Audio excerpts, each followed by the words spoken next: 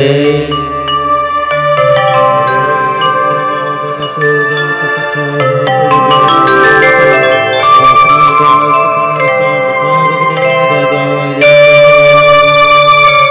भागवत भगवान की है आरती, पापियों को पाप से है तारती। श्री भागवत भगवान की है आरती, पापियों को पाप से है तारती। यह अमर ग्रंथ यह मुक्ति पंथ यह पंचम वेद निराला। यह अमर ग्रंथ यह मुक्ति पंथ यह पंचम वेद निराला। नव जो जगाने वाला, नव जो जगाने वाला, नव जो जगाने वाला, नव जो जगाने वाला। हरि नाम ही जग के मंगल की आरती, पापियों को पाप से है तारती। श्री भागवत भगवान की है आरती, पापियों को पाप से है तारती। यह शांति गीत पावन पुनीत पापों को मिटाने वाला। यह शांति गीत पावन पुनीत पापों को मिटाने वाला। हरि दर्श कराने वाला, हरि दर्श कराने वाला, हरि दर्श कराने वाला, हरि दर्श कराने वाला। यह सुख करनी यह दुख हरनी श्री मधुसूदन की आरती, पापियों को पाप से है तारती। श्री भागवत भगवान की है आरती, पापियों को पाप से है तारती। यह मधुर बोल जग पंथ खोल सन्मार्ग बताने वाला। यह मधुर बोल जग पंथ खोल सन्मार्ग बताने वाला। बिगड़ी को बनाने वाला, बिगड़ी को बनाने वाला, बिगड़ी को बनाने वाला, बिगड़ी को बनाने वाला। श्री राम ही घनश्याम ही प्रभु की महिमा की आरती, पापियों को पाप से है तारती। श्री भागवत भगवान की है आरती, पापियों को पाप से है तारती। त्वमेव माता च पिता त्वमेव, त्वमेव बन्धु च सखा त्वमेव, त्वमेव विद्या सर्वं त्वमेव, त्वमेव सर्वं मम देव देव। कर्पूरगारं करुणावतारं संसारसारं भुजगेन्द्रहारं सदा वसन्तं हृदयारविन्दे भवं भवानी सहितं नमामि। मंगलारमाला तुलकालकाय कालमाला दिगंबराय दिगंबराय नमः। हरे राम राम राम हरे हरे, हरे कृष्ण हरे कृष्ण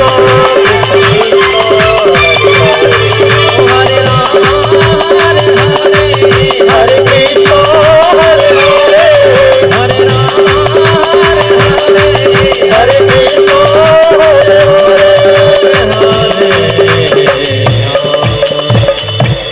ओम भूर्भुवस्वः आरर्तिक्यं पश्चिमे कुर्मे वरदो भवः, जलेन शीतले कर्णं पुष्पै देवादिवन्दनम्। अपने अपने स्थान में प्रदक्षिणा लगा लेंगे। ओम जेत्रथारि पशरन्ति शिखा हस्तानि खंगिणः ते खागुंशस्त्रयो जनेयो धन्वानि तन्मषे, यानि कानि च पापानि जन्मन्तरकृतानि च तानि सर्वाणि नश्यन्तो प्रदक्षिणायां पदे पदे प्रदक्षिणां समर्पयामि। आरती थाली नीचे रख देंगे, अक्षत पुष्प पकड़ लेंगे, बड़े भाव से पुष्पांजलि करेंगे सभी भक्तगण। हरि ओम मा जज्ञे न जज्ञा माया जंत्र देवस्थानि धर्माणि प्रथमान्य सन्नाते हनाकं महिमानः सचंत्र जत्रा पूर्वे साध्या सन्ति देवाः।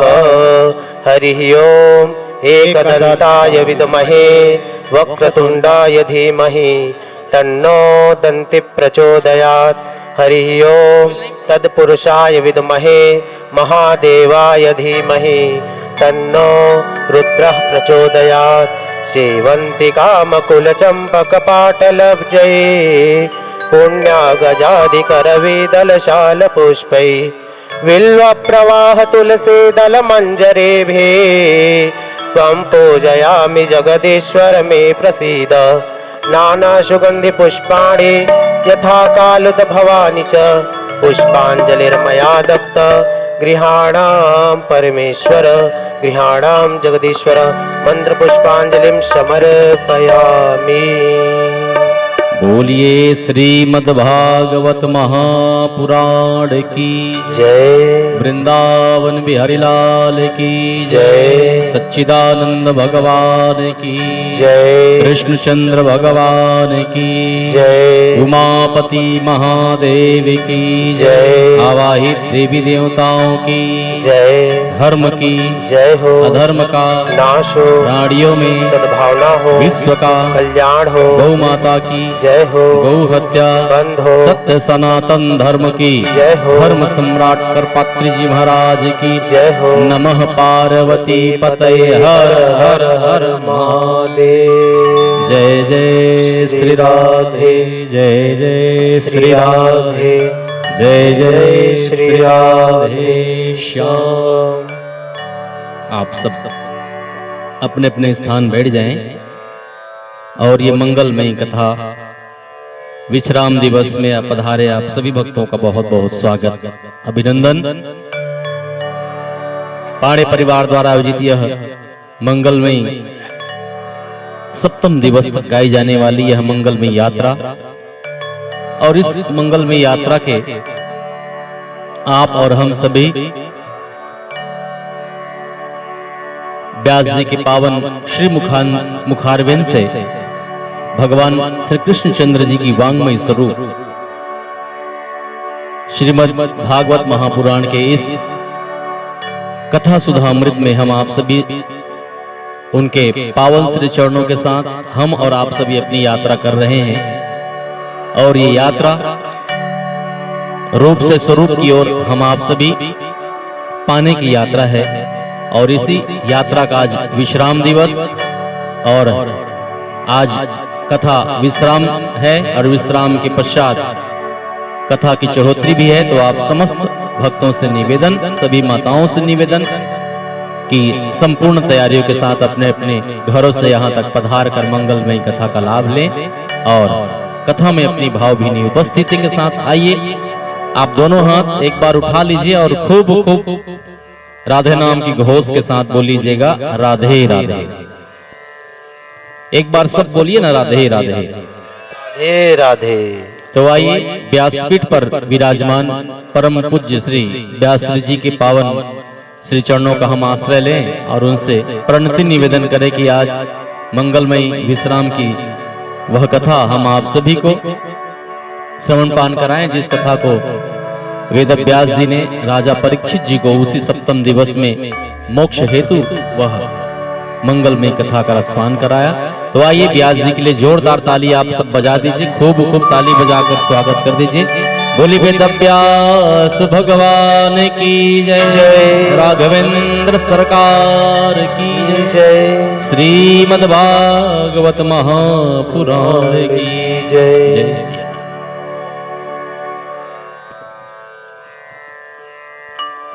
श्री राधे श्री राधे श्री राधे। गुरुर्ब्रह्मा गुरुर्विष्णु गुरुर्देवो महेश्वर, गुरु साक्षात् परं ब्रह्म तस्मै श्री गुरुवे नमः। अखण्डमण्डलाकारं व्याप्तं येन चराचरं तत्पदं दर्शितं येन तस्मै श्री गुरुवे नमः। वर्णानामर्थसङ्घानां रसानां छन्दसामपि मङ्गलानां च करतारो वन्दे वाणी विनायको भवानी शङ्करौ वन्दे श्रद्धा विश्वासरूपिणो याभ्यां विना न पश्यन्ति सिद्धाः स्वान्तः स्थमीश्वरम् सशङ्खचक्रं सकिरीटकुण्डलं सपीतवस्त्रं सरसोरुहेक्षणम् सहारवक्षः स्थलकौस्तुभमस्त्रियं नमामि विष्णुं शिरसा चतुर्भुजम् शान्ताकारं भुजगशयनं पद्मनाभं सुरेशं विश्वाधारं गगनसदृशं मेघवर्णं शुभाङ्गं लक्ष्मीकान्तं कमलनयनं योगिभिर्ध्यानगम्यं वन्दे विष्णुं भवभयहरं सर्वलोकैकनाथम्।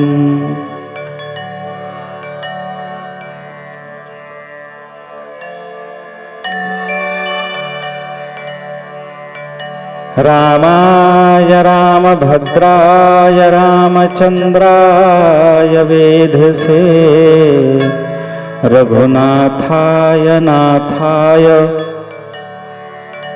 सीताया पतये नमः। गजाननं भूतगणादिसेवितं कपित्थजम्बोफलचारुभक्षणम् उमासुतं शोकविनाशकारकं नमामि विघ्नेश्वरपादपङ्कजं। विघ्नेश्वराय वरदाय सुरप्रियाय लम्बोदराय सकलाय जगद्धिताय नागाननाय श्रुतियज्ञविभूषिताय गौरीसुताय गणनाथ नमो नमस्ते। शान्तं शाश्वतप्रमेयमनघं निर्वाणं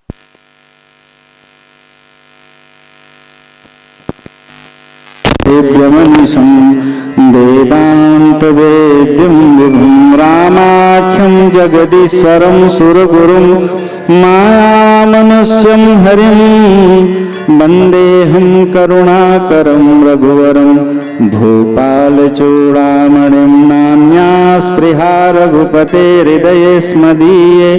सत्यं वदामि च भवानखिलान्तरात्मा भक्ति प्रयच्छ रघुपुङ्गवनिर्भरां मे कामादिदोषरहितं कुरु मानसं च अतुलितबलधामं स्वर्णशैलाभदेहं दनुजवनकृशानं ज्ञानिनामाग्रगण्यं सकलगुणनिधानं मानराणामधीशं रघुपतिप्रियभक्तं वातजातं नमामि।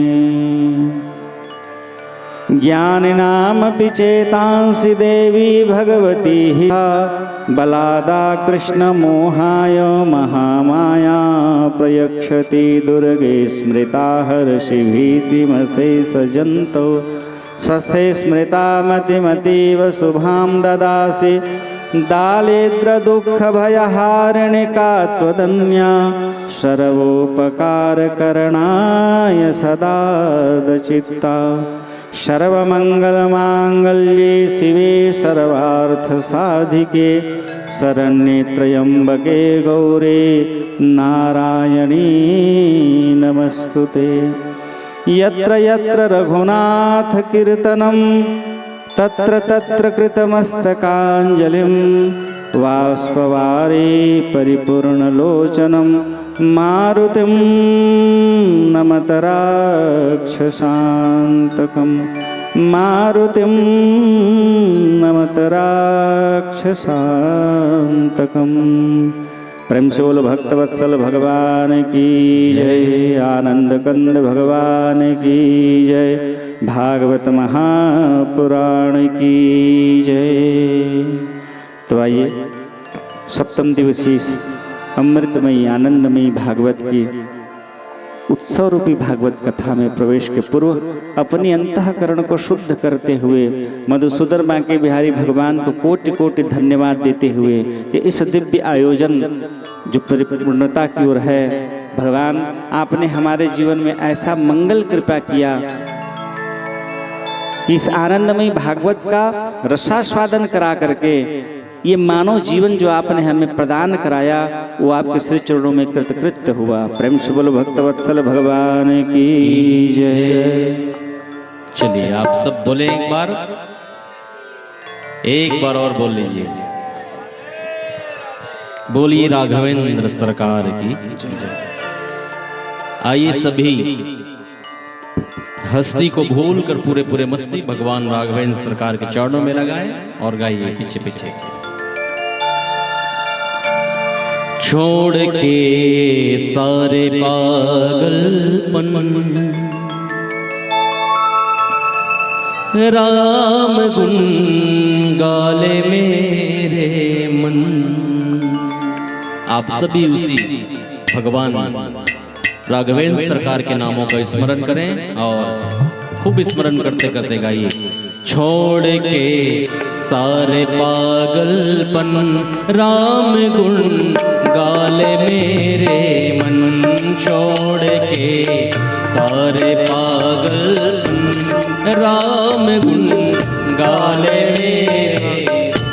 छोड़ के सारे पागलपन राम गुण गाले मेरे मन।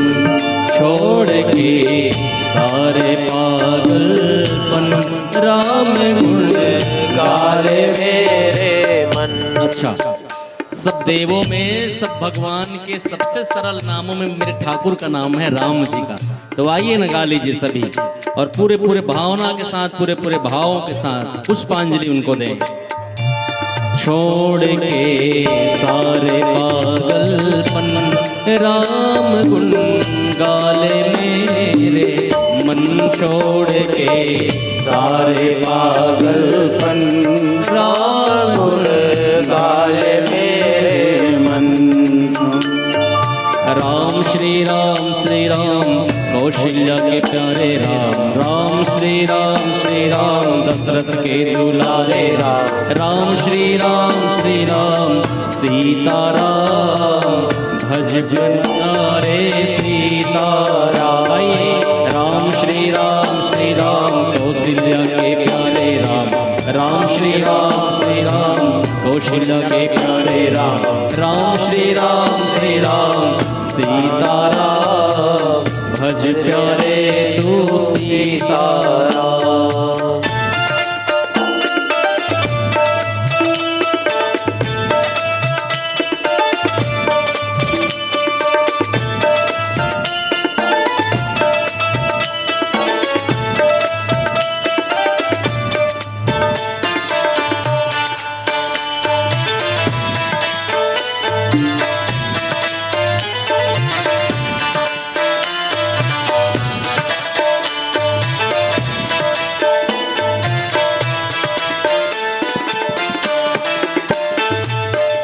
राम नाम का मिले सहारा, जन्म मरण से हो छुटकारा। जन्म मरण से हो छुटकारा, जन्म मरण से हो छुटकारा। राम नाम का मिले सहारा, जन्म मरण से हो छुटकारा। जन्म मरण से हो छुटकारा।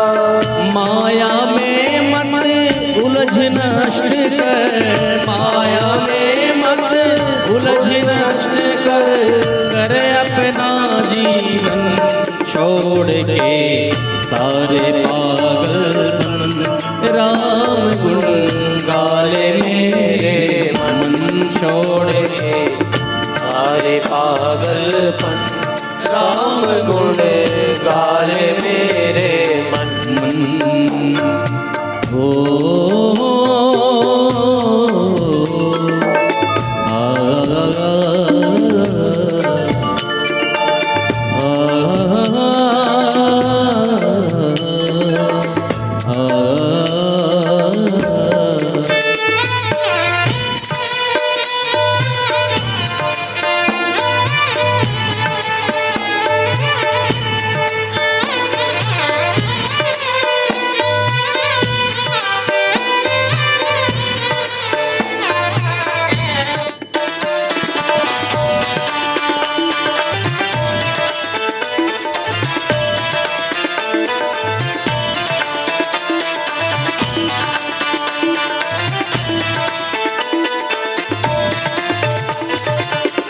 उसने सबको ठोकर मारी, माना सदाय मंगलकारी, माना सदाय मंगलकारी। जिसको सबने ठोकर मारी, माना सदाय मंगलकारी, माना सदाय मंगलकारी, माना सदाय मंगलकारी। अमर हो गया उस तुलसी का, अमर हो गया उस तुलसी का, अमर हो गया उस तुलसी का, अमर हो गया उस तुलसी का। आगे मेरे गुणगान छोड़ के सारे पागलपन, राम गुण गाले मेरे मन नार के सारे पागलपन राम गुण गाले मेरे मन। राम श्री राम कौशल्या के प्यारे राम, राम श्री राम दशरथ के दुलारे राम, राम श्री राम सीता राम भज प्यारे सीता राम।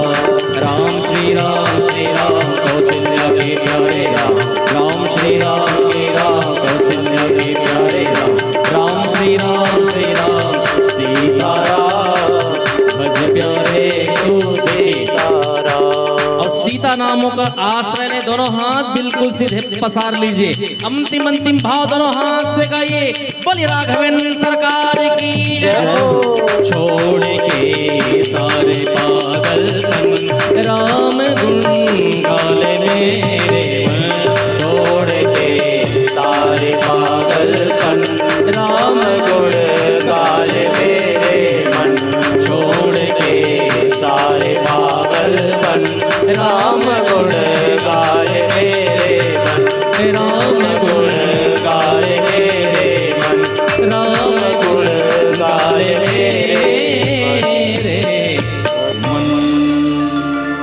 बोली राघवेंद्र सरकार की जय हो। बोल वृंदावन बिहारी लाल की जय। नमः पार्वती पतये हर हर हर महादेव। मंगलम भगवान विष्णु मंगलम गरुणध्वज मंगलम पुंडरीकाक्ष मंगलायतनो हरि। सर्वमंगलमांगल्ये शिवे सर्वार्थसाधिके शरण्ये त्र्यंबके गौरी नारायणी नमस्तुते। प्रेम से बोलो भक्तवत्सल भगवान की जय। सप्तम दिवस की यह पुनीत पावन भागवत की अमृतमयी आनंदमयी व्रत कथा पुनः व्यास मंच से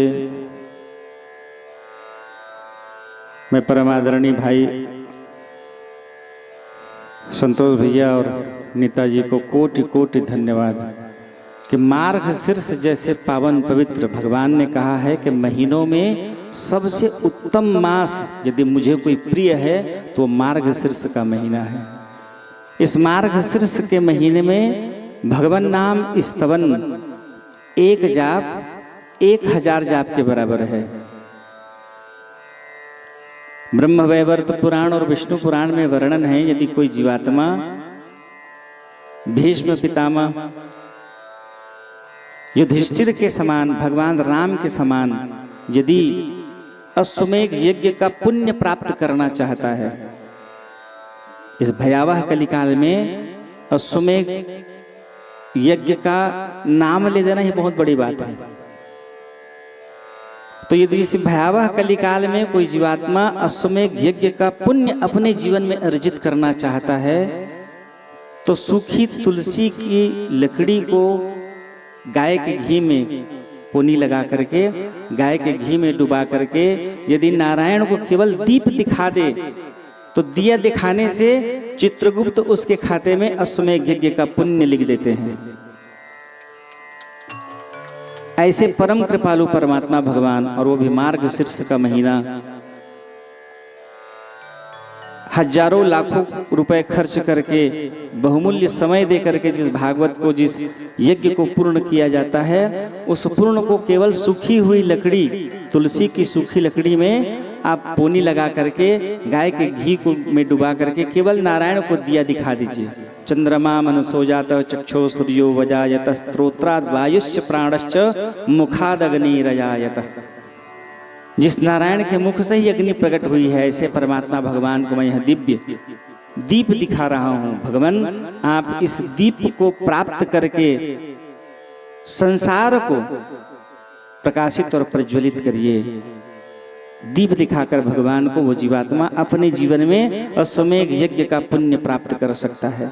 जैसे सुबह उठ करके भगवती तुलसी महारानी का केवल दर्शन करने मात्र से ही 1 सोने का सिक्का दान करने का पुण्य प्राप्त हो जाता है। दान करने की जरूरत नहीं है, केवल देख करके प्रणाम करना है। नहाए हो नहीं नहाए हो, बिना नहाए हो, सो के उठे हो, मुंह धोए हो, कुछ मतलब नहीं है। केवल भगवती को दूर से प्रणाम कर लो, तो केवल वृंदा भगवती को प्रणाम करने से 1 सोने के सिक्का दान करने का पुण्य प्राप्त हो जाता है।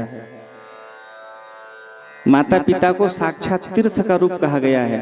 माता पिता को यदि आप सुबह के समय, मध्याह्न समय, सायंकालिक समय में यदि प्रणाम कर लो, तो त्रिकाल संध्या करने का पुण्य प्राप्त हो जाता है। संध्या में जो 1 घंटे का समय लगता है, उसकी जरूरत नहीं है।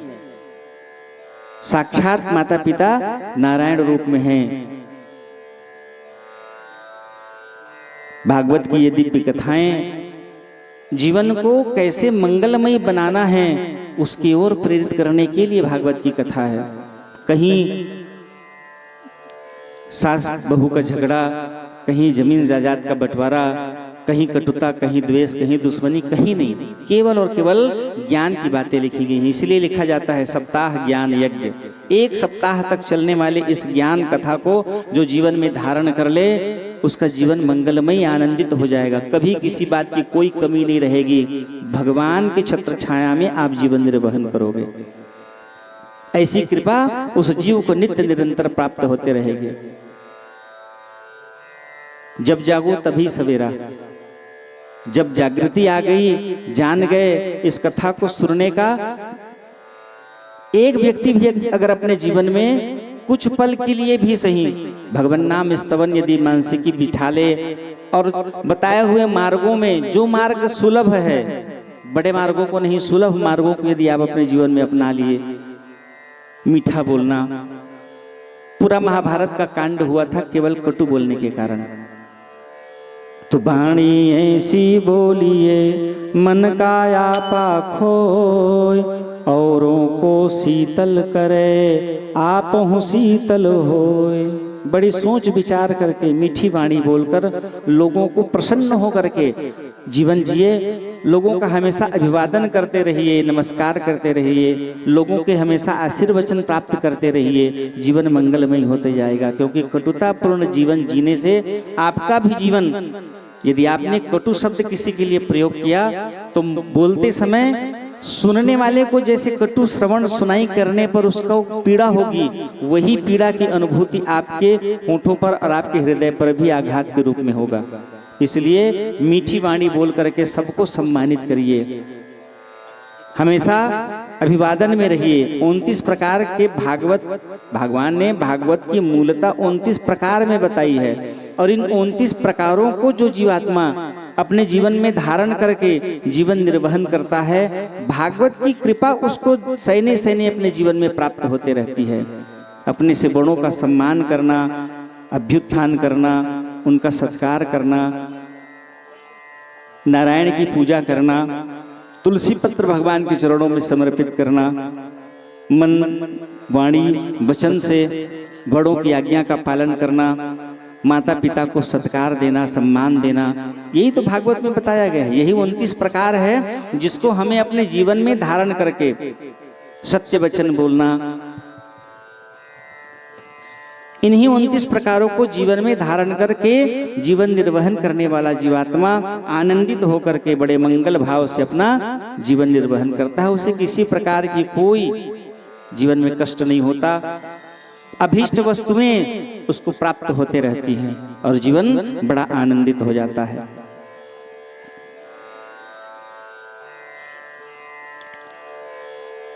जीवन में भगवान की कृपा जब प्राप्त हो और भगवान जिस प्रकार से सामर्थ्यता हमें प्रदान कराई है, उन सामर्थ्यता के अनुसार भगवान को धन्यवाद करना चाहिए।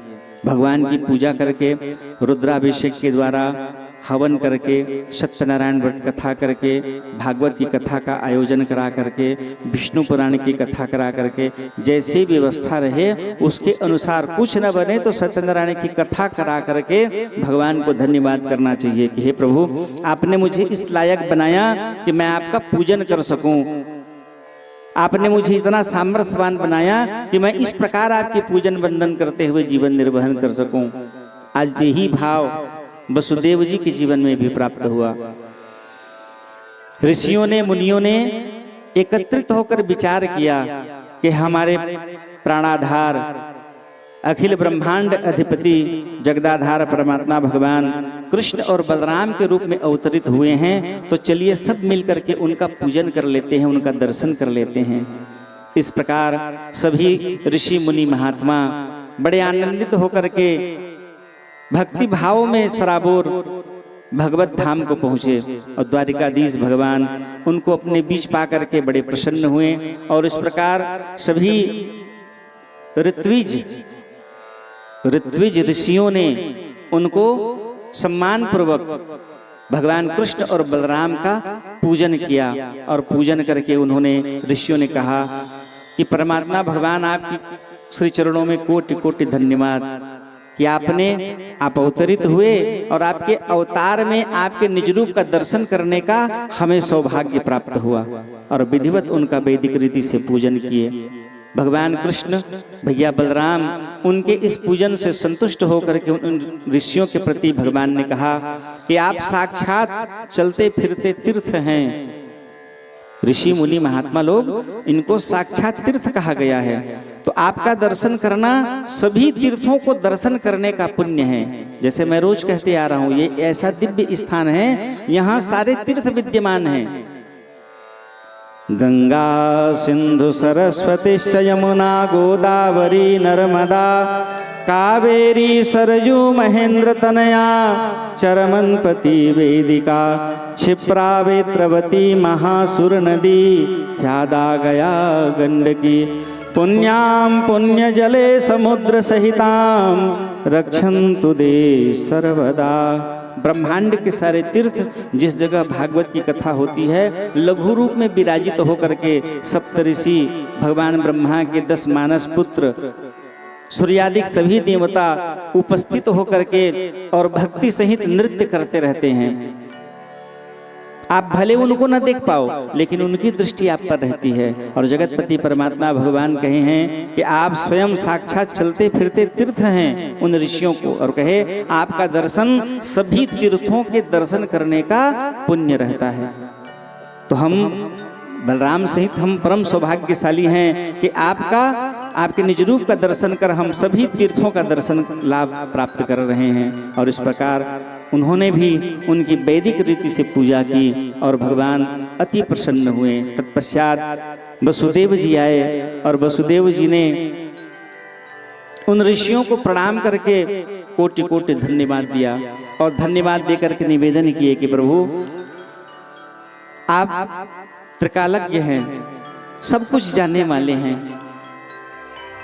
मैं जानना चाहता हूं कि पूर्व के मेरे अच्छे कर्मों के प्रतिसाद जगतपति परमात्मा मेरे पुत्र बन करके अवतरित हुए हैं, तो मैं जानना चाहता हूं कि मुझे और क्या ऐसा करना चाहिए जिससे भगवान की कृपा मुझे जीवन में अनवरत प्राप्त होते रहे। शरीर त्यागने के बाद भी भगवान की कृपा मुझे मेरे जीवन में प्राप्त होती रहे, उसके लिए मुझे क्या करना चाहिए। सभी ऋषि बड़े प्रसन्न हुए और प्रसन्न होकर के उन्होंने बताया कि आप परम सौभाग्यशाली हैं कि परमात्मा भगवान के पिता बनने का आपको सौभाग्य प्राप्त हुआ, और वो भी केवल एक बार में नहीं, 3 बार तक आप भगवान नारायण के पिता बने हैं। परम सौभाग्यशाली हैं। इस सौभाग्य की प्राप्ति को अनवरत यदि आप अपने जीवन में अधिकाधिकम लाभार्जित करना चाहते हैं तो उसके लिए भगवान को धन्यवाद करते हुए आप नारायण यज्ञ कराइए। वसुदेव जी महाराज उन ऋषियों की वाणी सुनकर अति प्रसन्न हुए और उन्होंने विधि विधान से पूरी निष्ठा से विष्णु यज्ञ उन्होंने प्रारंभ किया।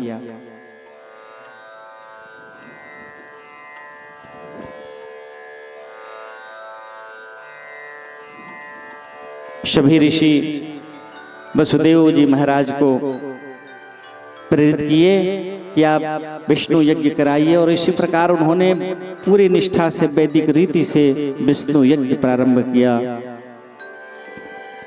और विधि विधान से वह यज्ञ संपन्न हुआ। प्रेम से बोलो भक्तवत्सल भगवान की जय। बोलिए श्रीमद् भागवत महापुराण की जय। एक बार बोलिए ना राधे राधे। चलिए, मैं जो अभी भजन गा रहा हूँ वो प्रार्थना है, वो प्रार्थना आप सब किया कीजिए। सुबह जब नहा के आप पूजन रूप में जाते हैं, मंदिर में भगवान के सम्मुख जाते हैं, ये बिल्कुल ये लाइन आप सब गाया करिए। जहाँ ले चलोगे वहीं मैं चलूँगा, जहाँ ले चलोगे वहीं मैं चलूँगा, जहाँ नाथ रख लोगे, करंट जहाँ नाथ रख लोगे वहीं मैं रहूँगा। सब गाएं भाव से।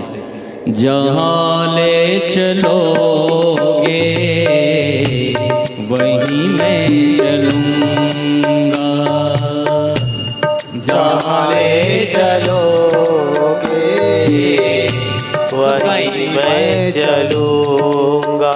ये भागवत पूरा सप्तम दिवस सुने हैं, इसका बिल्कुल निचोड़ भाव लिखा है, जिन्होंने भी लिखा है भजन को गा लीजिए।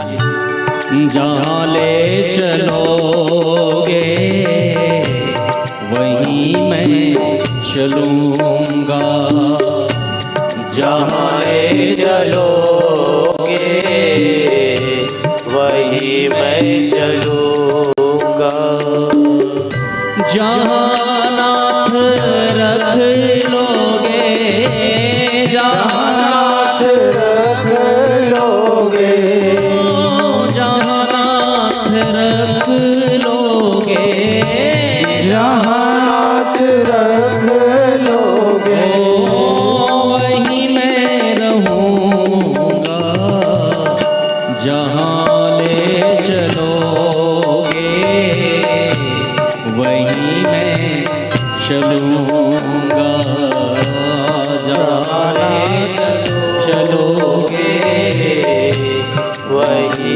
में चलो। ये भजन नहीं, बिल्कुल भगवान के सम्मुख में प्रार्थना है। यह प्रार्थना रोज किया करिए, रोज नित्य प्रतिदिन। आपको जो श्लोक आए ना आए कोई बात नहीं, लेकिन हिंदी का भाव आप बिल्कुल भगवान को बता रहे हैं और कहेंगे क्या?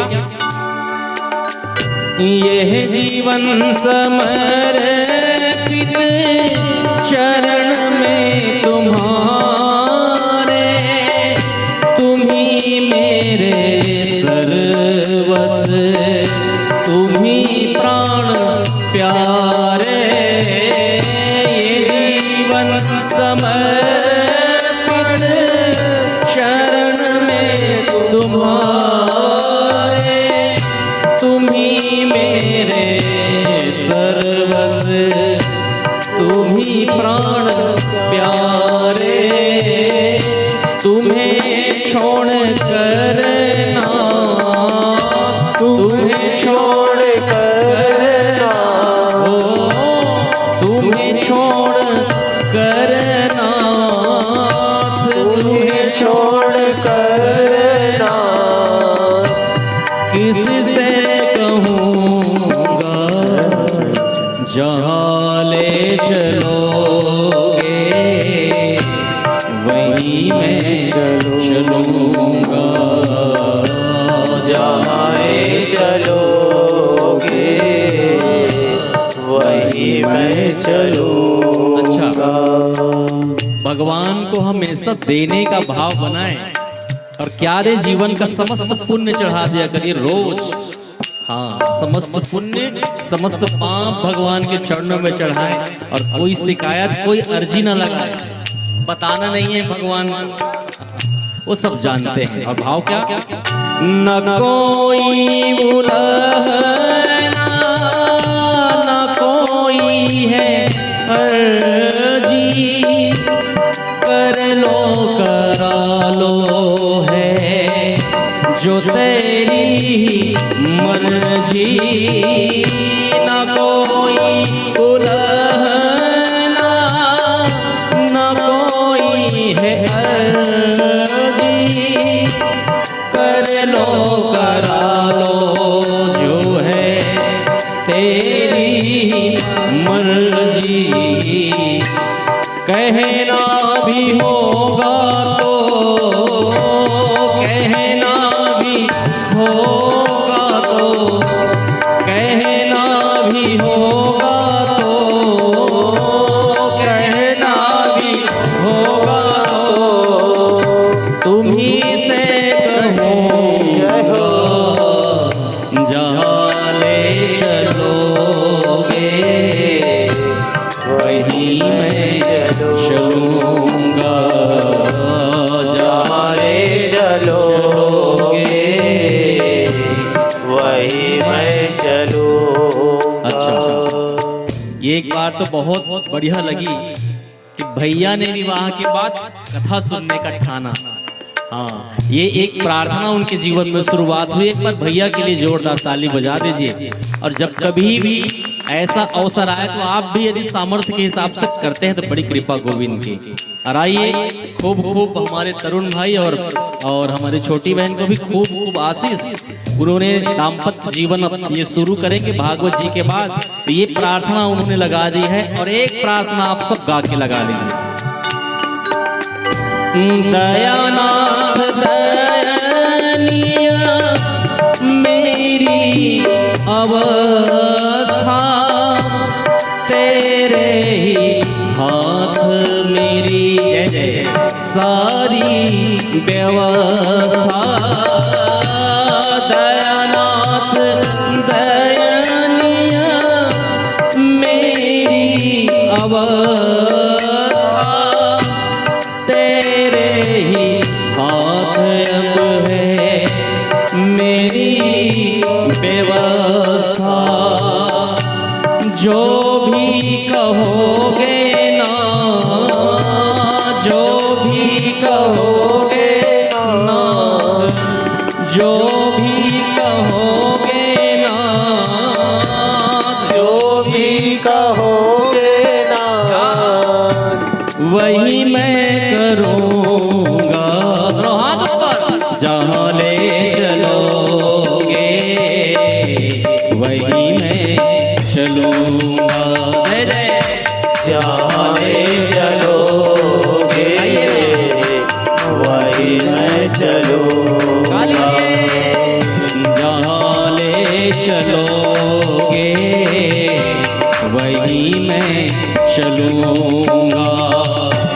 जहाँ ले चलोगे वहीं मैं चलो। हो जहाँ नाथ रख लोगे, जहाँ नाथ रख लोगे, हो जहाँ नाथ रख लोगे, जहाँ नाथ रख लोगे, वहीं मैं रहूँगा, जहाँ ले चलोगे वहीं मैं चलूँगा, जहाँ ले चलोगे वहीं मैं चलूँगा। जय जय राधा रमण हरि बोल, जय जय राधा रमण हरि बोल, जय जय राधा रमण हरि बोल, जय जय राधा रमण हरि बोल। ओ जय जय राधा रमण प्यारो राधा रमण, जय जय राधा रमण प्यारो राधा रमण, ओ जय जय राधा रमण प्यारो राधा रमण, जय जय राधा रमण प्यारो राधा रमण, जय जय राधा रमण प्यारो राधा रमण, जय जय राधा रमण प्यारो राधा रमण, जय जय राधा रमण प्यारो राधा रमण, जय जय राधा रमण प्यारो राधा रमण,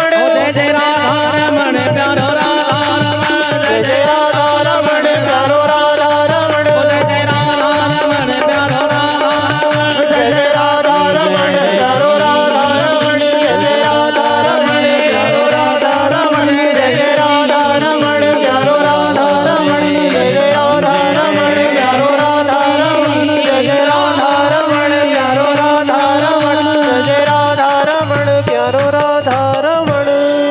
जहाँ ले चलोगे वहीं बोली राघवेंद्र सरकार की जय। जय श्री राधे श्याम। इस भजन का नाम है समर्पण। 29 प्रकार के भागवत की कथा का ये अंतिम है कि प्रभु आप जहाँ ले चलोगे और जैसे रखोगे, जिस हाल में रखोगे, मैं नित्य निरंतर आपका भजन करता हुआ प्रसन्न भाव से रहूंगा। और समर्पित भाव में भी प्रसन्नता जीवन में होनी चाहिए। जब तक आपके जीवन में प्रसन्नता नहीं रहेगी, भगवान को ऐसे लगेगा कि ये तो कर्म तुम हो और तुमको उस कर्म की प्रतिभूति मैं तुमको प्रदान कराया हूं, तो तुम उस प्रतिफल से तुम दुखी हो। तो जैसे ही दुख भाव से भजोगे तो दुख की और वृद्धि होगी, प्रसन्न भाव से भजोगे तो प्रसन्नता की वृद्धि होगी। तो जिस हाल में भगवान रखे आनंद पूर्वक रहिए, प्रसन्न चित्त होकर रहिए और भगवान को नित्य निरंतर धन्यवाद करते रहिए।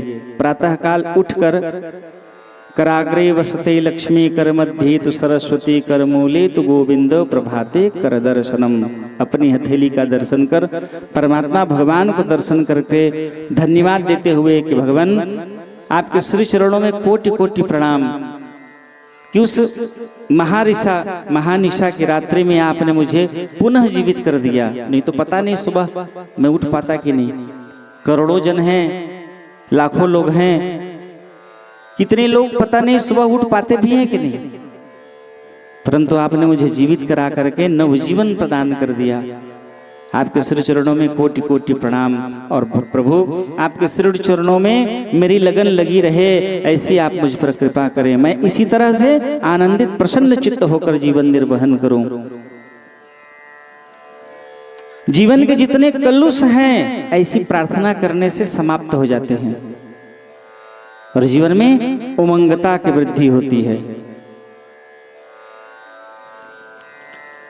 जगतपति परमात्मा भगवान भी नित्य उठ करके हाथों का दर्शन कर कांसे की थाली में अपना मुखमंडल देख करके 84 गाय प्रतिदिन वो ब्राह्मणों को दान देते थे और 84 गाय ब्राह्मणों को दान दे करके फिर अपने कार्य में लगते थे।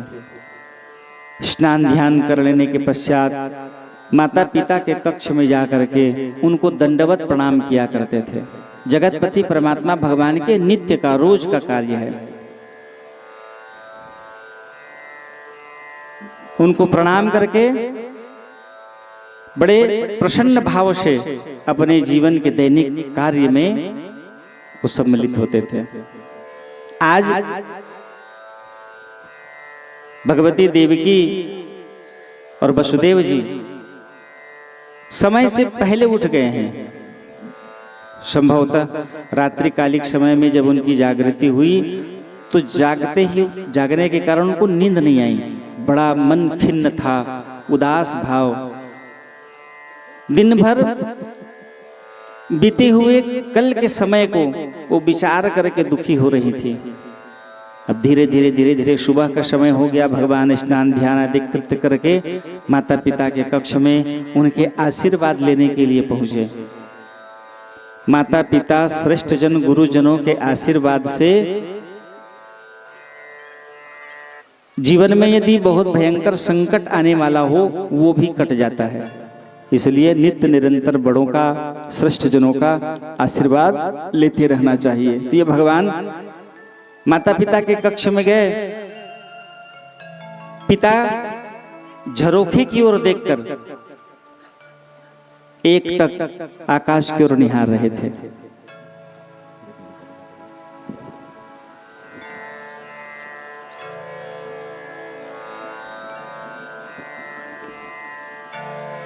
आकाश की ओर शून्य मन से निहार रहे थे। और इधर भगवती देवकी बड़ी व्याग्र व्याकुल चिंतित मन,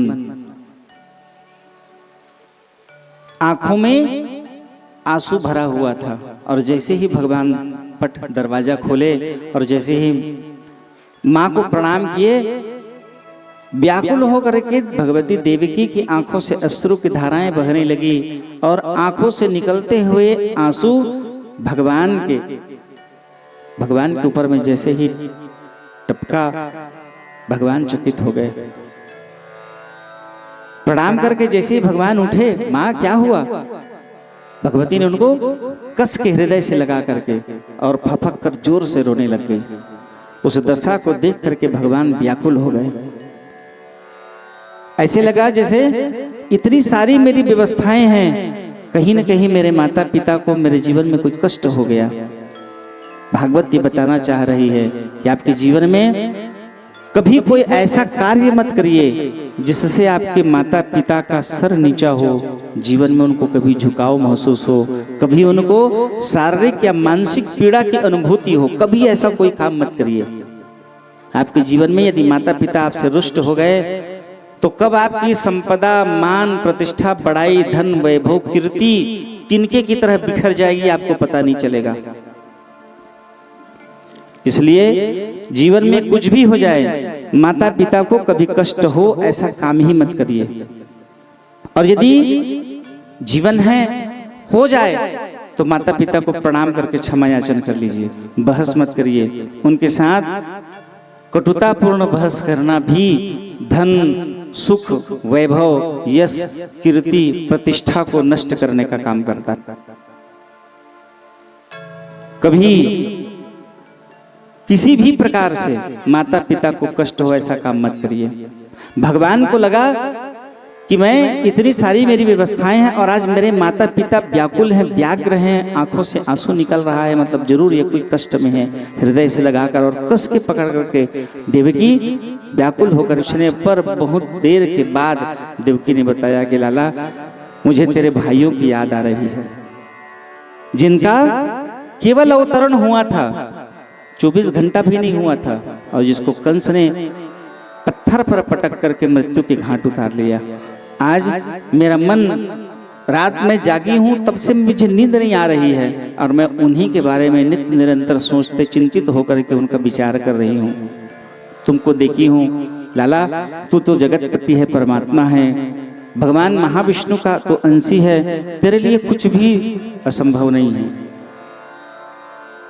भगवान अति प्रसन्न हुए, माँ को हृदय से लगा करके प्रणाम किया और भगवान प्रसन्न होकर के कहे कि माँ, तेरी प्रसन्नता के लिए तो मैं क्या न कर डालूं। जीवन में माता पिता की प्रसन्नता के लिए किया हुआ कार्य पुनीत हो जाता है, धर्म पूर्वक हो जाता है। आप वो कार्य धर्म पूर्वक कर रहे हैं कि नहीं कर रहे वो बात की बात है, लेकिन माता पिता की प्रसन्नता के लिए है तो वो स्वतः में ही धर्म पूर्वक हो जाता है।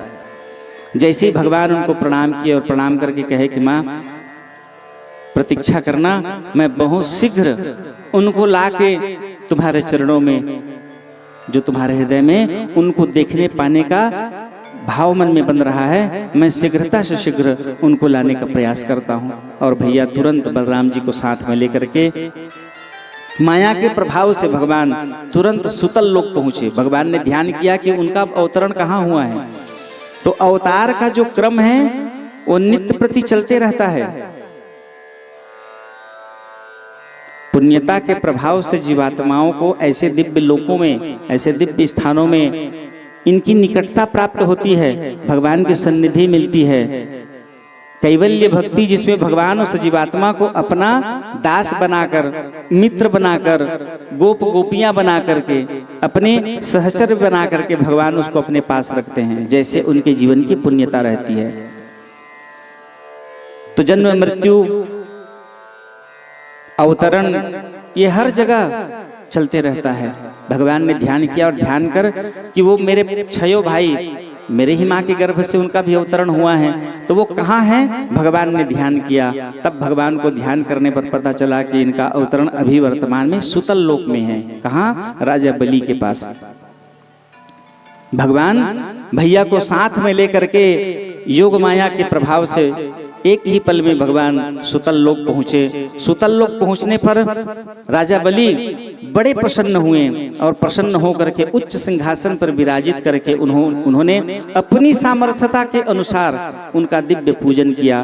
और पूजन करके आंख में भरे हुए अश्रु के जल से भगवान का स्वागत किया।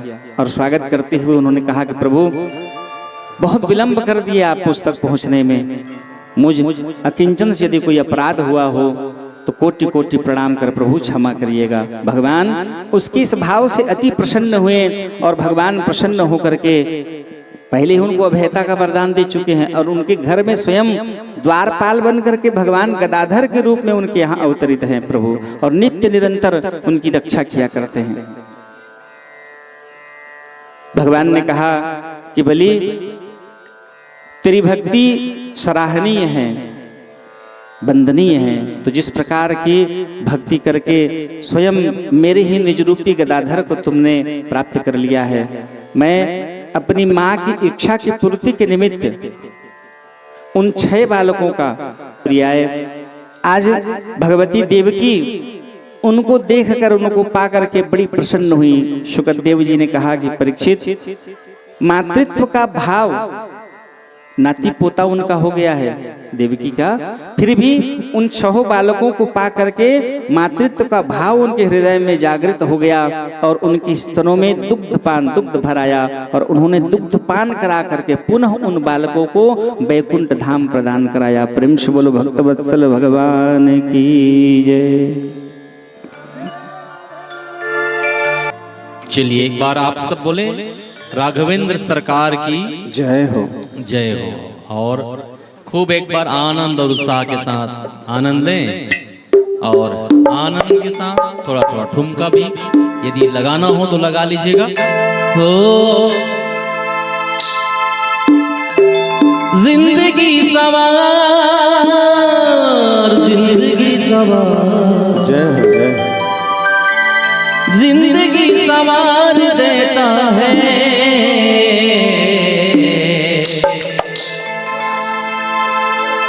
ओ मेरा सावरा इम्तिहान लेता है, मेरा सावरा इम्तिहान लेता है, मेरा सावरा इम्तिहान लेता है, मेरा सावरा इम्तिहान लेता है।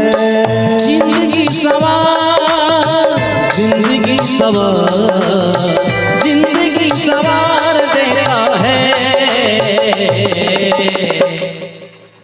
और जिनको ठुमका लगाना है वो तो खड़े होंगे ही, लेकिन जिनको ठुमका नहीं लगाना है उन अपने हाथ खड़े करें। और कहेंगे क्या? ओ मेरा सांवरा इम्तिहान लेता है, मेरा सांवरा इम्तिहान लेता है, ओ मेरा सांवरा इम्तिहान लेता है, मेरा सांवरा इम्तिहान लेता है। जिंदगी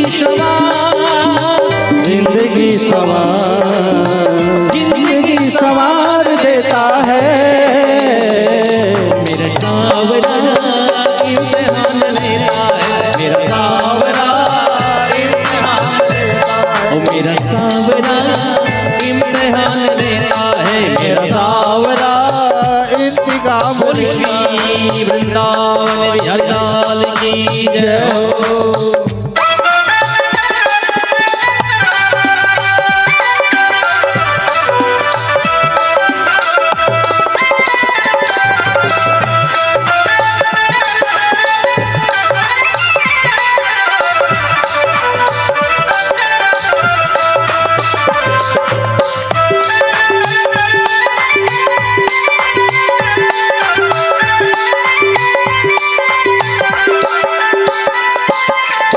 मुश्किल समय में हमको परखता, मुश्किल समय में हमको परखता, विश्वास कितना ये सब समझता, विश्वास कितना ये सब समझता। प्रेमियों की जान, प्रेमियों की जान, प्रेमियों की जान लेता है, मेरा सांवरा इम्तिहान लेता है, मेरा सांवरा इम्तिहान लेता है, मेरा सांवरा इम्तिहान लेता है, मेरा सांवरा इम्तिहान लेता है।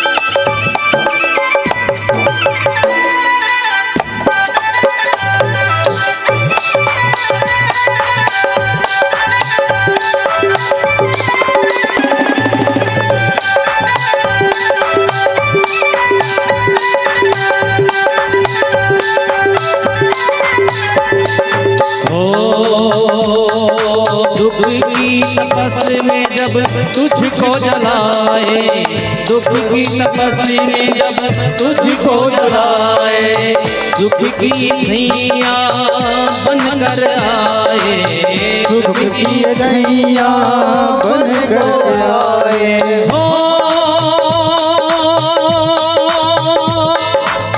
खुशी की बहार, खुशी की बहार, खुशी की बहार लेता है।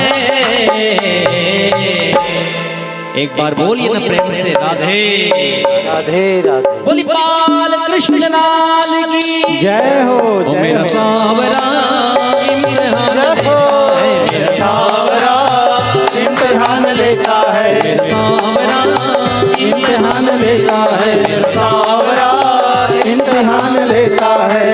प्रेमियों की जान, प्रेमियों की जान, प्रेमियों की जान लेता है।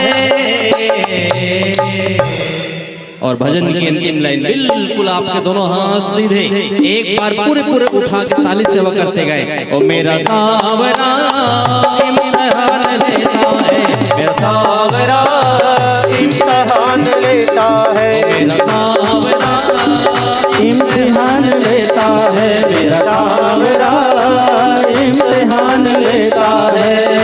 प्रेमियों की जान, प्रेमियों को जान, प्रेमियों को जान लेता है, मेरा सांवरा इम्तिहान लेता है, मेरा सांवरा इम्तिहान लेता है, मेरा सांवरा इम्तिहान लेता है।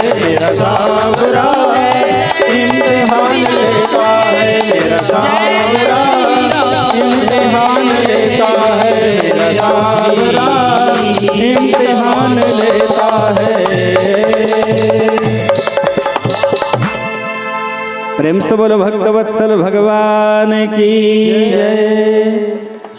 तो मेरा सांवरा इम्तिहान लेता है, मेरा सांवला इम्तिहान लेता है, प्रेमियों को जान लेता है,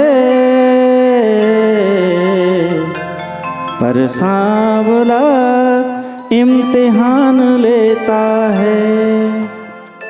जीवन में जब विपदाएं तो समझ लेना भगवान की विशेष दृष्टि आप पर है, जिससे अधिक स्नेह करते हैं भगवान।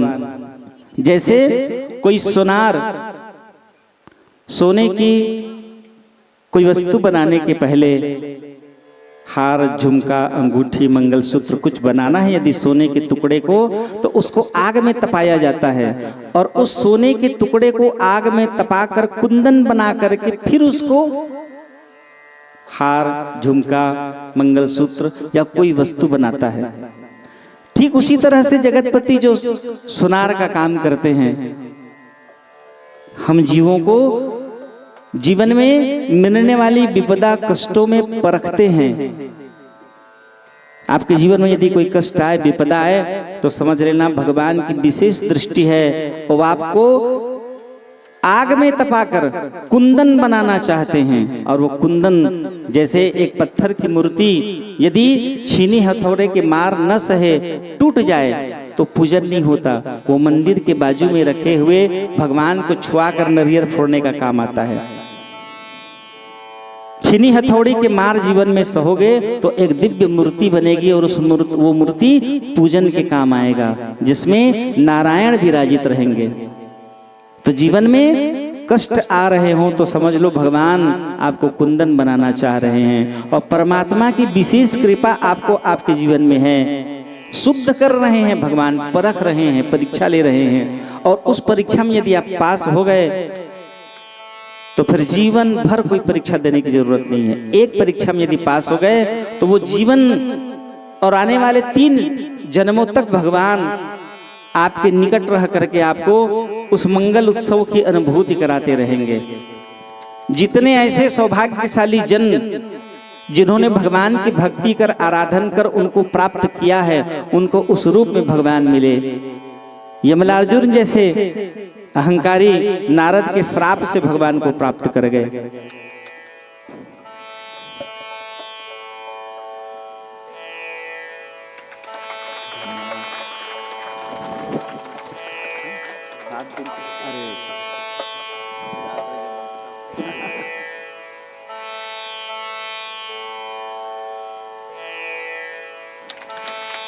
तो जीवन में किसी प्रकार का कोई कष्ट आए तो समझ लो भगवान की विशेष दृष्टि है आप पर, और भगवान आपके जीवन में उन कष्टों के माध्यम से बहुत भयंकर अच्छा सुख आपके जीवन में प्रदान कराना चाह रहे हैं। बस ये है कि आप विचलित मत होइए, भटकिए मत।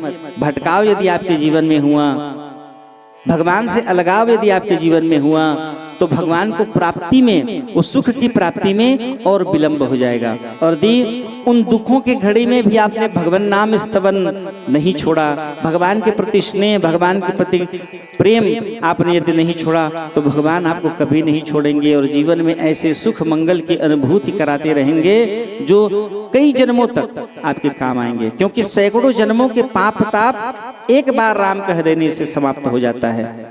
सारे तीर्थों का पुण्य एक राम कह देने से प्राप्त हो जाता है।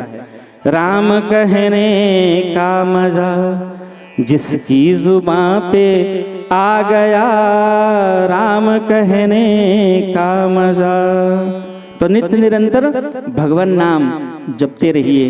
इसीलिए गुरु की आवश्यकता रहती है और गुरु के दिए हुए उस दिव्य मंत्र का मानसिक आप जाप करते रहिए। मन में पवित्रता का वास होगा। गुरु क्यों बनाया जाता है? इसी के लिए गुरु की आवश्यकता रहती है। गुरु के द्वारा दिए गए उस दिव्य वो मंत्र जो है अपने आप में ही शक्तिशाली है, लेकिन गुरुमुख से यदि आप उस मंत्र को ग्रहण करोगे तो वो आपके जीवन में प्रकाश, सुख, समृद्धि, शांति की प्राप्ति कराएगा। मनमुखी और गुरुमुखी में अंतर है।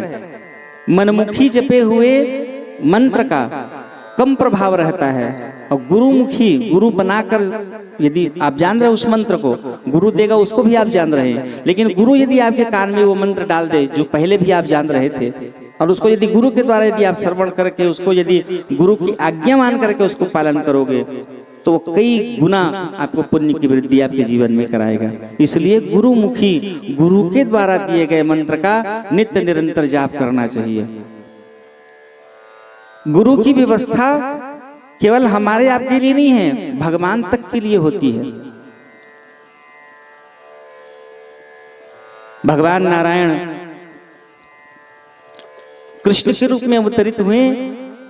आज भगवान अब सब कुछ अपना समेट करके जाने की तैयारी, वेद स्तुति कर चुके हैं। नारद जी का, महाविष्णु नारद जी को संदेश दे करके भगवान के पास भेज दिए कि जाके उनको बताओ, उनका वहां का काम समाप्त हो गया है, उनको वापस धराधाम आना है। लेकिन भगवान इतनी माया में फंसे हुए हैं कि सबको कैसे कहेंगे कि मुझे जाना है। सहसा कहने पर कोई विश्वास नहीं करेगा। जैसे भगवती देवकी ने कहा कि लाला तो जगतपति परमात्मा महाविष्णु का अंशी है, क्या मेरा छोटा सा काम कर सकता है? मुझे उन अपने 6 बालकों के प्रति विशेष स्नेह हो रहा है पुत्र, तो क्या मुझे तुम मुझसे मिला सकते हो? आस बन गया। ऐसी सबके मन में आस बना हुआ है कि परमात्मा भगवान हमारे अपने हैं, मुझे ये काम कराना है, मुझे ऐसे करना है, मुझे इस प्रकार रहना है, सबके मन में है। और एक ही बार, एक ही झटके में यदि मैं सबको छोड़ के चला जाऊं तो इसलिए बारी बारी करके सबको आश्वस्त कर लेने के बाद मुझे अपने धराधाम में जाना है। तो पहले उन्होंने गुरु के ऊपर कृपा की। वो गुरु जो आदिकाल से, अनंत समय से जो भगवान कृष्ण के गुरु बने आए हुए हैं, जब भी आते उन्हीं के गुरु बनते हैं। साथ में अर्जुन है। अब अर्जुन को कैसे बताया जाए कि छोड़ के हमको अपना धाम जाना है, क्योंकि अर्जुन के मन में हो गया है कि हम भगवान के निकट रहने वाले हैं, हमको तो भगवान के साथ ही रहना है, कभी जाना नहीं पड़ेगा इस धाम का परित्याग करके। कई बार भगवान इशारा किए लेकिन इनके समझ में नहीं आ रहा है। बता रहे हैं भगवान, आया है सो जाएगा राजा रंक फकीर, कोई चढ़े रथ पाल की, कोई बांधे जात जंजीर। आया है, उसको एक न एक दिन जाना ही पड़ेगा, और जो जाएगा उसको भी एक न एक दिन आना पड़ेगा। ये आने और जाने का क्रम तब तक चलते रहेगा जब तक के भगवान की कृपा न हो। अब कैसे इसको समझाया जाए? तो भगवान उसको रथ में बिठा करके विहार करने के लिए वन की ओर चलो भ्रमण करके आते हैं। भगवान लेकर के गए। चलते चलते चलते चलते काफी अंदर गहन वन में भगवान पहुंच गए। एक आश्रम देखकर भगवान कहे कि थोड़ा रुक करके यहीं जल पी लेते हैं, थकान लग रही है अब शरीर में। और मौन, बिना कोई बोले भगवान विद्युत वेग से रथ में बैठ करके भगवान चले जा रहे हैं। रुके, भगवान कहे प्यास लग रही है अर्जुन, जल पी करके चलो आते हैं। एक आश्रम दिख रहा है और वो आश्रम उन्हीं के गुरु जी का है। पहुंचे, ध्यानस्थ साल के वृक्ष के नीचे पद्मासन लगाए बैठे हुए। एक आध दो वस्त्र उनके पास था, खाने पीने का तो कुछ था ही नहीं, न कुछ बर्तन, फल वगैरह कुछ ग्रहण करके ही वो जीवन निर्वहन करते थे। कहने मात्र को एक आश्रम पर्णकुटी बना था, उसमें भी कोई हाल नहीं था। भगवान पहुंचे और पहुंच करके भगवान प्रणाम किए। प्रणाम करते समय वो तो पद्मासन में ध्यानस्थ हैं, आंख बंद किए हुए मानसिक भगवान नाम जाप कर रहे हैं। जैसे ही भगवान ने उनके पांव को पकड़ करके प्रणाम किया, स्पर्श हुई, तो भगवान के छूते ही वो जीव जो तपस्या में बैठा हुआ था चैतन्यता आ गई। और कोई छूता और कोई प्रणाम करता तो भले नहीं आते, लेकिन जगतपति परमात्मा भगवान स्पर्श कर रहे हैं। उनके छूते ही उनका जो ध्यान था ब्रह्म में, ब्रह्मरंध्र में अपने आत्मा को स्थापित करके वो ध्यान कर रहे थे। तो जैसे ही उनका स्पर्श हुआ, नवजागृति आ गई और तुरंत शरीर में जैसे बिजली कौंध गया हो। तुरंत देखे तो मधुसूदन बांके बिहारी भगवान समक्ष थे, अति प्रसन्न हुए। भगवान के मुखमंडल को देख करके उन्होंने धन्यवाद किया। लाला अचानक कैसे? गुरुदेव बहुत दिन से मन में बना हुआ था आपके दर्शन करने का, और मन में भाव हुआ और मैं दर्शन के लिए चलाया। ठीक ठीक, बढ़िया। और सब हालचाल? अब अर्जुन गुरुदेव बता रहे हैं तो चारों तरफ चकित होकर के अर्जुन देख रहा है। भगवान ने इशारा किया, प्रणाम करो, मेरे गुरुदेव हैं। बताया हूं तुमको ना कि गुरुदेव के यहाँ जाना है। दिख गए नजदीक, इतने दूर आ गए तो चलो उनका दर्शन कर लेते हैं। इशारा किए, अगबकाए से अर्जुन भगवान गुरुदेव को प्रणाम किए। प्रणाम करके इधर उधर देख रहे हैं। गुरुदेव ने पूछा, क्या हुआ? कहे, महाराज मेरे समझ में नहीं आ रहा है, ये आपके शिष्य हैं, ये मतलब द्वारिकाधीश, सोने के जिनके यहाँ ईंटें लगी हों, चांदी का गारा बना है, जिनके घर के झालरों में हीरा मोती पुखराज पन्ना लगा हुआ है, एक जगह दीपक जलाने से हीरे जगमगा उठते हैं, जहाँ अंधेरे का नाम नहीं है, उस दिए की रोशनी से वो हीरे चमक करके उस कक्ष को, हर कमरे को प्रकाशित करते हैं। ऐसे एक नहीं, हजारों, क्योंकि 16,108 तो इनकी पत्नियां हैं, तो हजारों इनके महल बने हुए हैं। ऐसे जगतपति, ऐसे द्वारिकाधीश के आप गुरु महाराज हो करके यहाँ और इस वीरान में और कोई व्यवस्था नहीं। अरे सहजता में यदि आप अपने शिष्य को कह दिए रहते ना तो यहाँ महल खड़ा कर देते। गुरु महाराज कहे, इसी बात के तो डर है, इसीलिए तो मैं इनको बिना बताए, ये तो जगतपति हैं, सब बात को जानने वाले हैं, क्या करूंगा इन सब चीज को लेकर के, आखिर सबको यहीं छोड़ के जाना है। मनुष्य के पास में केवल उसका किया हुआ धर्म कर्म ही जाता है, और जीवन में कमाए हुए पाप का प्रतिफल उसको कई जन्मों तक प्राप्त होते हैं। एक जन्म में किया हुआ अपराध भीष्म पितामह का मरते समय जब कन्हैया से कहे कि कान्हा मुझे समझ में नहीं आ रहा है, मैं बाणों की सैया में, हजारों बाणों की सैया में मैं सोया हूं, मैं 70 जन्म तक को जान रहा हूं तुम्हारी कृपा से, योग के प्रभाव से मैं 70 जन्मों को जान रहा हूं कि मैंने कोई ऐसा अपराध नहीं किया जिसके कारण मुझे बाणों की सैया में सोना पड़े। फिर क्यों मेरे साथ ऐसा हुआ? मैंने कभी किसी को किसी प्रकार कोई कष्ट नहीं दिया है। 70 जन्मों को मैं जान रहा हूं, तो आज मुझे बाणों की सैया में क्यों सोना पड़ रहा है? भगवान मुस्कुराए और भगवान कहे कि पितामह आप 70 को जान रहे हैं और विडंबना है, मैं अनंत को जान रहा हूं, मुझे आपकी अनंत जन्मों की जानकारी है, इससे हजारों जन्मों तक आप क्या थे और कैसे बदलते बदलते परिष्कृत होते होते आप यहाँ पहुंचे हैं। 70 के ऊपर 2 और है पितामह। 72वें जन्म में आपने क्रोधित होकर के अपने बाण के नुकीले उठा करके आपने एक सांप को फेंक दिया, किसमें? अकोल कांटे में। अकोल का कांटा जो लगता है ना बारी रुदने के लिए, उसमें आपने फेंक दिया और आपने ध्यान नहीं दिया, वो पूरा सूख गया था, पत्ते झड़ गए थे उसमें, केवल कांटे ही कांटे थे उसके शरीर में, और उसी में वो जा करके ऐसे आप फेंके उसको कि पूरा उसका शरीर कांटों में बिंध गया, कांटों में गुथा गया पूरा, और तड़पते तड़पते वो 6 दिन के बाद में उसकी मृत्यु हुई।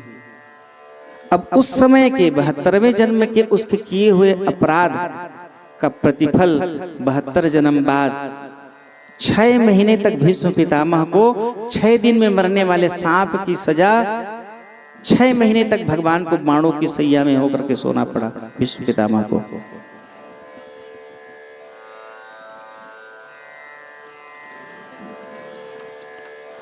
तो कर्म की गति बड़ी निहारी है। जीवात्मा जैसे कर्म करता है उसका उसी प्रकार से फल भुगतान करना पड़ता है। तो जब कर्म की गति के अनुसार उसको फल मिलता ही है तो क्यों भगवान का भजन करे? इसके लिए कि वो कर्म का फल यदि आपको 10 महीने तक दुख देना लिखा है तो भगवान का भजन करते रहिए, वो 10 महीना 10 दिन में बदल जाएगा, 10 दिन 10 मिनट में बदल जाएगा। ये प्रभाव है भगवान नारायण के दिव्य नामों के संकीर्तन करने में। इसलिए नित्य निरंतर भगवान का संकीर्तन करते रहिए। गुरुदेव कह रहे हैं अर्जुन से कि क्या करूंगा धन संपदा लेकर के, क्या करूंगा मैं घर महल बना करके, मैंने इन्हीं सब का परित्याग करके भगवान नाम स्तवन करते हुए श्री चरणों में हवी हो जाऊं, यही मन में भाव लेकर के मैं यहाँ आया हुआ हूँ। क्या करूंगा इन व्यर्थ की चीजों को लेकर के। ये मोह के कारण है, ये महामोह के कारण है, और ये महामोह में पड़ा हुआ व्यक्ति ही 84 लाख नरकों में पड़ता है। यदि उससे बच गया तो 21 प्रधान जो नरक है, रौरवादिक नरक, उनमें उन जीवों को जाना पड़ता है। तो इनसे निवृत्त होने के लिए ही मैं भगवान नाम स्तवन का, भगवान नाम स्तुति का सहारा लेकर के इस वन में आकर के तपस्या कर रहा हूं, और तुम मुझे उसी माया में फंसाना चाह रहे हो। 84 लाख योनि और 84 लाख योनि के बाद यह दुर्लभ मानव का शरीर, जिसमें भी 4000 बार उसको मनुष्य बनना है। भगवान इस जीव को अधम क्यों कहा है? क्षितिजल पावक गगन समीरा, पंचरचित यह अधम शरीरा। राम सिया राम जय जय राम, राम सिया राम जय जय राम। 5 तत्वों से मिलकर के हमारा यह शरीर बना है। क्षिति जल पावक गगन, अग्नि वायु आकाश पृथ्वी जल से बना हुआ यह पंच तत्व निर्मित यह हमारा देह है। अधम क्यों कहा गया है? क्षितिजल पावक गगन समीरा पंच रचित यह अधम शरीरा। अधम क्यों कहा गया है? क्योंकि सबको जानने के बाद में भी मनुष्य, उसके लिए अधम शब्द का प्रयोग है। जो सबको जानकर भी जानबूझ करके गलती करता है, अपराध करता है, वही नरकगामी होता है। और जो जानकर पश्चाताप, अजामिल की तरह पश्चाताप की अग्नि में जल करके जीवन को सुधार लेता है। एक बार किसी व्यक्ति ने आग में जला भोजन पकाते समय, उसी ने चिमटे का निर्माण किया है। अब दोबारा तुम यदि आग को छूना है तो चिमटे से छू लो, और बार बार यदि छूते रहोगे, हाथ जलते रहेगा तो दुख पाते रहोगे। तो 84 लाख योनि में दुर्लभ मनुष्य का शरीर, वो भी 4000 बार तुमको मिला है। 4000 बार मिलते जाएगा ताकि तुम शुद्ध और पवित्र होते होते होते होते भगवान तक पहुंच जाओ। एक बार में नहीं होगा, 2 बार में नहीं होगा, 10 में नहीं, 50 में नहीं, तो 4000 बार भगवान मौका दे रहे हैं। इसी एक मौके को आखिरी समझ करके जीवन जी लो, और आज की जिंदगी को ही आखिरी समझकर जीवन जी करके आनंदित होकर के भगवान में हवी हो जाओ और प्रसन्न रहो। अंतिम जो 29वां है आत्मसमर्पण, समर्पित होकर के जहां ले चलोगे वहीं मैं चलूंगा। जैसे रखोगे, जहां ले चलोगे, मैं वहीं चल लूंगा। और भगवान आप मुझ पर कृपा करते रहिएगा कि मैं आपके दिव्य, कभी बिलग ना हो, कभी अलग ना हो, और नित्य निरंतर आपके श्री चरणों में मेरा लगाव लगा रहे। लगन तुमसे लगा बैठे, जो होगा देखा जाएगा। तो लगन परमात्मा में लगा लो। गुरुदेव कह रहे हैं कि वो लगन लगाने के लिए ही मैं सबका परित्याग कर यहाँ आया हूँ। अर्जुन चकित होकर पूछे, प्रभु कब से आए हैं, कब तक रहेंगे? त्रिकालज्ञ सर्वज्ञ तुम, आप त्रिकालज्ञ हैं, सब कुछ जानने वाले हैं। अरे जगतपति परमात्मा भगवान के गुरु महाराज हैं। साधारण को गुरु नहीं बनाते भगवान, और भगवान जब आपको गुरु बनाए हैं तो आपके अंदर में जरूर कुछ न कुछ असाधारण बातें हैं। तो मैं जानना चाहता हूं आप कब से आए हैं और कब तक रहेंगे। गुरुदेव ने कहा कि मत पूछ, इस झंझट में तू पड़ेगा, चकित हो जाएगा। वो माया है, उस माया में मत पड़, छोड़ो सारी बातों को। ये जिद में आ गया, नहीं नहीं बताइए आप कब से आए हैं, कब तक रहेंगे, कब जाना होगा। गुरुदेव ने कहा नोट कर, चतुर्युग सहस्त्राणी दिनमेकम पितामह, चारों युग के आयु है 43 लाख वर्ष। सतयुग, त्रेता, द्वापर, कलयुग की आयु है 43 लाख वर्ष।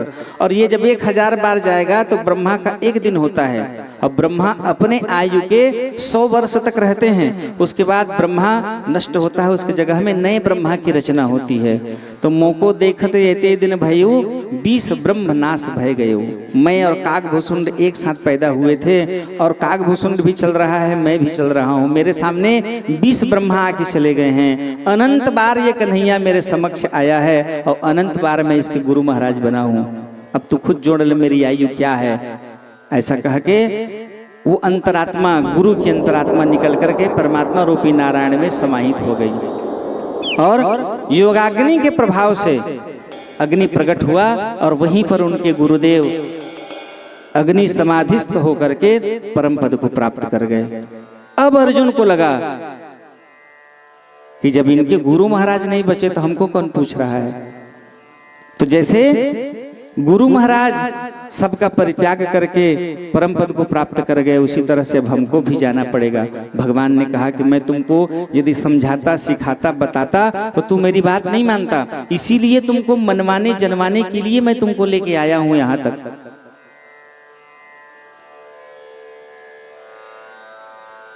कि बड़े बड़े लोग आके हजारों बार, एक दो बार नहीं, बड़े बड़े लोग आके चले गए हैं। आज दिलीप दधीच कहाँ हरिचंद्र गए, किस लोक बताना। राम गए वह रावण को, जिसने अखिलेश्वर से प्रण ठाना। कृष्ण गए वह गोकुल को, कवि भैरव एक बना न बहाना। तो अरे चित चेत अचेत रे नर, यह जीवन का अब कौन ठिकाना। इतने लोग आके चले गए तो हमको भी जाना है। तो जाने के लिए जो सन्मार्गगामी है, सन्मार्ग का जो रास्ता है, 4 स्थान है, पूर्व, पश्चिम, उत्तर, दक्षिण। दक्षिण से जाने वाला जीवात्मी भयंकर पापाचारी होता है। और 3 जो मार्ग है पुण्यशील, 3 मार्ग जो है पुण्यशील पुण्यात्मा जीव, इन 3 मार्ग से होकर के भगवत धाम को जाते हैं। तो आप तय करिए जीवन रूपी आईना रूपी यह भागवत, जिसमें आप अपने प्रतिमूर्ति देखकर, अपनी छवि देखकर आप निर्धारित करिए कि आप किस मार्ग से ओर होकर के जाएंगे। यदि आपके जीवन का दुष्कर्म है, आज से ही परित्याग कर दीजिए। कैलाश भाई अभी कहे ना कि भगवान को समर्पित करिए। पाप, पुण्य, हानि, लाभ, सुख, दुख, वो सब लेने के लिए बैठे हैं।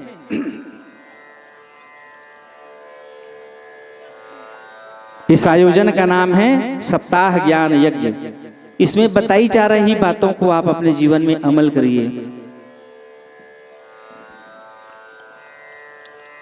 यदि आप अपने जीवन को कमल के पुष्प के समान बनाना चाहते हैं, जिसमें डाला हुआ जल मोती बन करके गिरता है, कभी कमल की पंखुड़ियों में जल डाल करके देखिएगा, एक बूंद भी जल लौटता नहीं है, वो मोती बन करके गिर जाता है। तो यदि आपका जीवन कमल रूपी नारायण में समाहित हो जाए, तो जीवन रूपी जल जब पड़ेगा तो मोती बन करके गिरेगा। और भगवान के चरणों में, कमल पुष्प रूपी नारायण में यदि मोती आपके चरणों में गिर जाए, भगवान के चरणों में, तो आपका जीवन धन्यतर हो जाएगा। रे पापी मन कर ले भजन, मौका मिला है तो कर ले जतन। बाद में प्यारे पछताएगा, जब पिंजरे से पंछी निकल जाएगा, जब पिंजरे से पंछी निकल जाएगा। शरीर का त्याग करने के बाद पश्चाताप करोगे तो उसका कोई मतलब नहीं है। जाएगा जब जहां से कुछ भी न पास होगा, 2 गज कफन का टुकड़ा तेरा लिबास होगा, 2 गज कफन का टुकड़ा तेरा लिबास होगा। जब इस शरीर का त्याग करके जाओगे तो कुछ भी तुम्हारे पास नहीं रहेगा। किया हुआ धर्म कर्म ही तुम्हारे साथ चलेगा। घर का परित्याग करके मरघट में रहोगे, पीपल के पेड़ के पास। एक खास बेटा अग्नि संस्कार करा देगा। पीने के लिए पानी को तरसोगे, जल भी नहीं मिलेगा, और इसीलिए घड़ा बना करके, जो कच्चा घड़ा रहता है ना, काली हंडी, वो घंटा पीपर में बांध के रखे रहते हैं। पानी भी नहीं पी सकते तुम, तो उसमें छेद करके रुई डाल के रखे रहते हैं। टप टप टप टप पानी की बूंदें गिरती हैं, उसे में मुंह को उल्टा करके पियोगे। जीवन की गतिविधि हर आदमी को पता है, इसीलिए भगवान ने जीव को छित जल पावक गगन समीरा पंच रचित यह अधम शरीरा, अधम उसी सब के लिए इस शब्द का प्रयोग किया गया है कि सब कुछ जानते हुए भी अनजान की भांति, मछली समझदार नहीं है जो बंसी में फंस करके अपना प्राणांत कर ले। तुम्हारे पास विवेक है, तुम ज्ञानवान हो, मनुष्य का शरीर तुमको भगवान ने धारण कराया है। नित्य निरंतर भगवान को धन्यवाद करने के लिए इस उज्जवल जीवन को, जो 84 लाख योनियां पार करके तुमको मिली है, इस दिव्य योनि को भगवान की कृपा से जो प्राप्त हुई है, तो भगवान में हवी होने के लिए है। बेजा कब्जा करने, किसी के लिए झगड़ा करने, किसी के साथ उलाहना करने के लिए, बैर करने के लिए, इसके लिए नहीं है, प्रेम करने के लिए है। प्रेम पूर्वक जीवन निर्वहन करिए। सैकड़ों जन्मों के पाप ताप भजन करने से नष्ट हो जाते हैं, तो रे पापी मन कर ले भजन। मौका मिला है, क्योंकि ये मानव जीवन में ही मिला हुआ मौका है। कल कीट पतंग बानर पशु पक्षी बनोगे तो उसमें न तो भजन होगा और न वो भजन सार्थक होगा। मान लो बन भी गए तो गजेंद्र की तरह, पूर्व जन्म में इंद्रद्युम्न राजा था। जीवन में प्रमोशन ही प्रमोशन हो, डिमोशन नहीं होना चाहिए।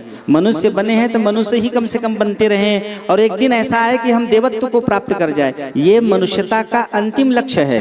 और मनुष्यता से पशुता में आ गए तो डिमोशन हो गया, नीचे गिर गए, तो कम से कम पतन तो ना हो।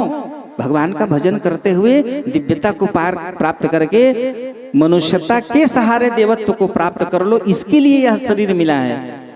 आंख बंद करके विचार करो, क्या क्या जीव है जिसको तुम जानते हो। गोबर के कीड़े से लेकर के न दिखने वाले उन सूक्ष्म जीवों को, जिसकी संख्या करोड़ों में है। 9 लाख ऐसे जीव हैं जो दिखाई नहीं पड़ते।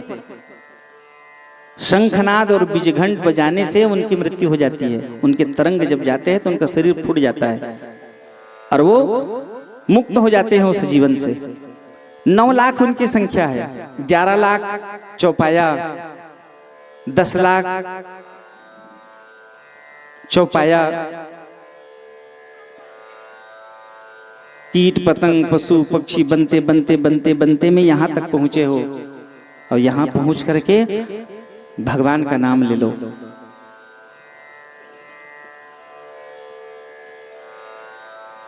मैली चादर ओढ़ के कैसे द्वार तुम्हारे मैं आऊं। मैली चादर ओढ़ के कैसे, हे पावन परमेश्वर तुमने जो दिव्य हमें मनुष्य का अपने शरीर प्रदान कराया, कोटि कोटि धन्यवाद। लेकिन इस मानव के शरीर को पा करके मैंने इस मानव रूपी शरीर में नाना प्रकार के दाग लगा दिए हैं। प्रभु, इस दाग को छुड़ाने का जो मंत्र है वो भगवान नाम स्तुति है। और इस प्रकार जो जीवात्मा भगवान नाम स्तवन करते हुए जीवन निर्वहन करता है, जीवन मंगलमयी हो जाता है। प्रेम से बोलो भक्तवत्सल भगवान की जय। इन पैरों से चल कर तेरे जय जय मंदिर कभी न आया। जहाँ जहाँ हो पूजा तेरी, कभी न शीश झुकाया। हे हरिहर में हार के आ अब क्या हार चढ़ाऊं मैली चादर ओढ़ के कैसे, मैली चादर ओढ़ के कैसे द्वार तुम्हारे आऊं मैली चादर ओढ़ के कैसे, मैली चादर ओढ़ के कैसे द्वार तुम्हारे आऊं। हे पावन परमेश्वर मेरे, हे पावन परमेश्वर मेरे मन ही मन शर्माऊं मैली चादर ओढ़ के कैसे, मैली चादर ओढ़ के कैसे। यदि लगता है कि जीवन में हमने कोई पाप किया है तो आइए ना उस पाप को भगवान के चरणों में चढ़ाएं और उस मैली मन को निर्मल बनाएं। और दोनों हाथ आप सब मीठे मीठे ताली सेवा करते ये सब भाव गाएं। निर्मल वाणी पाकर तुझसे नाम न तेरा गाया हो, निर्मल वाणी पाकर तुझसे तेरा गाया। देखिए मेरे ख्याल से इतने भरे पंडाल में कोई गूंगा बैठा है क्या? कोई गूंगे नहीं है। भगवान ने इतना अच्छा निर्मल वाणी दिया है, तो आइए ना उस वाणी को पवित्र कर लीजिए।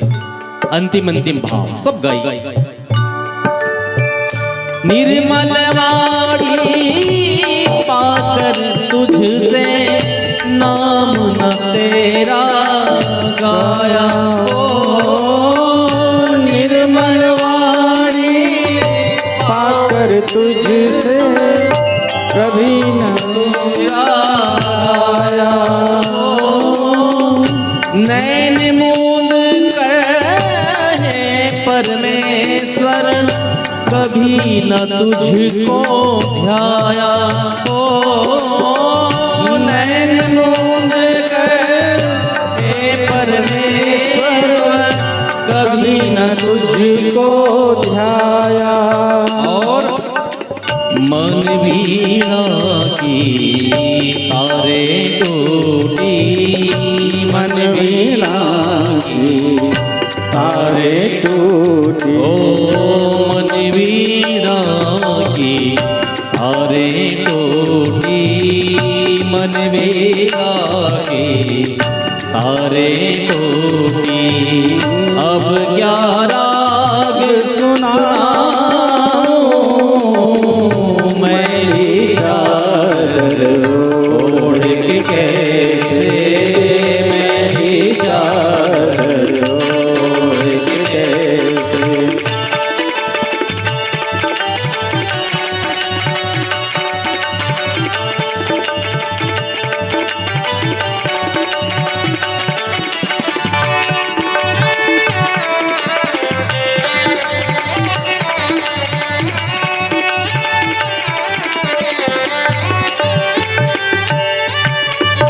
तूने मुझको जग में भेजा देकर निर्मल काया, ओ तूने मुझको जग में भेजा देकर निर्मल काया।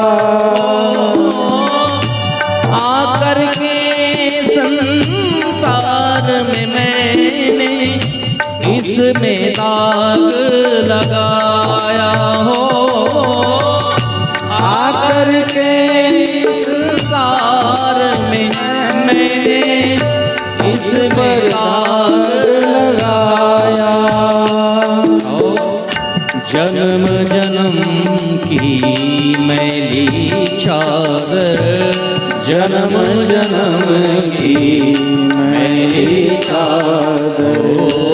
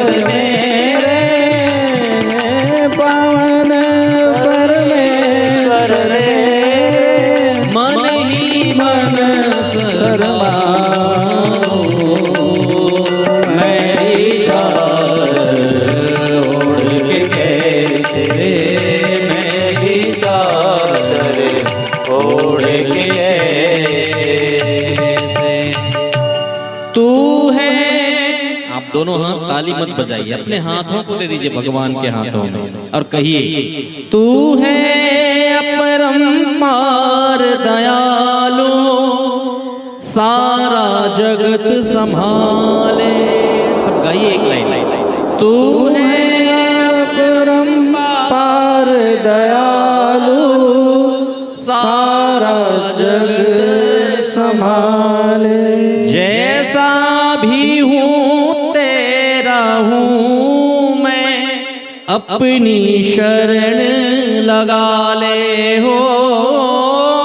जैसा भी हूँ तेरा हूँ मैं, अपनी शरण लगा ले।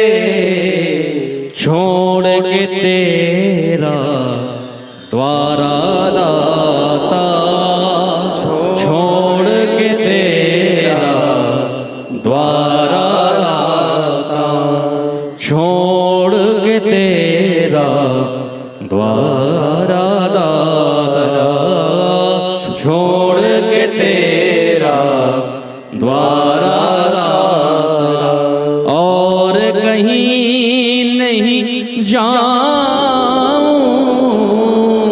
और कहीं नहीं जाऊं, मैली चादर ओढ़ के कैसे, मैली चादर ओढ़ के कैसे। जय जय श्री राधे, जय जय श्री राधे श्याम, जय जय श्री राधे श्याम। प्रेम से बोलो भक्तवत्सल भगवान की जय। 29 प्रकार के भागवत में आत्मसमर्पण अंतिम है और ये भगवान के चरणों में आत्मसमर्पित भाव है कि प्रभु मेरा जीवन मैली चादर की तरह, कई बार जितने बार जन्म लिया मैं इस मैली चादर के कारण मैं तुम्हारे द्वार तक नहीं आ पा रहा हूं। मैली चादर ओढ़ के कैसे द्वार तुम्हारे आऊं। आपने भगवान मुख दिए हैं भजन करने के लिए, भगवान के श्री चरणों में वह भाव प्रकट करने के लिए। मैली चादर में ये सब समाहित है। पांव दिए हैं तीर्थ यात्रा के लिए, लेकिन न मुझसे सेवा हुआ, न तीर्थ यात्रा हुई, न भजन कीर्तन हुआ। तो ये मैली चादर रूपी जीवन, इसको ओढ़ के मैं कैसे आऊं, और इसमें अनंत दाग लगे हुए हैं। तो हे जगदीश, हे परमात्मा ने भगवान, जितने बार जन्म लेता हूं वो दाग बढ़ते जाते जा रहा है। उस दाग रूपी चादर से निवृत्ति नहीं हो रही है। तो हे प्रभु, अब की बार सुखदेव जी ने परीक्षित को नरक की कथा श्रवण कराते समय इसका बंधन किया था कि जीवात्मा जन्म लेने से पूर्व भगवान की ऐसी कृपा होती है कि 7वें महीने में उसको ज्ञान की प्राप्ति हो जाती है। और ज्ञानार्जित जीवात्मा 4 ऐसे दिव्य स्थान हैं। माँ का गर्भ, रुग्णावस्था बीमारी घेर ली है तो, श्मशान भूमि और मरणासन्न स्थिति को जब देखने जाओगे ना तो मन में लगता है आज ये आया है मरघट में, कल मुझे भी आना है। तो वहां ज्ञान की प्राप्ति होती है। कथा पंडाल में बैठे हैं तो आचार्य के द्वारा बताए हुए मार्गों को सुनते रहोगे तो जब तक यहाँ रहोगे माया दूर रहेगी और मन में भाव भक्ति भगवान के प्रति समर्पण बना रहता है। बीमारी की अवस्था में जैसे अजामिल को हुआ, श्मशान भूमि में, बीमारी में, कथा पंडाल में और मां के गर्भ में। आप सभी वचन देकर के आए हैं। पुराण में वर्णन है कि जीवात्मा मां के गर्भ में जब प्रविष्ट होता है तो 7वें महीने में उसको ज्ञान की अनुभूति हो जाती है, ज्ञान की प्राप्ति हो जाती है। और उस ज्ञान को प्राप्त करके वो जीवात्मा अपने उस दिन से 100 जन्म पहले तक क्या था, कैसे 100 जन्मों 99 जन्म में मैं क्या क्या बनते बनते बनते बनते आज यहाँ माँ के गर्भ में मनुष्य के रूप में मेरा अवतरण हो रहा है, इसकी जानकारी हो जाती है। और जानने के बाद में वो व्याकुल होकर के रोने लगता है। और जैसे ही व्यथा व्याकुलता उसके जीवन में बढ़ती है, परमात्मा भगवान माँ के हृदय में तुरंत स्थापित होकर के उस बालक को, उस नवजात जिसका जन्म नहीं हुआ है, 6 महीने के ऋषिकल्प जीव माँ के गर्भ में है, उसको भगवान दर्शन दे करके कहते हैं शांत रह, शांति प्रदान कराते हैं, शांत रह, बहुत जल्द तेरा अवतरण होने वाला है। वो जीवात्मा भगवान से निवेदन करता है कि प्रभु मैं जान गया 99 जन्मों तक मेरी क्या गति थी और कैसे मैं 99 जन्मों तक परिष्कृत होते होते कीट पतंग पशु पक्षी बनते बनते बनते बनते बनते आज मानव के रूप में मेरा अवतरण होने वाला है। 2 महीने बाद मैं अवतरित हो जाऊंगा। तो भगवान मैं आपको भूलूं ना, आपके चरणों का दास बना रहूं, आपके नित्य नैमित्तिक पूजन करते रहूं, भगवान नाम स्तवन करते रहूं, कभी भी स्वप्न में मैं आपसे विलग न हूं, मेरे द्वारा कोई ऐसा काम न हो जो मुझे आपको विलग करा दे, दूर करा दे। आपके श्री चरणों का आश्रय लेकर के जीवन निर्वहन करूं। ये ज्ञान जो आज मुझे माँ के गर्भ में प्राप्त हो रहा है, ये ज्ञान की अनुभूति मुझे सदा सर्वदा प्राप्त होते रहे, यहाँ से निकलने के बाद में भी ये ज्ञान बना रहे, ऐसी आप मुझ पर कृपा करना। भगवान मुस्कुराते हैं, हंसते हैं उसकी प्रार्थना सुन करके। और जैसे ही वो जीवात्मा का अवतरण होता है, भगवान वचन नहीं देते, वो वचन देता है कि भगवान मैं वचन देता हूं कि अब कोई ऐसा काम नहीं करूंगा जिससे आपकी भक्ति से विमुख हो करके नरकगामी बनना पड़े। नाना प्रकार के व्यवधानों में मुझे जीवन निर्वहन करना पड़े, नाना प्रकार के कष्टों से मुझे गुजरना पड़े। अब मैं कोई ऐसे अनैतिक अधर्म पूर्वक काम नहीं करूंगा जिससे आपके चरणों से मुझे विमुख होना पड़े। अब की जीवन को आपके श्री चरणों का आश्रय लेकर के जीवन निर्वहन करूंगा। ये हर जीवात्मा माँ के गर्भ में वचन देकर, भगवान को वचन देकर के आए रहता है। पुराण में इसका वर्णन है। और जैसे ही उस जीव का अवतरण होता है, भगवान के साथ वो कनेक्शन, वो संबंध जो है वो कट जाता है। अगबकाए वो जीवात्मा इधर उधर देखता है, मैं कहाँ आ गया। और जैसे ही गर्भ से वो जीवात्मा प्रसूति वायु के द्वारा धकेला जाता है और जैसे ही उसका अवतरण होता है, वो उसी परमात्मा को खोजता है। रोने पर, व्यथित होने पर, दुखी होने पर, व्याकुल होने पर जिस परमात्मा के निज रूप का उसको दर्शन होता था, उसी परमात्मा को वो खोजता है, अगबकाए देख रहा है। नहीं रोएगा तो यहाँ का संबंध नहीं जुड़ेगा। तो सिस्टर लोग उठा के उसको तड़ातड़ लगा करके रुलाते हैं कि उधर का संबंध तेरा खत्म हो गया, इधर नया संबंध जुड़ रहा है, याद कर। वो याद कराते हैं और जैसे वो जोर से रोना शुरू करते हैं, यहाँ का संबंध अब जीवन भर रोना है, यहाँ का संबंध जुड़ जाता है। और वो जीवात्मा उसी परमात्मा को खोजते हैं जिस परमात्मा को परीक्षित ने माँ के गर्भ में देखा था, उसी माँ के गर्भ में जिस परमात्मा को देखा था, उसी परमात्मा को वो बार बार देखने की, पाने की चेष्टा करता था। जैसे ही सुखदेव जी महाराज ने नारद की तरह जैसे ध्रुव को बताया, उसी तरह से उनको जब भगवान के दिव्य रूप का दर्शन कराया मंत्रों से कि कैसे दिखते हैं भगवान, तब परीक्षित जी महाराज चरणों में गिरकर प्रणाम करते हुए कहे कि महाराज, यही मधुसूदन बांके बिहारी भगवान मेरे रक्षा के लिए माँ के गर्भ में आए हुए थे। सुखदेव जी ने कहा कि उसी का तो मैं तुझे कथा श्रवण करा रहा हूँ, उसी के रूप का मैं तुझे बारंबार वर्णन करके उसके रूप का मैं तुझे दर्शन करा रहा हूँ।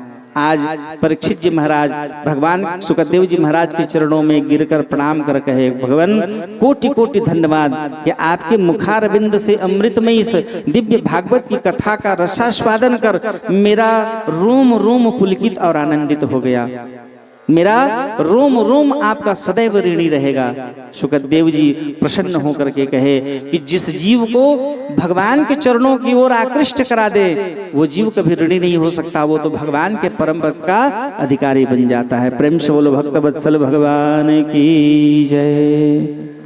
अहंकार यदि भक्त के हृदय में उत्पन्न हो जाए तो भगवान खुद तिलमिला उठते हैं, व्याकुल हो जाते हैं कि कैसे मैं इसके अंदर के अहम को, इसके अंदर के दुर्गुणों को मैं नष्ट करूं। क्योंकि भगवान लाखों हजारों करोड़ों आंखों से जो अपने भक्तों को देख रहे हैं, वो भगवान को अहंकार भक्त के अंदर में भरे हुए दुर्विकार भगवान को पसंद नहीं है और उससे जीवात्मा को निवृत्त कराना चाहते हैं। निवृत्ति के लिए परमात्मा एक दिन ध्रुव जी महाराज भगवान का अनन्य भक्त स्नान कर जमुना जी से वो वापस आ रहा था और आते समय उसके अंदर में अहंकार हो गया। एक वयोवृद्ध मैली चादर ओढ़ के कैसे द्वार तुम्हारे मैं जाऊं, मैली चादर ओढ़ के कैसे। वो भक्त कमर झुका हुआ है, लाठी टेकते हुए भगवान की स्तुति गान करते हुए कि हे प्रभु 84 लाख योनियां पार करके आपने मुझे पार कराकर मुझे मनुष्य का योनि प्रदान कराया। नाना प्रकार के व्यसनों में फंसा हुआ आपके भजन भक्ति भाव से दूर रह करके मैंने जीवन निर्वहन किया। नाना प्रकार के अपयशों को प्राप्त करता हुआ ये मेरी चादर मैली हो गई है और इस मैली चादर को मैं लेकर कैसे आपके सन्मुख आऊं। प्रभु स्मृति केवल बना लीजिए और मुझे आप अपने चरणों का आश्रय दे दीजिए।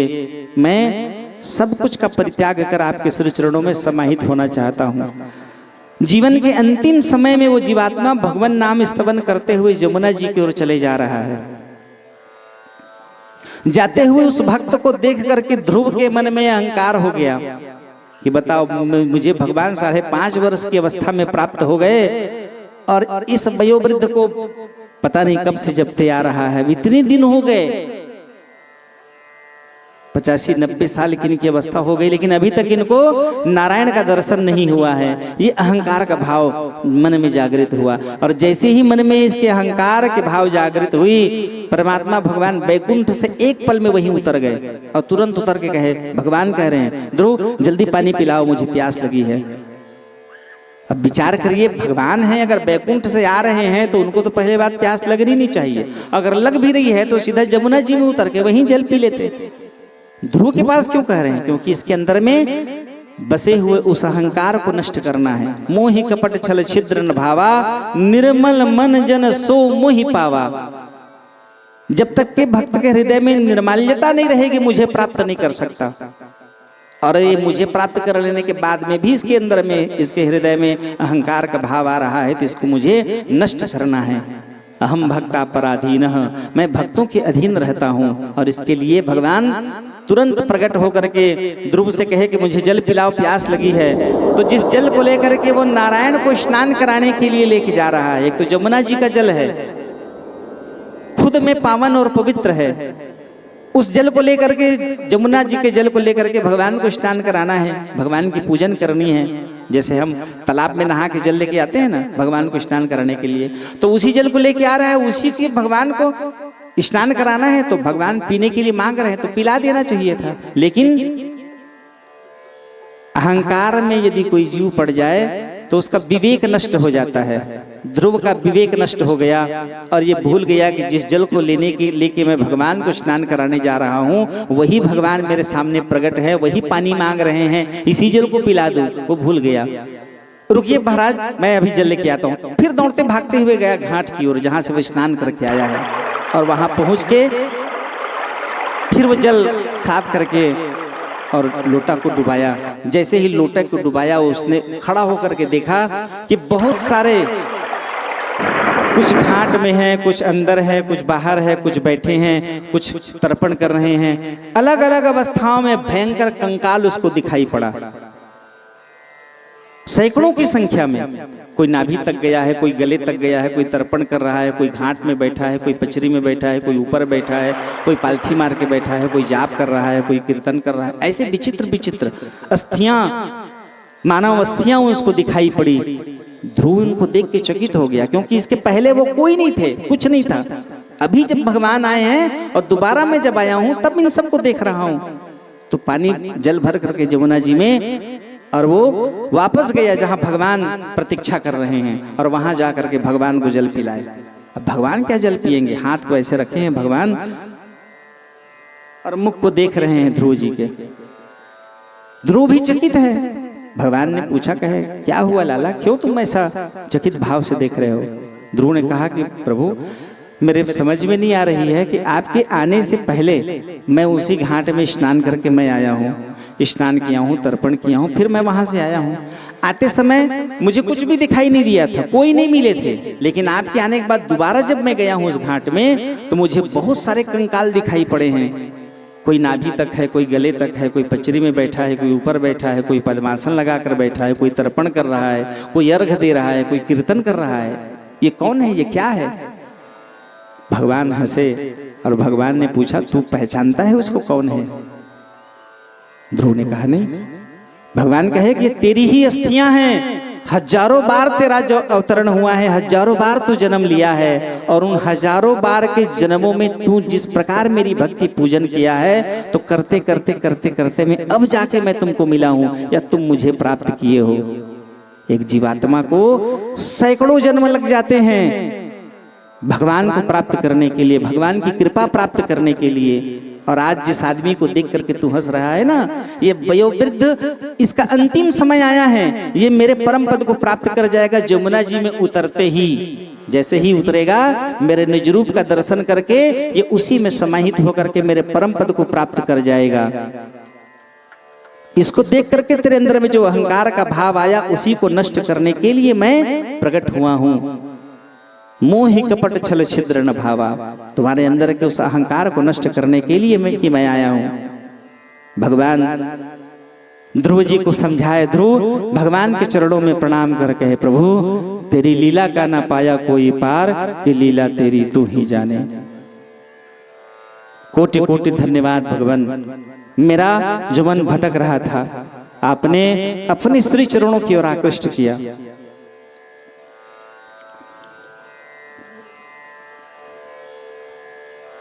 और इस प्रकार ध्रुव जी के अहंकार को भगवान ने नष्ट किया, और वो जीवात्मा जो भगवान का इस नाम स्तवन करते हुए जमुना जी में गया था, प्रवेश करते ही परमात्मा को प्राप्त करके श्री चरणों का दास बन करके वैकुंठ का निज पार्षद बन करके वो जीव प्रवेश किया। प्रेम से बोलो भक्त वत्सल भगवान की जय। तो ऐसी कृपा, कैवल्य की कृपा से भगवान उस जीव की भक्ति को स्वीकार करके अपनी लीला में उन जीवों को शामिल करते हैं, चाहे ध्रुव के रूप में, प्रहलाद के रूप में। ऐसे परम कृपालु परमात्मा भगवान उन भक्तों को अपनी लीला में सम्मिलित करके सुख की अनुभूति कराते हैं।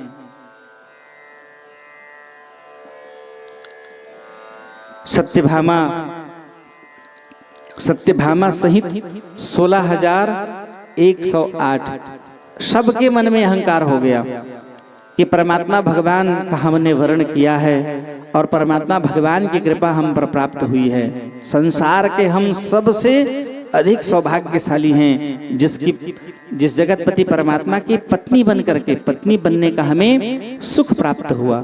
16,108 के हृदय में वो भाव, यही कुभाव गरुड़ जी के मन में और यही कुभाव चक्र सुदर्शन के मन में।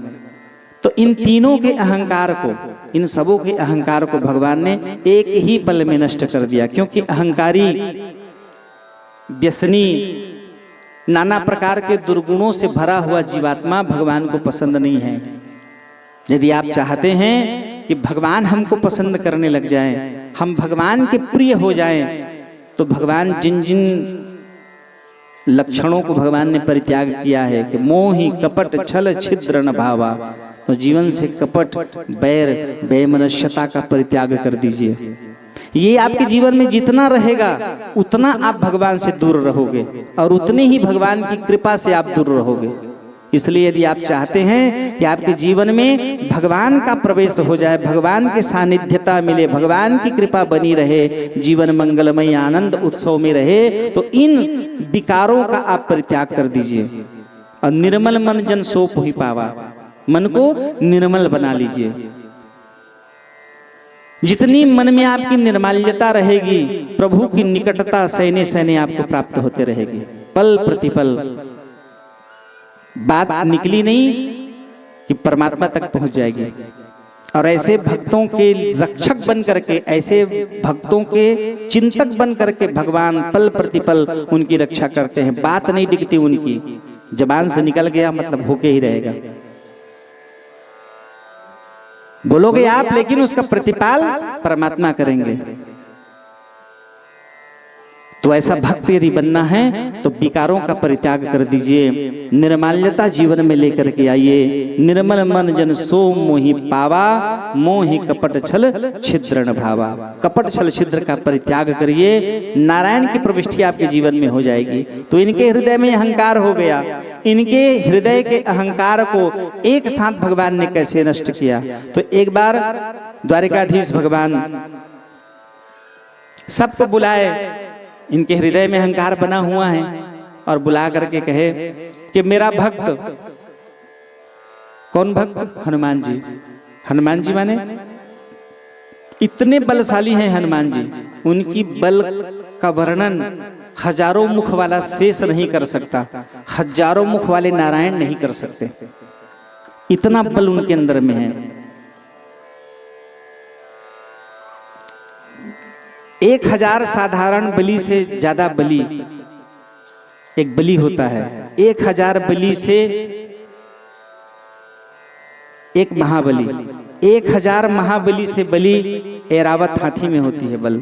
1000 ऐरावत हाथी में जो बल होता है वो एक इंद्र में होता है, और 1000 इंद्र में जो बल होता है वो बल हनुमान जी की छीनी उंगली के इस भाग में है। एक दिन बाली को ऐसा आशीर्वचन मिला है ब्रह्मा जी की तपस्या करने पर कि जो तुम्हारे सामने आएगा उसके जीवन का बल आधा तुम प्राप्त कर लोगे, चाहे कोई भी आए।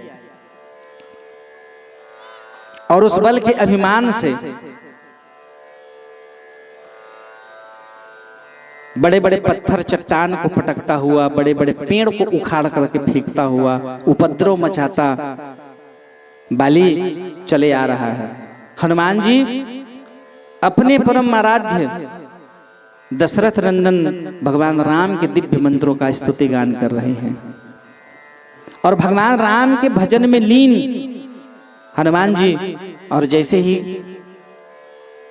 बाली बड़े बड़े चट्टानों को उखाड़ता हुआ, पर्वतों को उखाड़ता हुआ, उपद्रव मचाता हुआ, ऋषियों के ऊपर में बड़े बड़े पत्थरों को उठा करके फेंकता हुआ एकदम उत्पात मचा रहा है, उपद्रव मचा रहा है। उसकी उस दशा को देख करके हनुमान जी को गुस्सा आया, और गुस्सा आकर के उसने रोका, रोक के कहे कि माना कि भगवान आप पर कृपा किए हैं, वो बल पौरुषता आपको प्रदान किए हैं, जन कल्याण के काम में लगाइए, किसी दीन दुखी के अपने बन जाइए। यदि आपके पास बहुत अधिक धन है तो लोगों के काम आ जाइए, बहुत अधिक धन है तो धर्म का कार्य कर लीजिए, बहुत अधिक धन है तो किसी की विवाह करा दीजिए, किसी की मरनी करा दीजिए, किसी को सुख पहुंचा दीजिए, आपके स्वर में सुगंध हो जाएगा, सोन रूपी संपदा में सुगंध हो जाएगा। यदि तुम्हारे पास बहुत अधिक बल है तो किसी कमजोर के सहारे बन जाओ, वो बल जो तुमको भगवान ने दिया है वो बल और बली हो जाओगे, और तुम्हारा नाम प्रशंसा बढ़ाई होगी। और ये क्या उपद्रव मचा रहे हो, लोगों को पीड़ा कष्ट दे रहे हो, ये कोई बलि का, ये कोई धर्मात्मा का, सज्जन का काम नहीं है। हनुमान जी जैसे ही बाली को कहे, बाली क्रोध से तिलमिला उठा, वो कहे कि तुम्हारे पास तो है ही नहीं, तो तुम क्या जानो बल का क्या महत्व है। और तुमको यदि ऐसा लग रहा है कि तुम बलवान हो तो आ जाओ, दो दो हाथ कर लेते हैं। हनुमान जी कहे कि तुम इतना अहंकार मत करो अपने बल का, ब्रह्मा की कृपा हुई है तुम पर। एक प्रकार से हनुमान जी उसको बताना चाह रहे हैं कि यदि है ना दिमाग मेरा कहीं उल्टा सीधा हो गया ना तो एक ही पल में तुम्हारा सत्यानाश हो जाएगा। जिस बल का तुम अहंकार कर रहे हो ना, पता भी नहीं चलेगा वो कब खत्म हो जाएगा। अब इसको मालूम है ये मेरे से लड़ेगा तो इसका आधा बल मेरे ऊपर मेरे पास आ जाएगा, तो मेरे पास जो है तुम्हारा भी ले लेने के बाद मेरा डबल हो जाएगा, तो मैं पल में ही तुमको जीत लूंगा, तुम्हारा अहंकार में मर्दन कर दूंगा। हनुमान जी कहे कि तुम एक काम करो, अभी तो मेरा भजन का समय है, तुम जाओ और कल सुबह ना कोई जगह तुम तय कर लो, तुम्हारे बताए हुए जगह में ही मैं आकर के तुमसे युद्ध करके तुमको बताऊंगा। जगह सुनिश्चित की गई, अमुक स्थान पर आना है, समय निर्धारित की गई। और हनुमान जी के पहुंचने के पहले ही एक परिधि गोलाई बना करके बाली दंड बैठक कर रहा है, अपनी भुजाएं देख रहा है कि वो आएगा तो कैसे उसको पटकना है मुझे। इधर हनुमान जी भगवान की पूजन कर लेने के बाद दूसरे दिन बताए हुए स्थान पर वो पहुंचा। जैसे ही वो पहुंचा तो पहले से परिधि बना करके वहां बैठे हुए हैं कौन? बाली हनुमान जी की प्रतीक्षा कर रहा है और पूरे अहंकार में भरा हुआ है कि ब्रह्मा जी ने मुझे ऐसा आशीर्वचन दिया है कि मेरे सामने कोई लड़ने के लिए आएगा, उसकी आधा बल तो मुझे वैसे मिल जाएगा। भगवान हनुमान जी जैसे एक पांव रखे उस परिधि में, उस गोलाई में, जैसे ही भगवान हनुमान जी ने एक पांव रखा, ब्रह्मा का आशीर्वचन है उसका बल तुम्हारे पास में आ जाएगा। तो हनुमान जी का बल उसके ऊपर में संचारित होना प्रारंभ हुआ। जब वो गति से बल बाली के पास जाना प्रारंभ हुआ, एक ही पांव रखे हैं हनुमान जी ना, दूसरा पांव जब रखे तो इतना भयंकर बल आया कि उस बल के प्रभाव से ही वो दूर छिटक के जाके, मतलब यहां खड़ा हुआ आदमी बिलासपुर में जाके गिरा है समझो। और वहां गिरने पर वो चकित होकर विचार कर रहा है, मैं गोलाई तो नवा गांव में बनाया था, अब मैं बिलासपुर कैसे पहुंच गया। तब ब्रह्मा जी प्रकट हुए और बताया, कहे जो बल तुमको प्रदान की गई है ना, तो तुम्हारे अंदर में वो क्षमता होनी चाहिए कि तुम किसके बल को कितना ले सकते हो। वो हनुमान जी हैं जो बचपने में उछल करके सूर्य नारायण को निगल गए। सूर्य नारायण मतलब समझ रहे हैं, पृथ्वी से 13 लाख गुना बड़ा है, जिसको एक ही बार उछल करके अपने मुख में भर लिए। अब सोचिए कितने बड़े होंगे हनुमान जी। जिस पृथ्वी से 13 लाख गुना बड़ा सूर्य नारायण है, जिसको वो निगल गए, तो सोचिए वो उसके पास कितना बल होगा। तो कहे मैं तुमको कहा हूँ 50 ग्राम 100 ग्राम किसी का बल होगा तो उसमें से एक छटाक तुमको मिल जाएगा। वो तो अनंत गुना बल लेकर के बैठा है, उसके बल को तुम्हारी भगवान की कृपा है कि उस बल को लेते लेते में तुम छिटक गए, नवागांव से बिलासपुर पहुंच गए। रुके रहते ना तो तुम्हारे शरीर के टुकड़ों का पता नहीं चलता, इतने खंडों में तुम विभक्त हो जाते। ऐसे अनंत बलवंत हनुमंत लाल की जय। हनुमान जी महाराज भगवान के अनन्य भक्त। अब इनके अंदर में अहंकार बना है तो सबको एकत्रित करके इन्होंने कहा, भगवान ने कहा कि मेरा अनन्य भक्त मेरे दर्शन के लिए आने वाला है, और यदि वो आएगा यहाँ तो मैं राम के रूप में उसको दिखूंगा, लेकिन अगर जानकी जी नहीं दिखेगी तो वो व्याकुल हो जाएगा।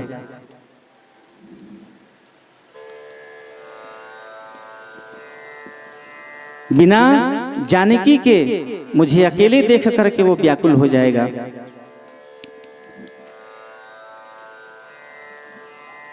हनुमान जी का एक नाम है जानकी शोक नाशनम। जानकी के शोक का नाश करने वाला, दुखों का नाश करने वाला हनुमान जी। जानकी शोक नाशनम। तो यदि वो नहीं मिलेगा, नहीं दिखेगा उसको जानकी जी, तो वो व्यथित क्रोधित व्याकुल हो जाएगा। इसलिए तुम में से कोई 16,108 में से कोई जानकी जी बन जाओ उसके आने से पहले। अब सब एक दूसरे का मुंह देख रहे हैं, वो उधर देख रहे हैं, वो उधर देख रहे हैं, कौन बने जानकी जी, क्योंकि 16,108 में वो क्षमता नहीं है कि जानकी जी बन करके मर्यादा पुरुषोत्तम भगवान राम रूपी कृष्ण के बगल में बैठ सके। किसी की औकात नहीं है, न रुक्मणी की, न सत्यभामा, न सत्या, किसी में वो क्षमता नहीं है कि वो जानकी जी बन करके भगवान की बाजू में बैठ सके। और सबके अंदर में अहंकार है कि हम जगतपति परमात्मा भगवान की पत्नियां हैं, हमने भगवान को पा लिया है, सब कुछ पा गए हैं। ये अहंकार इनके अंदर में है। यही अहंकार गरुड़ जी के मन में हुआ। गरुड़ जी माने जिनके चलने पर वेद का मंत्र, जब पंखा झलते थे, चलना है उनको किसी जगह में, तो जब उड़ करके जाते थे तो उनके पांव पंखा चलने पर वेद के मंत्र निकलते हैं। ऐसे गरुड़ जी महाराज, इनके अंदर में अहंकार हुआ कि संसार में कोई नहीं है जो मुझे पछाड़ सके। मैं भगवान के मन से चलता हूं। गरुड़ जी माने भगवान के मन से चलने वाला। भगवान का मन हुआ कि नवागांव आना है तो केवल भगवान सोचते थे। गरुड़ जी महाराज संतोष भाई के आंगन में छत में लैंड कर जाते थे, वहीं उतर जाते थे। ऐसे मन के वेग से चलने वाले गरुड़ जी महाराज, इनको अहंकार हुआ कि संसार में मुझे पछाड़ने वाला कोई नहीं है, कोई नहीं है जो मुझे पछाड़ के अब आगे निकल जाए मेरे से। ये अहंकार, और यही अहंकार का भाव चक्र सुदर्शन के मन में हुआ कि कोई नहीं है। मैं तो महादेव तक को 3 खंडों में विभक्त कर दिया था। विरूपाक्ष रूपी नारायण भगवान, विरूपाक्ष कौन? नरसिंह रूपी भगवान नारायण का जब अवतरण हुआ था तो इनके क्रोधाग्नि को शांत करने के लिए जो विरूपाक्ष भगवान प्रकट हुए थे, जिनसे युद्ध करके फिर भगवान समन हुए। आकाशे तारकम लिंगम पाताले हाटकेश्वर मृत्युलोके महाकालम त्रयलिंग नमस्तुते। त्रैलिंगधारी भगवान विरूपाक्ष, जिनको मैंने 3 खंडों में विभक्त कर दिया। तो आज मेरे सामने कोई नहीं है, कुछ भी ऐसा नहीं है जिसको मैं न काट सकूं। ये अहंकार का भाव। चक्र सुदर्शन गरुड़ जी महाराज और 16,108 भगवान की रानियां, इन सब के अहंकार को भगवान नष्ट कर रहे हैं। क्योंकि निर्मल मन जन सो मोहि पावा, यही मेरे अपने हैं। अब इनके अंदर में यदि निर्मल्यता नहीं रहेगी तो ये कैसे मुझे प्राप्त करेंगे, या मैं कैसे इनको प्राप्त करूंगा। अब भगवान गरुड़ जी को बुलाया और कहे कि तुरंत जाओ, मेरा भक्त मेरे नाम के संकीर्तन में लगा हुआ है, तुरंत उसको कहना कि प्रभु आपको बुला रहे हैं। गरुड़ जी महाराज वेग से चले, उनको तो अहंकार है। एक पल में भगवान गरुड़ जी महाराज भगवान के आदेश लेकर के हनुमान जी के पास पहुंचे। पहुंच करके प्रणाम कर कहे कि प्रभु आपको बुला रहे हैं, और तुरंत वापस आ गए हनुमान जी। तुरंत आ गए गरुड़ जी महाराज। चक्र सुदर्शन को बुलाकर भगवान ने कहा कि तुम द्वार पर रहना, मैं कोई आदमी मेरे कक्ष के अंदर मत आए, मेरी अनुमति के बिना किसी को अंदर मत भेजना। द्वार पर खड़े रहना। कोई यदि धृष्टता करे, जबरन आने का प्रयास करे तो काट देना। चक्र सुदर्शन हाथ जोड़े भगवान की आज्ञा पा करके दरवाजे में खड़ा है, और भगवान गर्भगृह में कक्ष में अंदर भगवान 16,108 को भगवान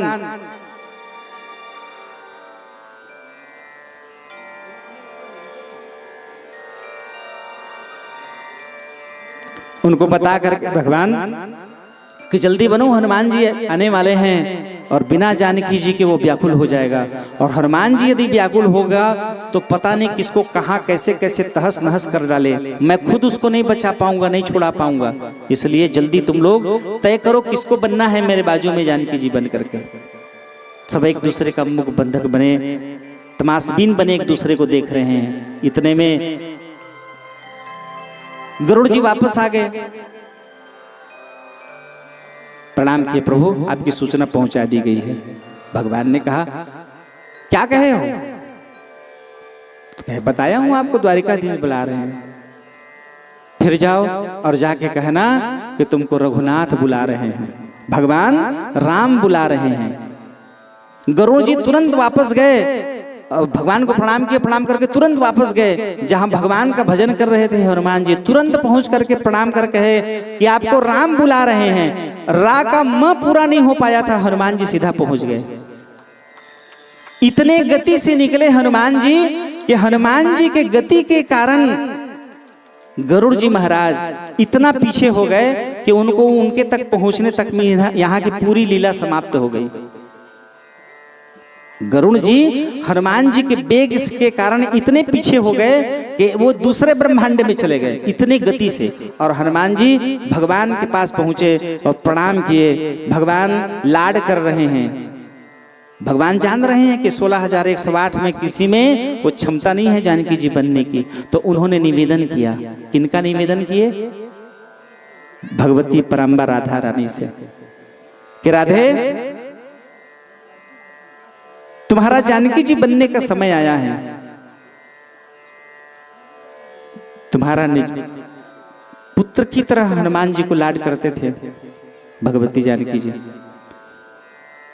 जानकी शोक नाशनम, उसके जीवन के शोक ताप का समन हनुमान जी ने किया। हनुमान जी जानकी जी के दुखों का शमन करने वाले हैं। इसलिए अष्ट सिद्धि नव निधि के दाता, कलयुग में अष्ट सिद्धि और नव निधि के देने वाले हैं हनुमान जी। असबर दीन जानकी माता, परम्बा भगवती जानकी जी ने हनुमान जी को यह आशीर्वचन दिया है कि पुत्र, अष्ट सिद्धि और 9 प्रकार की निधियां कलिकाल में तुम्हारे अधीन रहेंगी। जो भक्त प्रसन्न हो जाएगा उसको अपने हिसाब से तुम ये निधियां, अष्ट सिद्धि और 9 निधियां प्रदान करते रहना। एक अमोघ मंत्र है, राम रामेति रामेति रमे रामे मनोरमे सहस्त्रनाम तत्तुल्यम राम नाम वरानने। रामाय रामचंद्राय, इस मंत्र का जप करने से हनुमान जी सहित कौशल्या, जानकी जी, दशरथ, कैकेयी, सुमित्रा, ये सब प्रसन्न हो जाती हैं। और जिनके जीवन में ये प्रसन्न हो जाए तो भगवान की कृपा सहजता में प्राप्त हो जाती है। रामाय रामचंद्राय रामभद्राय वेद से रघुनाथाय नाथाय सीताया पतये नमः। राम दशरथ जी कहा करते थे, रामभद्र कौशल्या जी कहती थी, रामचंद्र माँ कैकेयी कहा करती थी। रामाय रामचंद्राय रामभद्राय वेद से गुरु महाराज वशिष्ठ जी कहा करते थे। रघुनाथाय, अन्य ऋषिजन रघुनाथ कहते थे भगवान को।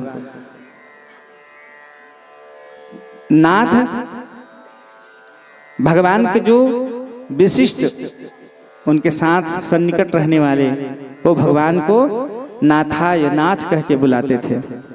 सीताया पतये नमः, सीतापति कह के अयोध्या के लोग भगवान को सम्मानित करते थे। तो इस मंत्र का जप करने वाले को भगवान राम की और हनुमान जी की विशेष कृपा प्राप्त होती है। इसलिए भगवान को प्रणाम करके ये मंत्र जरूर जपना चाहिए। रामाय रामचंद्राय रामभद्राय वेद से रघुनाथाय नाथाय सीताया पतये नमः। भगवान द्वारिकाधीश ने निवेदन किया कि राधे, तुम्हारा जानकी जी बनने का समय आ गया है, क्योंकि मेरा पुत्र रघुनाथ जी के दर्शन के लिए आ रहा है और रघुनाथ जानकी जी सहित वो रघुनाथ के दर्शन करेगा। और उसी क्षण हनुमान जी का पहुंचना हुआ। परम्बा भगवती राधा रानी जानकी जी बन करके भगवान के बाजू में बैठी।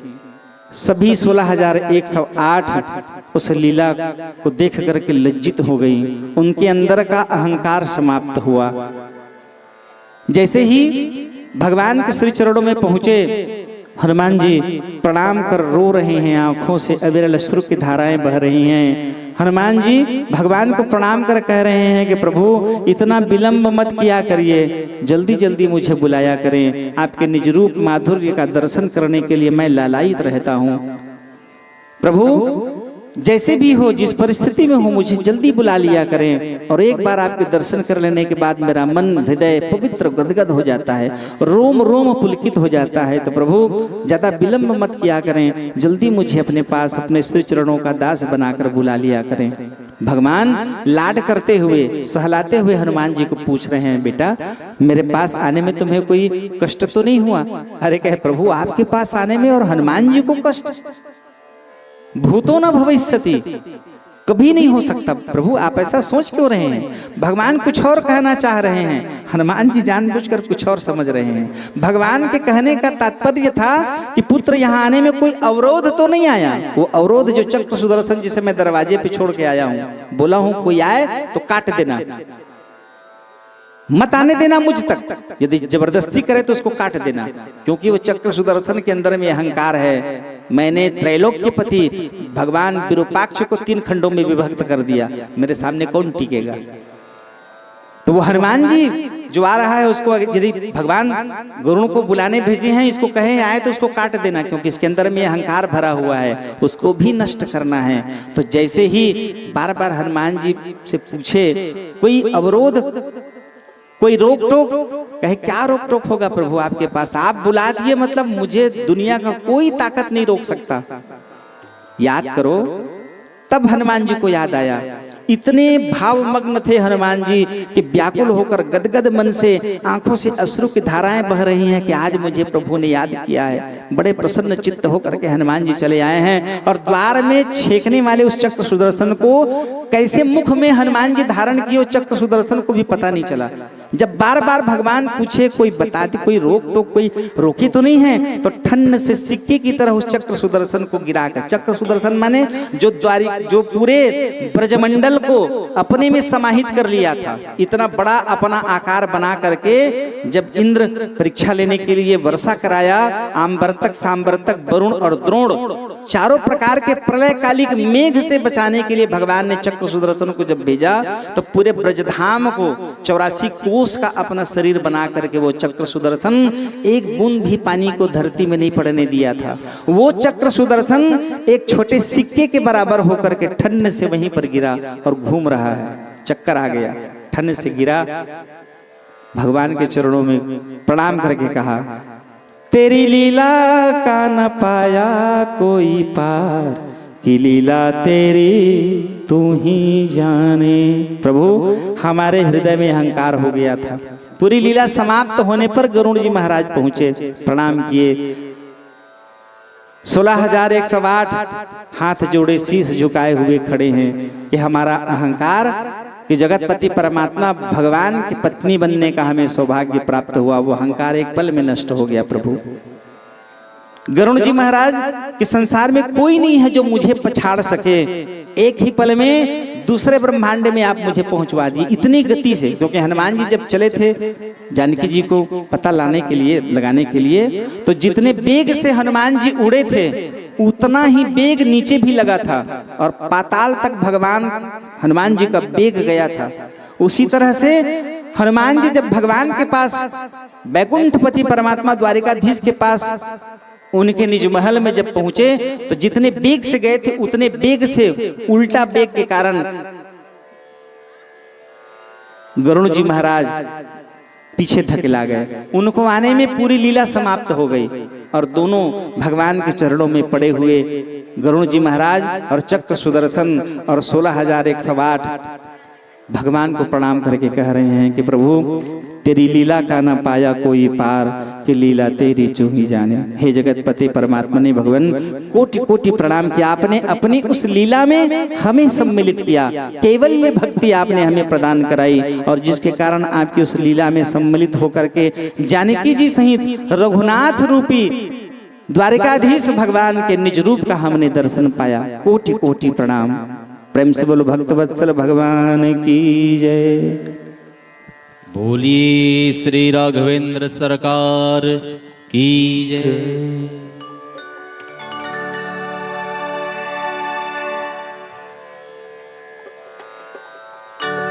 राम जैसा नगीना नहीं, सारे जग की बजरिया में, ओ राम जैसा नगीना नहीं, सारे जग की बजरिया में। राम जैसा नगीना नहीं, सारे जग की बजरिया में। राम जैसा नगीना नहीं, सारे जग की बजरिया में। गई राम जैसा नगीना नहीं, सारे जग की बजरिया में। राम जैसा नगीना नहीं, सारे जग की बजरिया में। राम जैसा नगीना नहीं, सारे जग की बजरिया हो, सारे जग की बजरिया में, सारे जग की बजरिया में। नीलमणि में, ओ नीलमणि में, नीलमणि में रंगाऊंगी अपनी मन की मुंदरिया में। नीलमणि में रंगाऊंगी अपनी मन की मुंदरिया में। राम जैसा नगीना नहीं सारे जग की बजरिया में। राम जैसा नगीना नहीं सारे जग की बजरिया।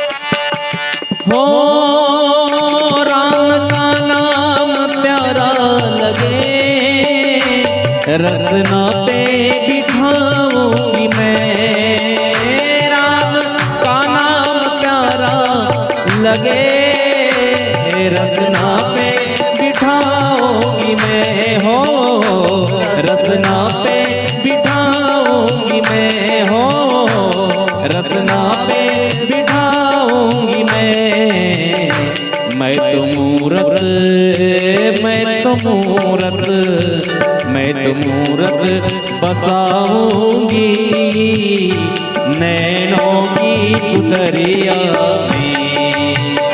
मैं तो मूरत बसाऊंगी नैनों की पुतरिया।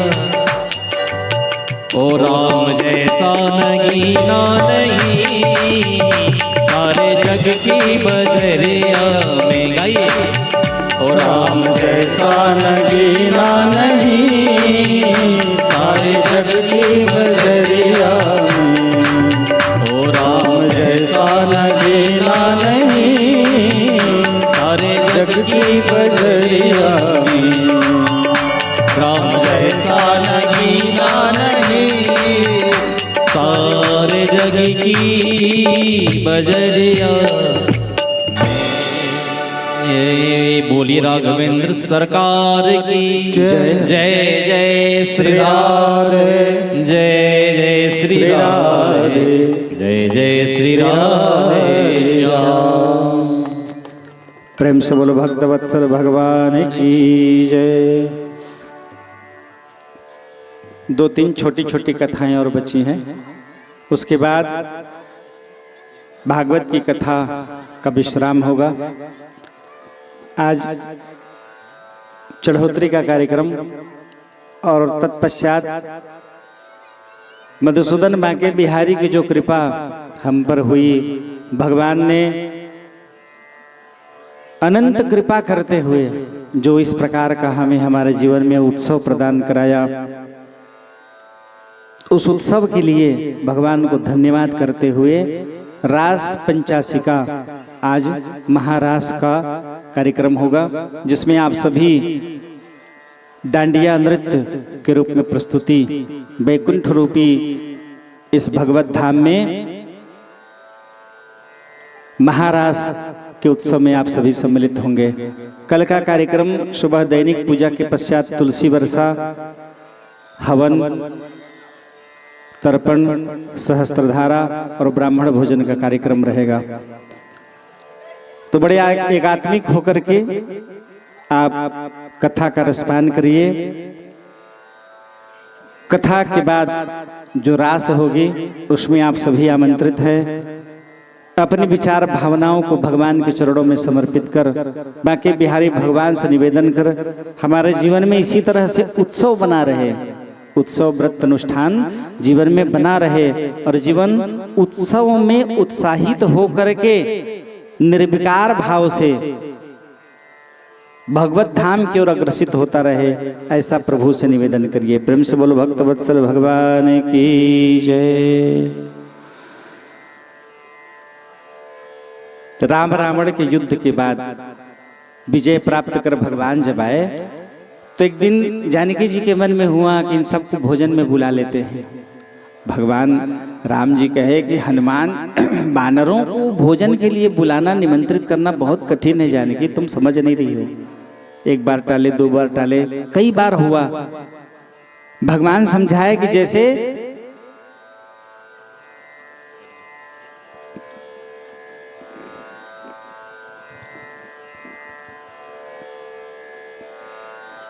मेढक को तराजू में नहीं तौला जा सकता, कैसे तौलोगे? उसी तरह से वानरों को एक पंक्ति में बैठा करके भोजन करा पाना संभव नहीं है।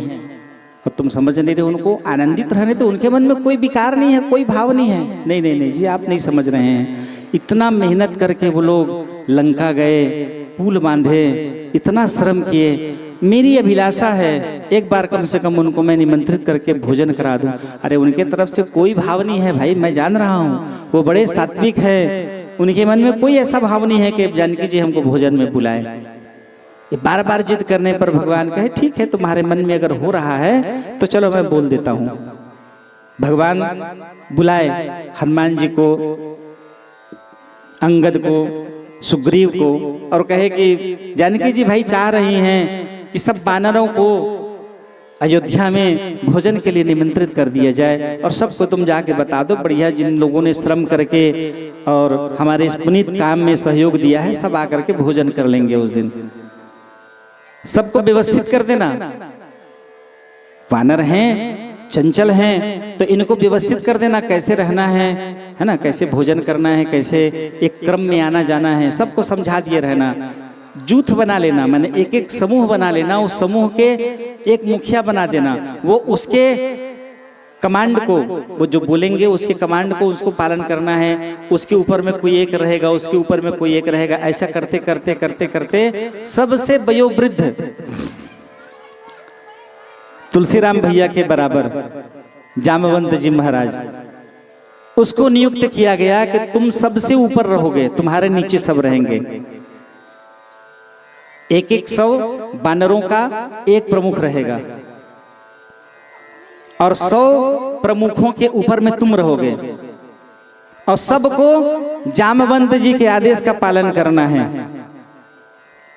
वो जैसा करेंगे। सब वानरों को बुलाकर समझाया गया, एक लाइन में सब खड़े हैं, सबको समझाया गया कि जानकी जी के घर में, रघुनाथ भगवान के घर में आपको भोजन के लिए निमंत्रित किया गया है। कोई ऐसा काम मत करना, वहां हुड़दंग नहीं करना है, बढ़िया शांत भाव से भोजन ग्रहण करना, कोई उपद्रव नहीं होनी चाहिए। ये 100 लोग इसकी बात को मानेंगे और इसके बराबर 100 लोग जामवंत जी की बात को मानेंगे। बुलाया गया, निमंत्रित करके बढ़िया टाइम टेबल सुनिश्चित किया गया। 10:30 11 बजे भोजन के लिए वहां पहुंचना है। सब शालीनता से वहां पहुंचे, एक लाइन बनाया गया, सब बढ़िया बैठे हैं। ऊपर के मंच में बड़े लोग बैठे हैं। कौन बड़े लोग? बीच में है जामवंत जी और उसके बाद में वो 100 प्रमुख लोग जो 100 लोगों के प्रमुख बने हैं, अपने अपने जो मेन कमांडो हैं वो उसको देख रहे हैं। 100 का ग्रुप बना है, उसके एक एक जो मुखिया हैं वो बैठे हैं उनके साथ में, वो उनको देखेंगे और वो 100 जामवंत जी को देखेंगे। वो जैसे करेंगे वैसे करना है। अब बैठे हैं भोजन में, भोजन परोसा गया, दिव्य भोजन बना है। तदीयमस्तु गोविंद तुभ्यमेव समर्पयेत् प्रसीद पुरुषो भुक्त्वा गृहाणार्ध परोहरि। हे जगदीश्वर परमात्मा ने भगवान, आप इस दिव्य भोग को ग्रहण कर अपने अधरों में लगा करके इसको अमृत के समान बनाकर हमें कृतकृत्य करिए। जामवंत जी महाराज निवेदन किए और निवेदन करके भोजन करना प्रारंभ किए। सब के सब देख रहे हैं अपने कमांडो को, और वो सब कमांडो देख रहे हैं जामवंत जी को। जैसे ही भोग लगा करके कृष्णार्पण करके जामवंत जी के हाथ में पहला भोजन का जो पदार्थ है, वो पहला चीज दुर्भाग्य से कटहल के बीज में हाथ पड़ गया। जैसे ही कटहल के बीज में हाथ पड़ा, वो छिटक करके ऊपर, कटहल का बीज है पका हुआ है, और जैसे ही उसको पकड़े जामवंत जी, वो ऊपर छिटक गए। अब जामवंत जी सोच रहे हैं, मान लो अगर इसको मैं ले करके नहीं खाऊंगा, नहीं पकड़ूंगा, तो ये लोग समझेंगे अरे सियान हो गए जामवंत, रे बेइज्जती हो जाएगी। अब मान लो मैं उसको उछल के पकड़ रहा हूं, तो पूरा भगदड़ मच जाएगा, सब लोग ऐसी खाते होंगे करके शुरू कर देंगे। अब जामवंत जी चिंता में पड़ गए। कोई आदमी नहीं चाहता कि उसको कोई कमजोर कहे, कोई आदमी नहीं चाहता कि तुम कमजोर हो गए हो, शिकस्त हो गए हो, वृद्धावस्था आ गई है। बुढ़वा आदमी भी अपने आप को जवान समझता है। अब जामवंत जी भी सोच में पड़ गए हैं, अब देखा जाएगा कुछ भी होगा। उछल के जामवंत जी फटाक से उसको पकड़ के, उनको लगा कि मैं इतने बेग से उछलूंगा कि किसी को पता नहीं चलेगा, और जामवंत जी उछल करके उस कटहल के बीज को पकड़ के अपनी जगह में आके बैठ गए। जैसे ही मुख में रखे, बाकी लोग जो देख रहे हैं उनके मन में ये भाव हुआ कि इस सामान को ऐसे खाया जाता है। एक दूसरे को चपक चपक करके उछल उछल करके पूरा तहलका मच गया वहां। वो उसको देख रहे हैं, वो उसको देख रहे हैं, भगवान राम जी सबको देख रहे हैं। और जानकी जी बाहर बानर, भगवान कहे इसीलिए मैं मना किया था। दुर्गा हनुमान जी आ गए। भगवान कहे कि इसीलिए मैं मना कर रहा था जानकी तुमको, ये अपने जगह में मस्त है भाई, तुम इनको डिस्टर्ब मत करो, लेकिन तुम मानी नहीं हो। अब बुलाओ उसको, पहला आदमी जो 100 के ग्रुप का मुखिया है, इधर आओ। क्यों तुम उछल के खाए? पहले वानर को पूछा गया। मेरे को क्या बोल रहे हैं प्रभु, ये उछल के खाए हैं, ये हमारे कमांडो है। तब मुझे लगा कि ये खा रहे हैं तो इसी तरह हमको खाना है। आप तो बोले थे इसके आदेश का पालन करना है। सुग्रीव पूछे तो बताया कि इसके आदेश का पालन करना है, तो पहले इसको पूछिए। उसको पूछा गया तुम ऐसे क्यों खाए? मेरे को क्या पूछ रहे हैं प्रभु, हमारे मालिक जामवंत जी महाराज वो खाए हैं, इसलिए हमको लगा कि इस भोजन को वैसे ही खाया जाता है। अब जामवंत को पूछा गया तुम क्यों ऐसा किए? तो कहे महाराज मैं अपनी प्रतिष्ठा बचाने के चक्कर में ऐसा किया हूँ। मैं उसको भगवान आपको कृष्णार्पण करने के बाद में मेरा हाथ दुर्भाग्य से उसी में पड़ गया, और जैसे उसमें मेरा हाथ पड़ा तो कटहल का बीज है। अच्छा भोजन बनाने के लिए, समधी भोज के लिए या ब्राह्मण भोज के लिए कटहल, जिमी कांदा है ना, इसका विशेष व्यवस्था करते हैं। तो वही विशेष व्यवस्था करके जानकी जी कटहल का भोजन बनवाई थी, और उसी कटहल के भोजन में पहला हाथ मेरा वो बीज में पड़ गया। मेरा जीवन का दुर्भाग्य था, मैं क्या करूं। और जैसे ही कटहल में मेरा हाथ पड़ा, उछल गया और वो छिटक गया ऊपर में, तो मैं इस संकोच में उछल के खाया हूं भगवान कि अगर मैं उसको नहीं पकड़ता तो ये लोग सब हंसते मेरे ऊपर, अरे जामवंत तब सियान हो गए रे, भोजनों को नहीं पकड़े सकते। तो वो बेइज्जती के चक्कर में मैं उछल के उसको पकड़ा हूँ। अब बाकी लोग कहे महाराज इसको उछल के वो खाए हैं, इसलिए हमको ऐसे लगा कि इस भोजन को ऐसे उछल के खाया जाता है, इसलिए सब हम उछल के खा रहे हैं। वो उसके पत्री में नाच रहा है, वो उसके पत्री में नाच रहा है, सब भोजन राम नाम सत्य हो गया। परमात्मा भगवान सबको शांत करके, आश्वस्त करके दिव्य भोजन का रसपान कराए। जानकी जी के द्वारा दिए बनाए हुए उस दिव्य भोग को ग्रहण करके सभी परमानंदित होकर के कृतकृत्य हो गए। प्रेम से बोलो भक्त वत्सल भगवान की जय। यदुवंशियों का श्राप।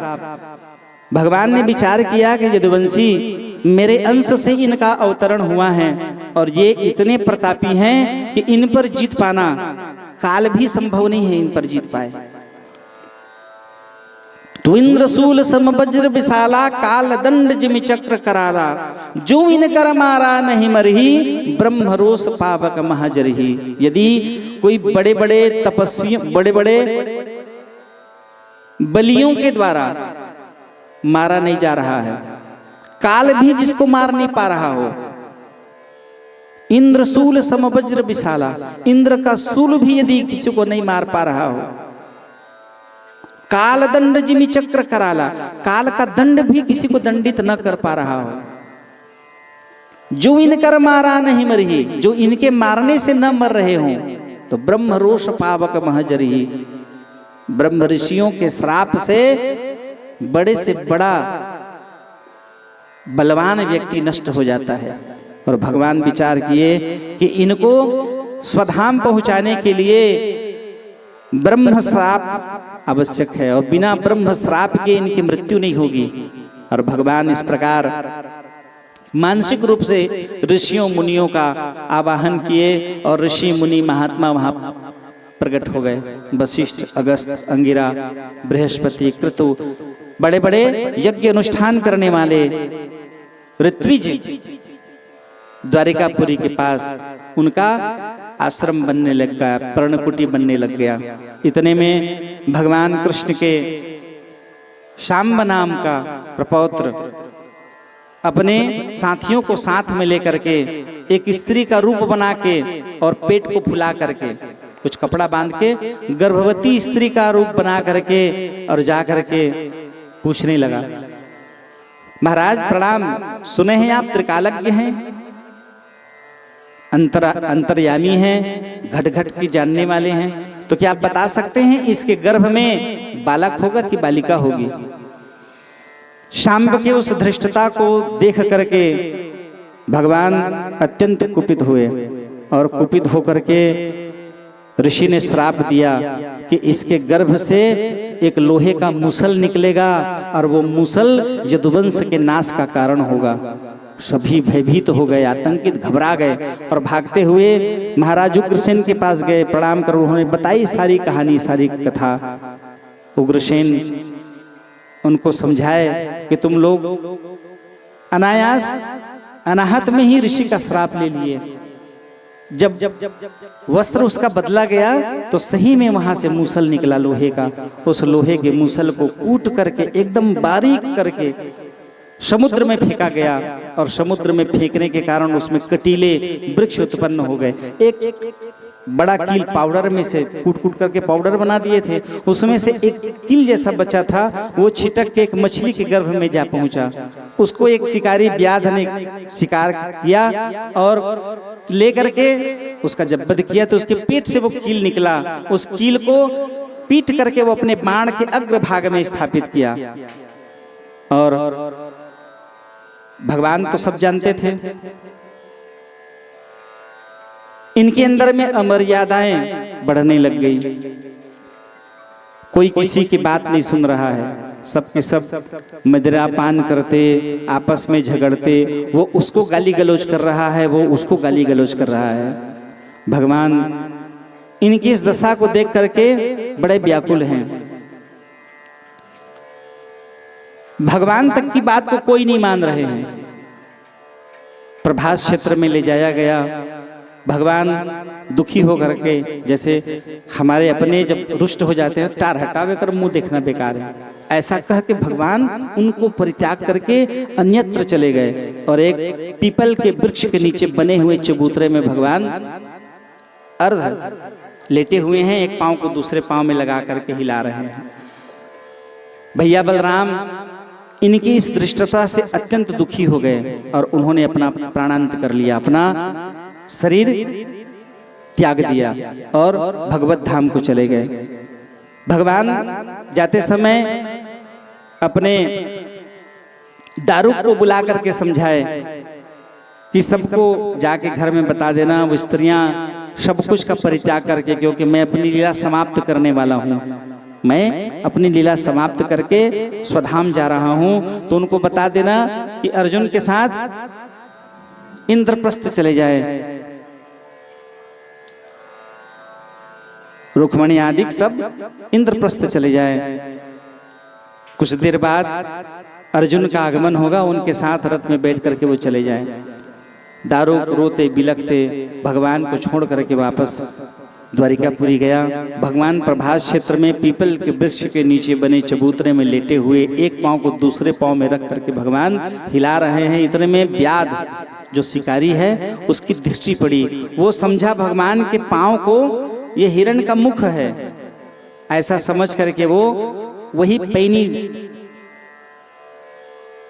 बाण से जिसमें जहर भिंदा हुआ था, अब पूरी ताकत लगा करके भगवान के पांव में निशाना लगाया और वो पांव में जैसे ही वो बाण पड़ा, भगवान सिहर गए दर्द में।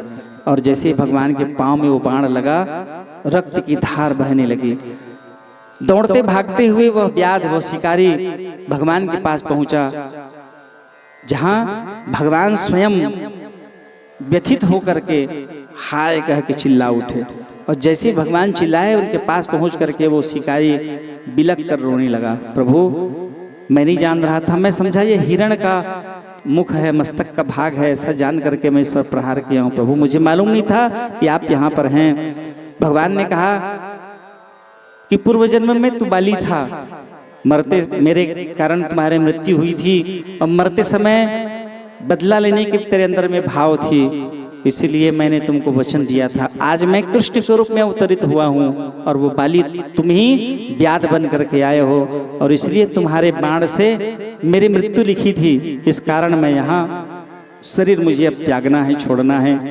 जैसे ही वो बाण लगा, दर्द में कराहते हुए भगवान शरीर का परित्याग करके अपने निज धाम को प्राप्त हुए। प्रेम से बोलो भक्तवत्सल भगवान की जय। इधर सभी जन, भगवान के परिवार के लोग जो प्रभास क्षेत्र की ओर बढ़े हुए हैं, उसी कटीली झाड़ी जो लोहे को कूटकर पाउडर बनाकर समुद्र में फेंका गया था, वो समुद्र के किनारे किनारे कटीली झाड़ी के रूप में उगा हुआ है। उसी झाड़ी को एक दूसरे पर उखाड़ करके नशे में चूर है पूरा यदुवंश। मदिरा पान करके नशे में इतने चूर हैं कि कौन किसके साथ क्या बात कर रहा है, इतनी भी तमीज नहीं है। एक दूसरे को गाली देते हुए एक दूसरे के ऊपर में उन कटीली झाड़ियों को उखाड़ करके प्रहार कर रहे हैं, और उस प्रहार के कारण उनका शरीर विदीर्ण हो रहा है और रक्त की धाराएं, खून बह रहा है। इतने खून में सराबोर हैं कि शरीर से निकलने वाले रक्त के कारण उनका प्राणांत हो रहा है। वो उसको मार रहा है, वो उसको मार रहा है, वो उसको मार। इस प्रकार सभी रक्त रंजिश, पूरा धरती लाल हो गई, और सब के सब अपने ही भाइयों के रक्त रंजिश खून की प्यासे होकर के एक दूसरे की मृत्यु के कारण बने जा रहे हैं।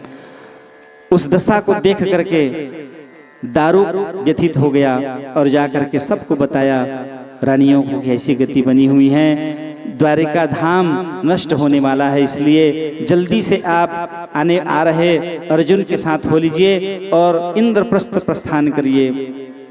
रानियों ने, जो भगवान के बेटे थे, उनके बहुएं थीं, अपने पतियों के लाश को, शव को अपने गोद में रख करके वो स्वतः से ही अग्नि में समाहित होते गई, और इस प्रकार पूरे यदुवंश का भगवान ने ही नाश करा दिया। प्रेम से बोलो भक्तवत्सल भगवान की जय, आनंद कंद भगवान की जय। और परीक्षित जी महाराज को सुखदेव जी महाराज अंतिम कथा श्रवण कराते हुए कहे कि परीक्षित, मैंने जिस प्रकार तुमको भगवान की महिमा का वर्णन कह सुनाया है, उस जगतपति परमात्मा भगवान के ऊपर में पूरी निष्ठा और विश्वास के साथ तुम अपना जीवन निर्वहन करो। अपनी सारी बची हुई जिंदगी को, जीवन को, जो भक्त भगवान के श्री चरणों में समाहित कर जीवन निर्वहन करता है, उसकी कल्याण की चिंता प्रभु की हो जाती है। और ऐसे भक्तों के कल्याण के लिए भगवान या तो भक्ति के द्वारा उनको कैवल्य भक्ति प्रदान कराते हैं, परम पद प्रदान कराते हैं, जीवन सुखमय आनंदमय बनाते हैं। तो तुम मृत्यु को विचार मत कर, जिस मृत्यु के विषय में तू सोच रहा है वो परम पद की ओर तुमको लेकर के जाएगा, क्योंकि इस तन को छोड़े बिना भगवान तुमको प्राप्त नहीं होगे। जैसे ही तुम इस शरीर का त्याग करोगे, तुम नव शरीर, नैनम छिद्रन्ति शस्त्राणि नैनम दहति पावक न चैनम क्लेदयन्त्यापो न शोषयति मारुतः। ये आत्मा अजर और अमर है, न इसको आग जला सकती है, न इसको धूप सुखा सकती है, न इसको जल गीला कर सकता है। ये अजर और अमर है, ये शाश्वत सत्य है। भगवान के ही विराट, अग्नि पुराण में वर्णन है, भगवान के ही विराट रूप में अग्नि रूपी नारायण में चिपका हुआ चिंगारी रूपी आग। जैसे हम आग जलाते हैं तो आग जलने पर चिंगारी फूटकर बाहर निकलती है। किसी जगह में आप आग जलाओगे तो आग जलाने से लकड़ियां फूटकर चिंगारी के रूप में अलग हो जाती हैं आग के ढेरी से।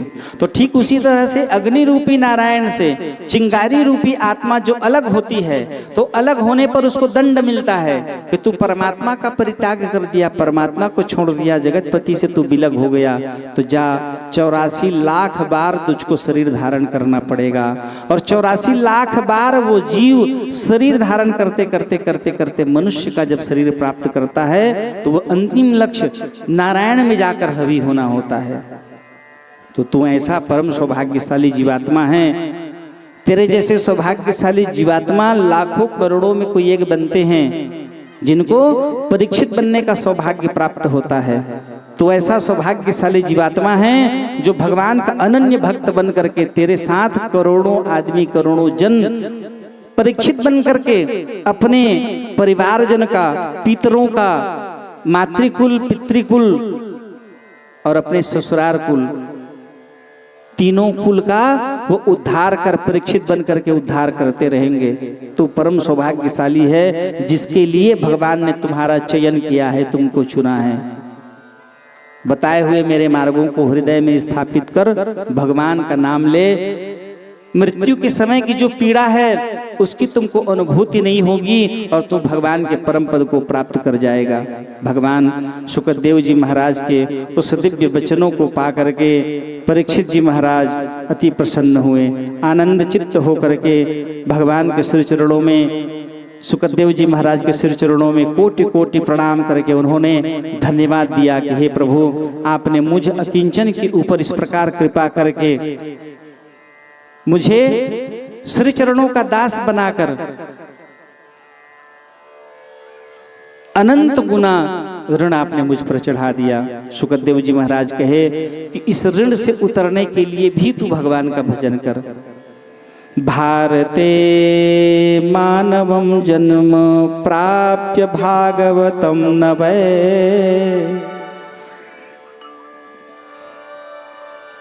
भगवान बांके बिहारी उद्धव से, भगवान शिव जी माता पार्वती से, नारद जी महाराज युधिष्ठिर से, मैत्रेय जी विदुर से, शुकदेव जी महाराज परीक्षित से, सूत जी महाराज 88,000 ऋषियों सहित शौनक ऋषि के साथ इस दिव्य कथा का रसपान कराते हुए कह रहे हैं कि भारत वंश में जन्म धारण लेने वाला, जन्म लेने वाला जीवात्मा भारते मानवम जन्म प्राप्य भागवतम नवय। यदि उसने अपने जीवन में भागवत की कथा को प्राप्त नहीं किया, श्रुतम पापम पराधीनेर आत्मघातस्य तय कृतः, समझ लो वही पापाचार व्यक्ति आत्मघाती है, अपने आत्मा का घात करने वाला है, अपनी ही आत्मा की हत्या करने वाला है, अपनी ही आत्मा का हत्यारा है। जो भारत जैसे दिव्य लोक में जन्म धारण कर लेने के बाद, भारत जैसे दिव्य देश में जन्म लेकर के भागवत रूपी नारायण को अपने जीवन में आत्मसात नहीं किया, तो समझ लो वही अपने आत्मा का घाती है, आत्मघातक है। श्रीमद् भागवतम शास्त्रम नित्यम वे परिसेवितम, नित्य जो भागवत की 29 प्रकार बताया गया है उसको जीवन में सेवित करके, सेवन करके जीवन निर्वहन करता है। पितृभक्तिश्च भार्या ये कुल पंक्ति सुतारिता, वो अपने जनों को, अपने कुल के मातृकुल, पितृकुल और ससुराल पक्ष, इन 3 लोगों को पवित्र करके, ये 3 में सभी लोगों को पवित्र करके भगवान की पंक्ति में, देवताओं की पंक्ति में, क्योंकि मनुष्य के बाद देवता बनना है। वो लइका मला शांत करावा तो दुर्गा,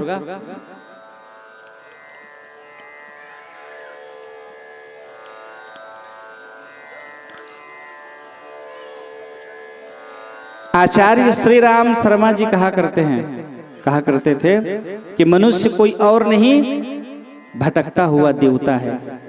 आपके अंदर में जो देवत्व है, हर मनुष्य के शरीर में दो भाव रहता है, राक्षस और देवत्व।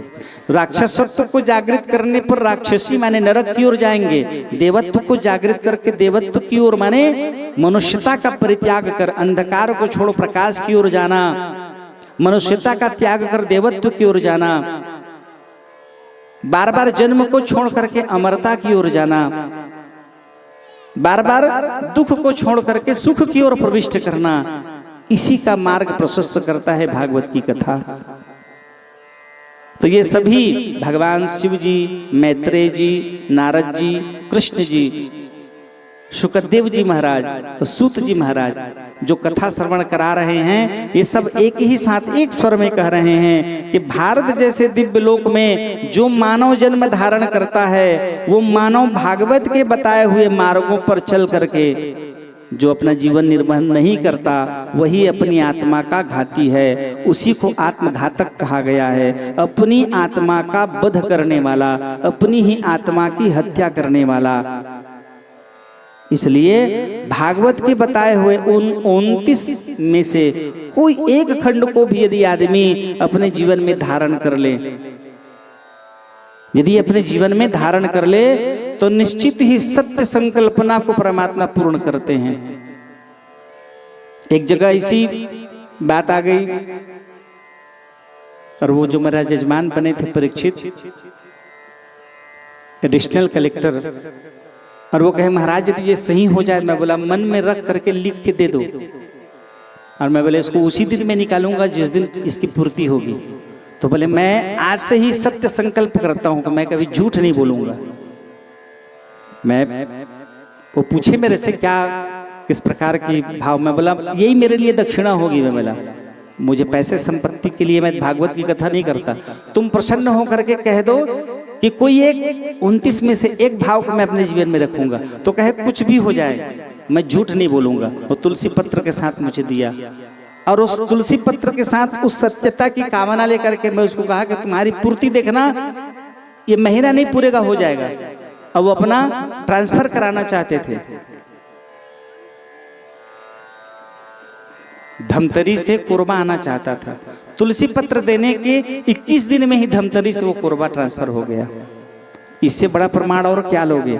तो भागवत भगवान कह रहे हैं कि जो जीवात्मा सत्य संकल्प लेकर के तुलसी पत्र के साथ इस आनंदमय भागवत उत्सव को जीवन में सेवित करता है, ग्रहण करता है, 29 में से कोई एक प्रकार को भी यदि अपने जीवन में धार्य कर ले, तो 3 पीढ़ी मातृकुल, पितृकुल और अपने ससुराल कुल के लोगों को प्रकाशित करके धर्म मार्ग की ओर प्रेरित करने के कारण देवताओं के द्वारा वह जीवात्मा पूजित होता है। पितृभक्तिश्च भार्यायो कुल पंक्ति सुरारिताः, सुरारिता सुर देवताओं के द्वारा वह पूजित होता है। तो मार्ग शीर्ष अगहन के महीने में दिव्य यह भागवत की कथा के आयोजन के लिए भैया संतोष पांडे जी, नीता जी को और हमारे तरुण जी और संध्या जी को कोटि कोटि धन्यवाद, जिन पर ऐसी भगवान ने कृपा दृष्टि की। पूरे पांडे परिवार सराहनीय इस पुनीत कार्य के लिए बधाई के धन्यवाद के पात्र हैं, जिनकी प्रेरणा से आज आनंद उत्सव रूपी इस भागवत की कथा का रसपान करने का मुझे भी सौभाग्य प्राप्त हुआ। कोटि कोटि धन्यवाद। मेरे आप सबके जीवन में सैकड़ों अश्वमेध यज्ञ का पुण्य भगवान ने आपको प्रदान करा दिया, क्योंकि ये मार्ग शीर्ष का महीना, एक बार यदि आप पुनीत कार्य करोगे तो 1000 पुनीत कार्य होगा। एक एक दिन की कथा 1000 अश्वमेध यज्ञ के बराबर है। तो 7 दिन में आप 7000 अश्वमेध यज्ञ का आप लोगों ने पुण्य प्राप्त कर लिया, जिसके लिए कोटि कोटि धन्यवाद। भगवान आपके जीवन में इसी प्रकार के मंगल उत्सव की पूर्ति करते रहें, जीवन पूरे पांडे परिवार में आनंद उत्सव की वर्षा कराते रहे, जीवन में कभी किसी चीज की कोई कमी न हो। मन चित्त सब प्रसन्न होकर के निर्विकार भाव से जीवन निर्वहन करे। प्रेम से बोलो भक्तवत्सल भगवान की जय।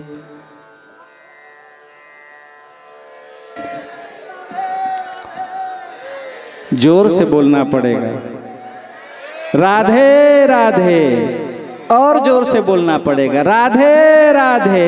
एक बार और जोर से बोल दीजिए, राधे राधे, श्याम मिला दे, श्याम मिला दे।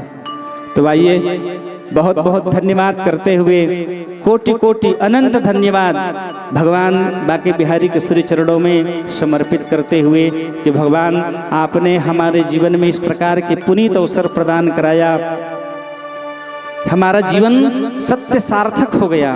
भगवान कहे हैं कि ऐसे धर्मानुष्ठान करने वाले जीवात्मा का जीवन धन्य हो जाता है, और मैं ऐसे भक्तों के प्रति, ऐसे परिवार के प्रति, ऐसे नहीं चाहिए दिल दुखाना किसी का।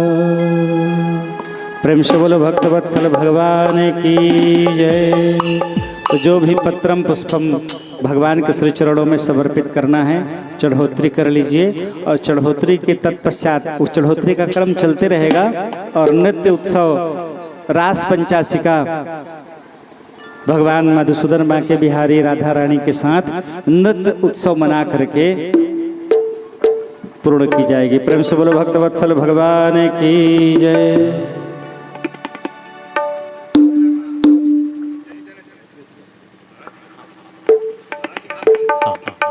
बोलिए श्रीमद्भागवत महापुराण की जय। आइए जितने घर के सदस्य हैं वो सब खड़े हो जाएं भागवत जी के सम्मुख में, और भागवत जी के सामने आकर के चढ़ोतरी की सामग्रियां रख लें, और मंगलमयी चढ़ोतरी में आप और हम सब सम्मिलित होंगे। और जितनी यहाँ माताएं बहन बैठी हैं, जितने भक्त भाई हैं, वो लोग भी चढ़ोतरी संकल्प के साथ एक साथ आप सभी करिएगा। और संकल्प के बाद में 2 भजन हम आप सभी रास का आनंद लेंगे। तो आप सभी से मेरा अनुरोध है, जितने घर के सदस्य यत्र तत्र हैं उनसे निवेदन है पंडाल में आ जाएं, और आकर के चढ़ोतरी के इस कार्यक्रम में हिस्सा लें। बोलिए श्री वृंदावन बिहारी लाल की जय।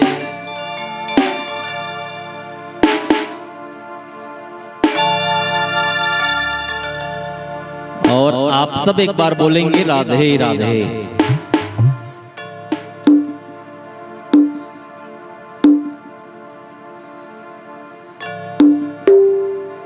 श्री लाला पांडे जी की ओर से, उनके पूरे परिवार की ओर से 1100 रुपए भागवत जी में अर्पित किया गया है। बोलिए उनकी श्रद्धा भक्ति की जय। उनके लिए जोरदार ताली बजा दीजिए सभी।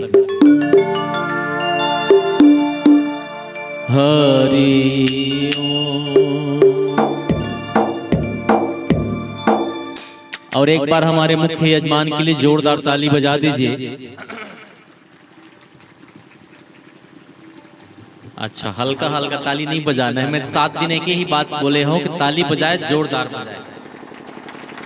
हाँ, ये बात। एक बार हमारी जितनी माताएं हैं सब उनके लिए ताली बजा दीजिए खूब। और एक बार हमारे जितने पुरुष भक्त भाई हैं,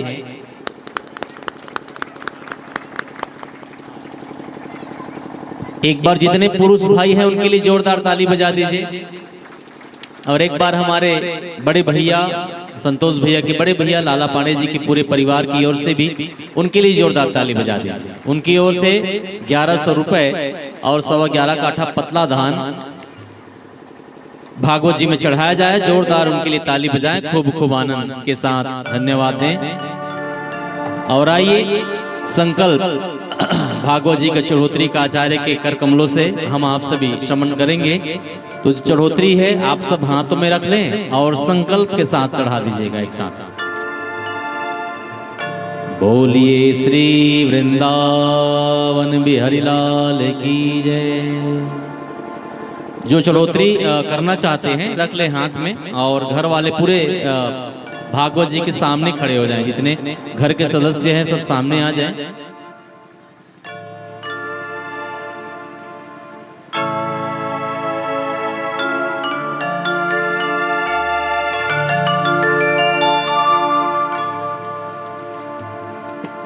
हरि ओम। सब चढ़ोतरी का सामान रख लें, साथ ही साथ जो पैसा चढ़ा रहे हैं वो पैसा रख लें, जो वस्त्र तो वस्त्र रख लें, जो भी सामग्रियां हैं आपके पास में वो रख लें। घर वाले सब सम्मुख आ जाएं।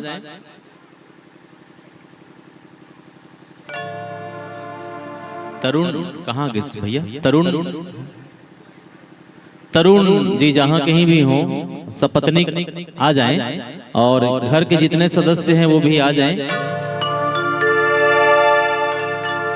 बोलिए श्रीमद् भागवत महापुराण की जय। श्री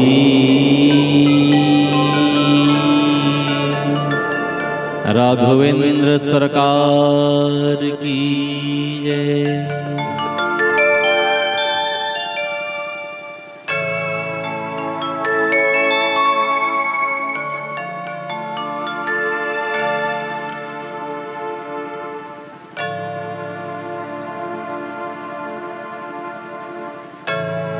वहीं भागवत जी रखा गया है, वहाँ हाँ चढ़ा लें, और जिनको नाम बुलवाना हो महाराज जी को उधर संपर्क कर लें। कृष्णचंद्र भगवान की जय। राघवेंद्र सरकार की जय।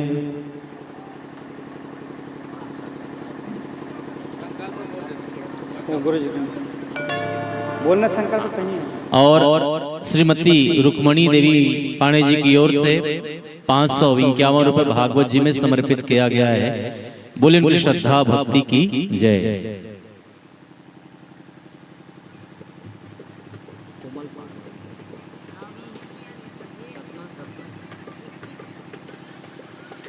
और कोमल पाड़े जी के पूरे परिवार की ओर से 2100 रुपए भागवत जी में दान किया गया। जोरदार इनके लिए भी ताली बजा दीजिए।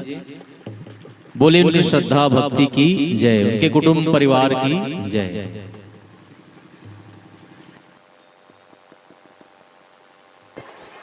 ओम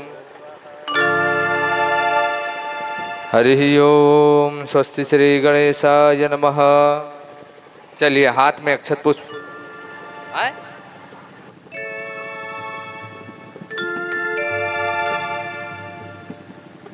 और कल ठीक 8 बजे सुबह 8 बजे यहाँ तुलसी वर्षा होगी, तो 8 बजे अपनी पावन उपस्थिति तुलसी दल तुलसी मंजरी के साथ यहाँ पधारिएगा।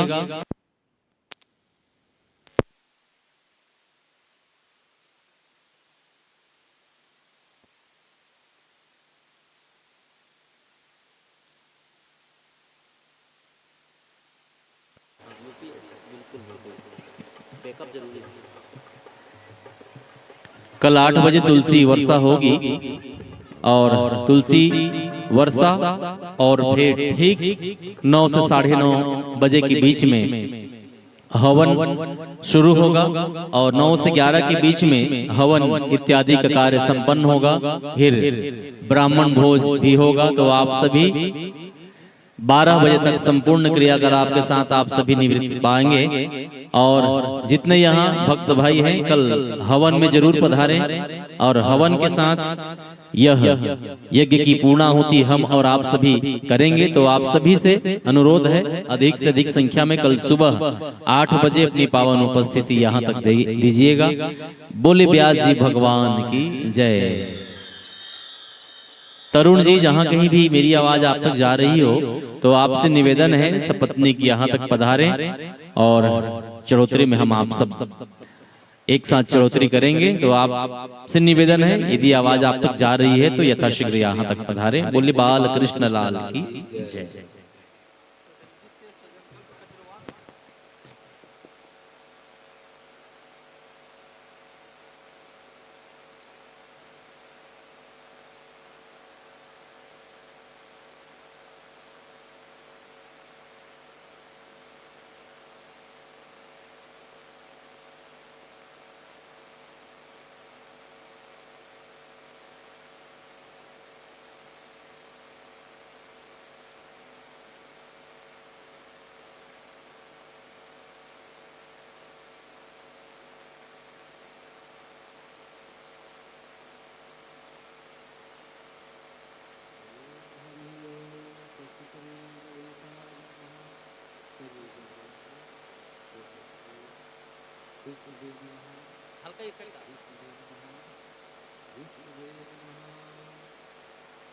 मध्य पूर्वोच्चारित एवं ग्रह गुणगण विशेषण विशिष्टायाम नामोच्चारणम गोत्रोत्पन्नस्य।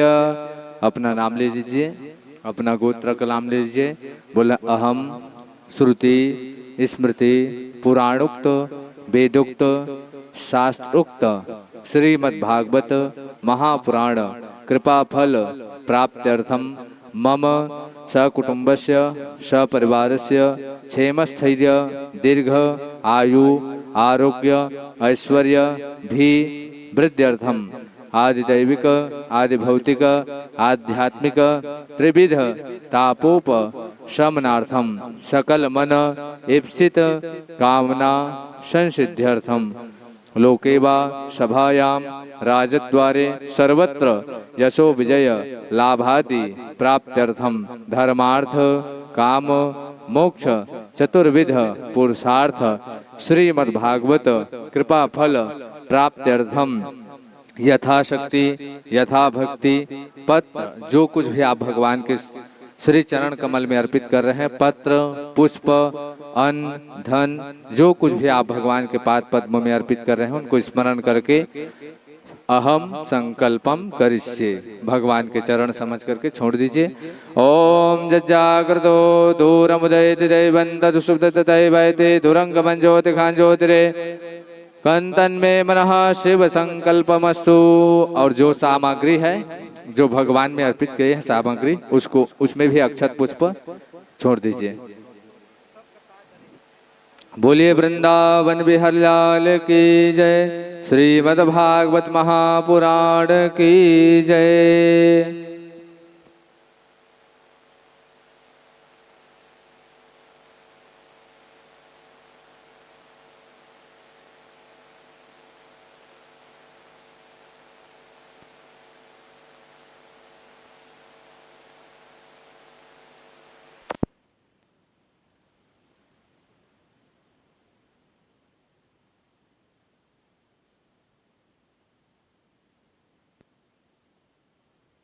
₹151। अच्छा, उमेश चक्रधारी जी की ओर से ₹151 भागवत जी में चढ़ोतरी में दान किया है। बोले उनको श्रद्धा भक्ति की जय। दुर्गा यादव जी के तरफ से भागवत भगवान में ₹51 अर्पित की गए। बोले उनकी श्रद्धा भक्ति की जय। दिलीप चक्रधारी जी उनकी भी ओर से ₹151 भागवत जी में अर्पित किया गया है। बोले उनकी श्रद्धा भक्ति की जय।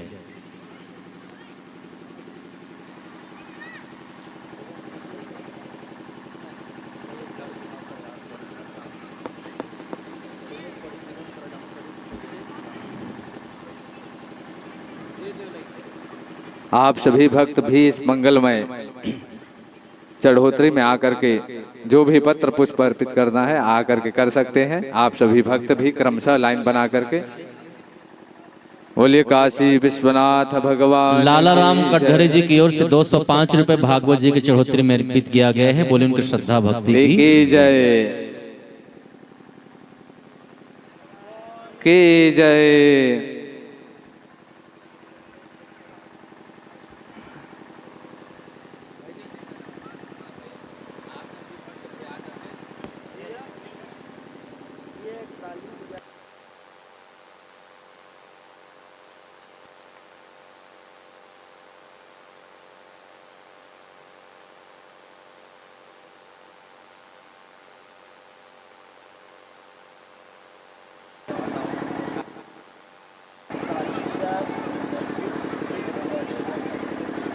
हमारे मुख्य जजमान जी के तरफ से इस भागवत भगवान में 41,000 रुपया भगवान के पाद पद्मों में अर्पित किए गए और 1 कट्टे धान भगवान के चरणारविंद में अर्पित किए गए। बोल उनकी श्रद्धा भक्ति की जय, उनके कुटुंब परिवार की जय। बोलिए वृंदावन बिहारी लाल की जय।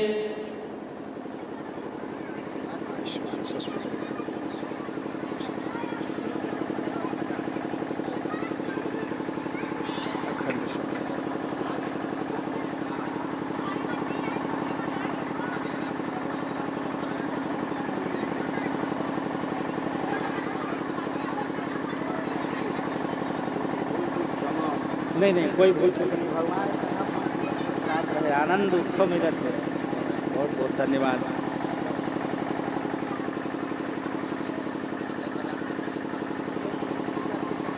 हिरण्यगर्भगर्भस्थ हेम बीज विभाव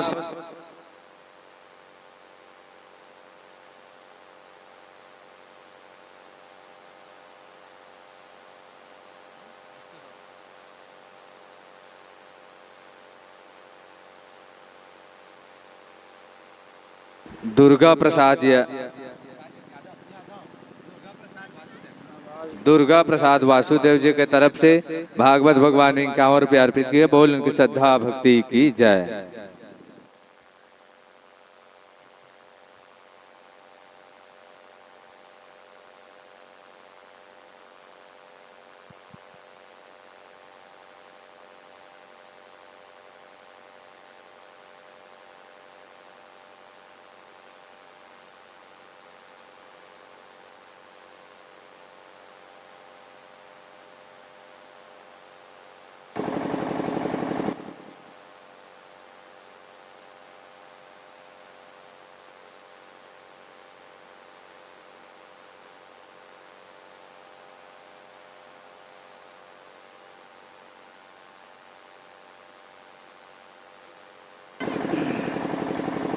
हिरण्यगर्भगर्भस्थ हेम बीज विभाव स्वरंत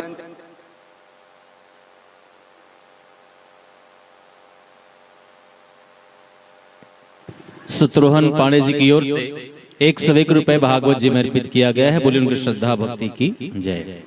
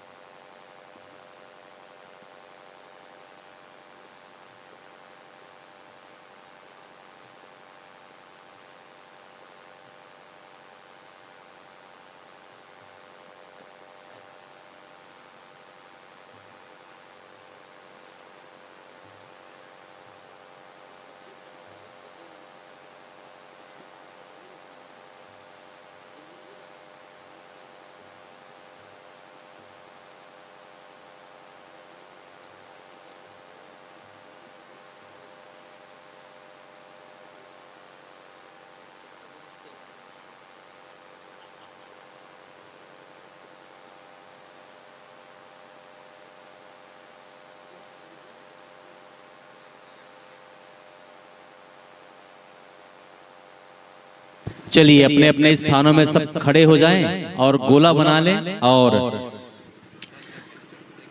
रास का आनंद लेंगे। और चढ़ोतरी कल तक भी रहेगा और जो जो चढ़ा नहीं पाए हैं कल भी हवन के समय चढ़ा सकते हैं। अपने अपने स्थानों में सब खड़े हो जाएं और खड़े होकर के गोला बना लीजिए। 2 भजन रास का आनंद लेंगे।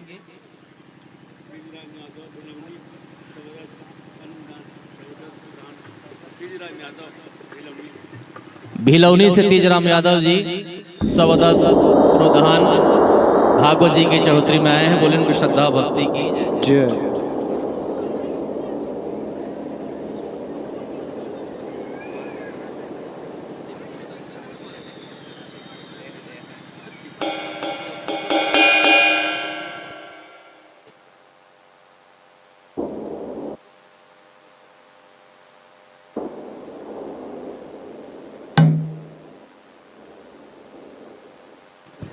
अपन अपन जगह में खड़ा हो जावा, गोलवा बना लेवा। आओ हाओ चला झांकी बने हुई ले आवा। राधा कृष्ण के लिए क्या लेके आ?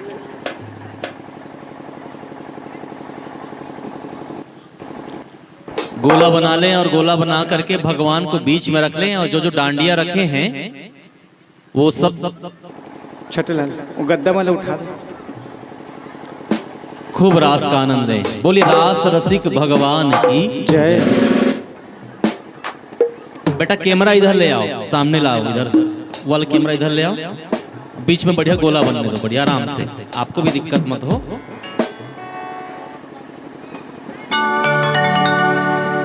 बोलिए रास रसिक भगवान की जय।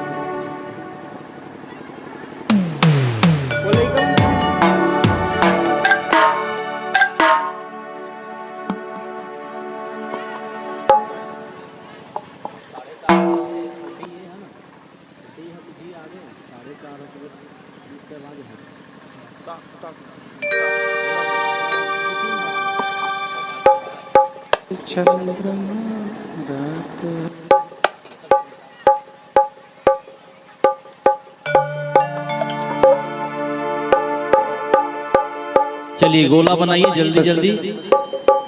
प्रेम से बोल रास रसिक भगवान की जय, आनंद कंद भगवान की जय, भक्तवत्सल भगवान की जय। जैसे सुबह नृत्य करते हैं वैसे गोला बना लीजिए। राधे। अलग अलग ग्रुप भी बना लीजिए, एक ही ग्रुप में नहीं आएंगे सब। वो कैमरा को वहां से उठा लो भाई, कैमरा को उठा लो। हेलो, यहाँ देख, यहाँ से दिखाओ।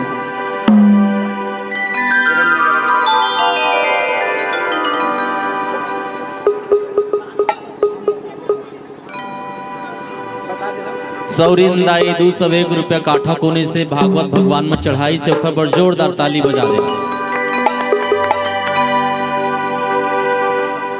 एक गोला में परिवार वाले सब रहे, एक गोला और बना लीजिए, 3 गोला बढ़िया बना लीजिए। जो जो जहां जहां जैसी व्यवस्थाएं हैं 2-3 गोला बना लीजिए।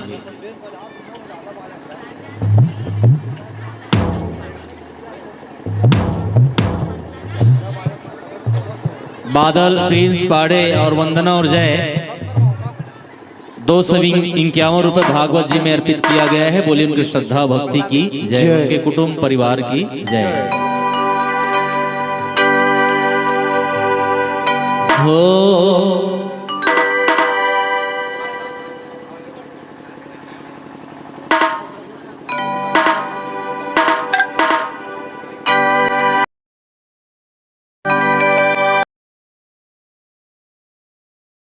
रचो है रास रचो है,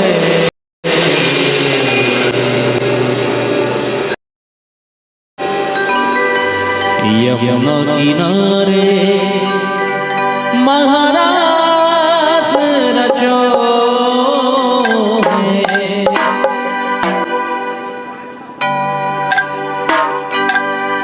चलिए जो जो गोला बना लिए हैं एक बार हाथ ऊपर उठाइए। जिन बोक पाए देखा तेनो मन हाथ उठा के बताओ। अच्छे गोलवा सुआ नहीं नाचे कबू, वैसे सुआ नाचे कस बना लो बढ़िया। चलिए जिनको बनाना है बनाइए, जो नहीं बना रहे कोई दिक्कत नहीं, वो इससे खड़े खड़े देखत रहो। रास रचो है, रास रचो है, यमुना किनारे महारास रचो है, रास रचो है, यमुना किनारे महारास रचो है, रास रचो है दद्दू रास रचो है, यमुना किनारे महारास रचो है, रास रचो है, रास रचो है, यमुना किनारे महारास रचो है। गंगा नाचे यमुना नाचे नाचे सरयू संग, गंगा नाचे यमुना नाचे नाचे सरयू संग, गंगा नाचे यमुना नाचे नाचे सरयू संग, दद्दू गंगा नाचे यमुना नाचे नाचे सरयू संग, मन में न मन में सखीरी पावन वृंदावन।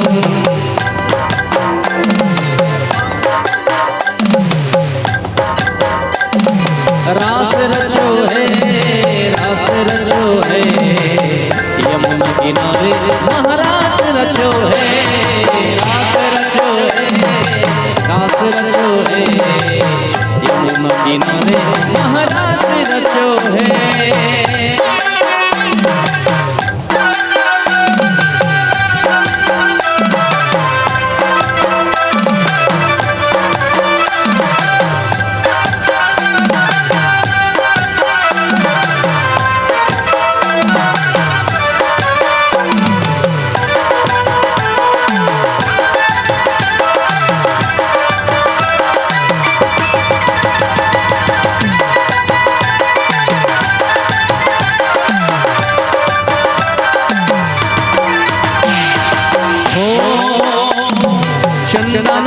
सूरज नाचे नाचे तारा गए।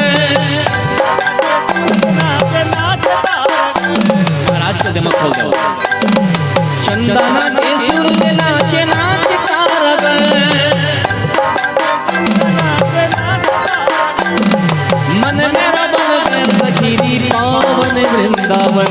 मन मेरा बन गए सखीरी पावन वृंदावन। मन मेरा बन गए सखीरी पावन वृंदावन। मन मेरा बन गए सखीरी पावन वृंदावन। रास रचो है रास रचो है यमुना किनारे महारास रचो है। रास रचो है यमुना किनारे महारास रचो है।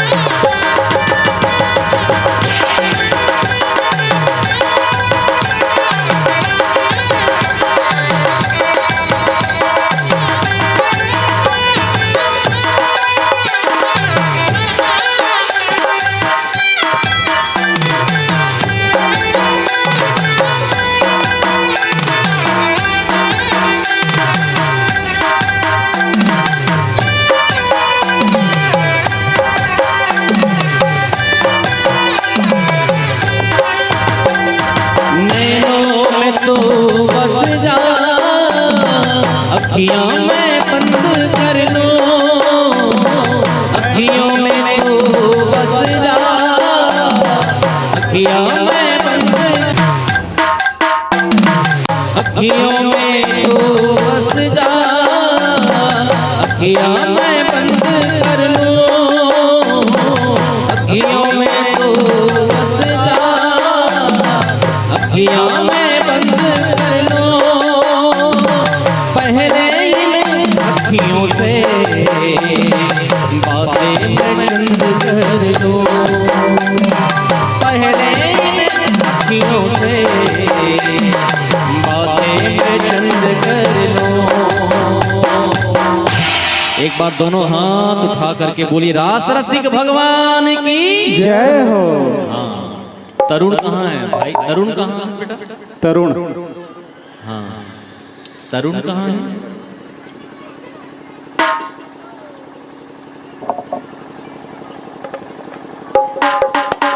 बोलिए श्री वृंदावन बिहारी लाल की जय।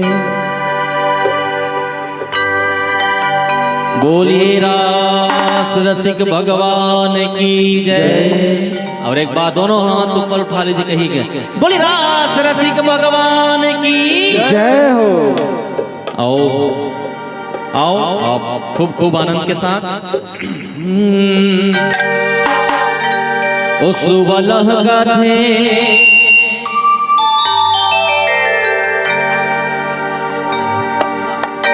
ओ सुबलह गाथे डालमा पाका रबी मा सुबलह गाथे, सुबलह गाथे डालमा पाका रबी मा सुबलह, सुबलह गाथे डालमा पाका रबी मा सुबलह, सुबलह गाथे डालमा पाका रबी मा सुबलह। हरि हरि नाम रे नाम सुबला, हरि हरि नाम रे नाम, हरि हरि नाम रे नाम सुबला, हरि हरि नाम रे नाम सुबला।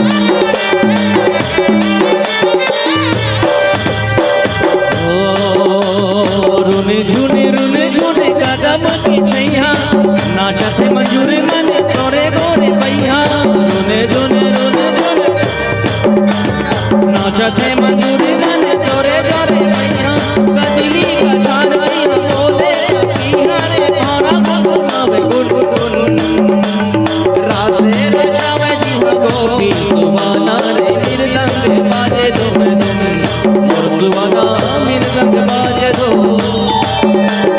हरि हरि नाम रे नाम सुवाना हरि हरि नाम रे नाम हरि हरि नाम रे नाम हरि हरि नाम रे नाम हरि हरि नाम रे नाम सुवाना हरि हरि नाम रे नाम हरि हरि नाम रे नाम हरि हरि नाम रे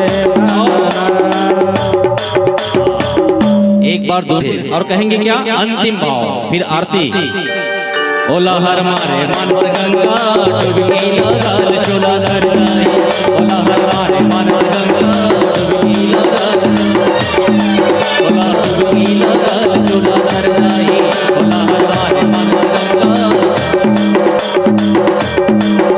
चोला कर जाए ना चोला कर जाए ना चोला कर जाए ओ चोला कर जाए ना चोला कर जाए चोला कर जाए ओला हर मारे मानस गंगा डुबकी लगाल चोला कर जाए ओला हर मारे मानस इधर कोहम और भगवान धोखा से जन्म दे दी धरा धाम में 4 मुंह लेके हाँ ब्रह्म कॉपीराइट हाँ चला पंखीड़ा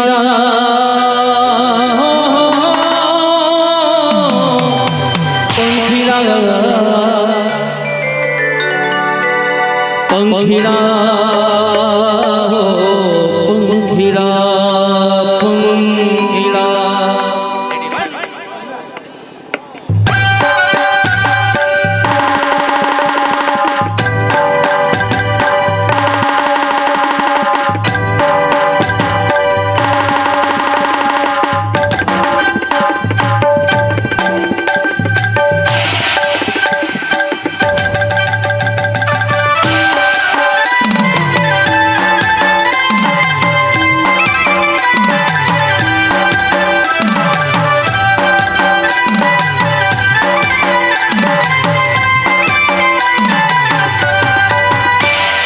पंखीड़ा को उड़ के जाना पावागढ़ रे पंखीड़ा को उड़ के जाना पावागढ़ रे अरे पंखीड़ा को उड़ के जाना पावागढ़ रे पंखीड़ा को उड़ के जाना पावागढ़ रे हमारी महाकाली से मिल के कहना गरबा खेलेंगे हमारी महाकाली से मिल के कहना गरबा खेलेंगे पंखीड़ा हो पंखीड़ा पंखीड़ा हो पंखीड़ा गा गा पंखीड़ा पंखीड़ा पंखीड़ा हो पंखीड़ा पंखीड़ा को उड़ के जाना पावागढ़ रे पंखीड़ा को उड़ के जाना पावागढ़ रे हमारी महाकाली से मिल के कहना गरबा खेलेंगे हमारी महाकाली से मिल के कहना गरबा खेलेंगे पंखीड़ा हो पंखीड़ा पंखीड़ा हो पंखीड़ा पंखीड़ा पंखीड़ा पंखीड़ा हो पंखीड़ा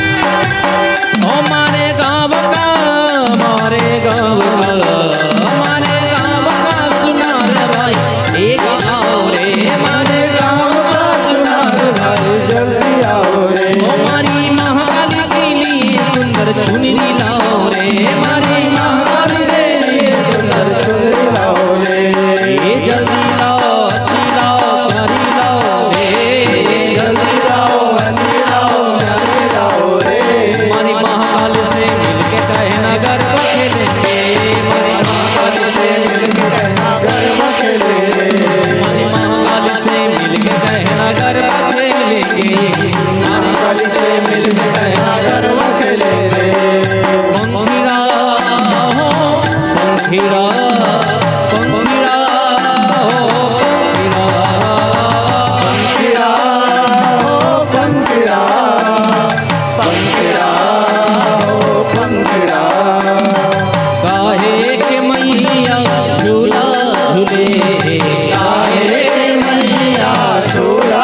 झूले काहे के मैया झूला झूले, काहे के मैया झूला झूले काहे के डोर मोर मैया डोर चलो रे माई डोर चलो रे, डोर चलो रे माई डोर चलो रे। हर सांझ भरी मंदिर में डोर चलो रे, डोर चलो रे माई डोर चलो रे, डोर चलो रे माई डोर चलो रे।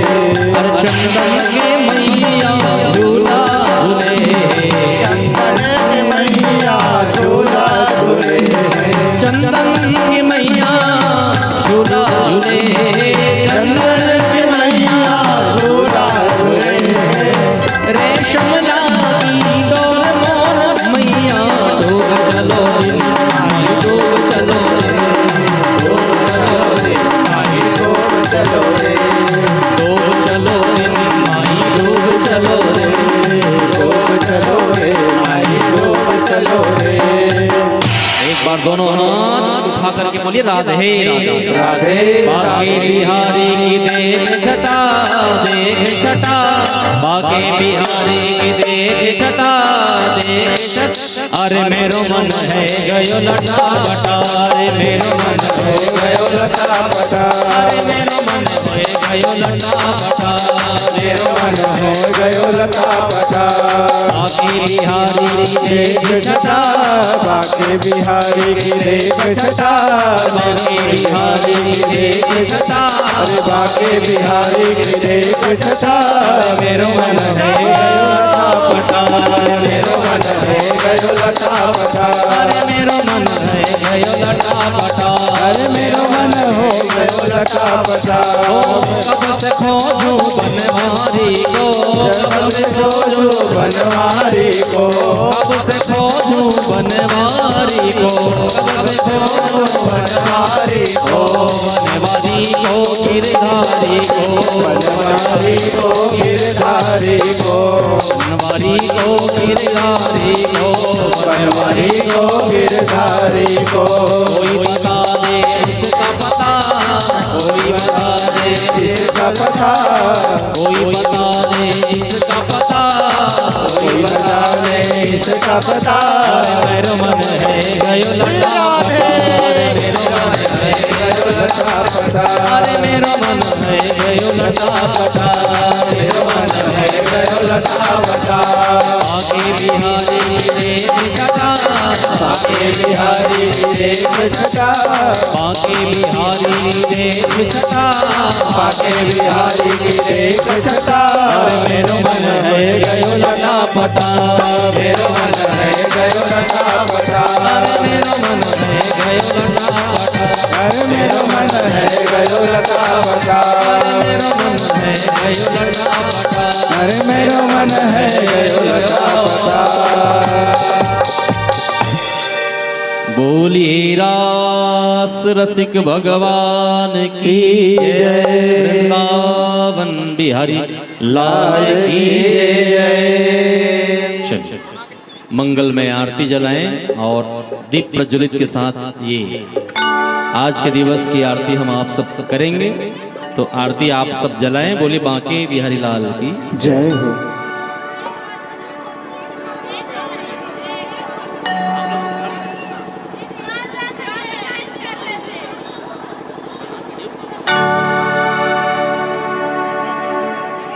बोलिए श्री वृंदावन बिहारी लाल की जय।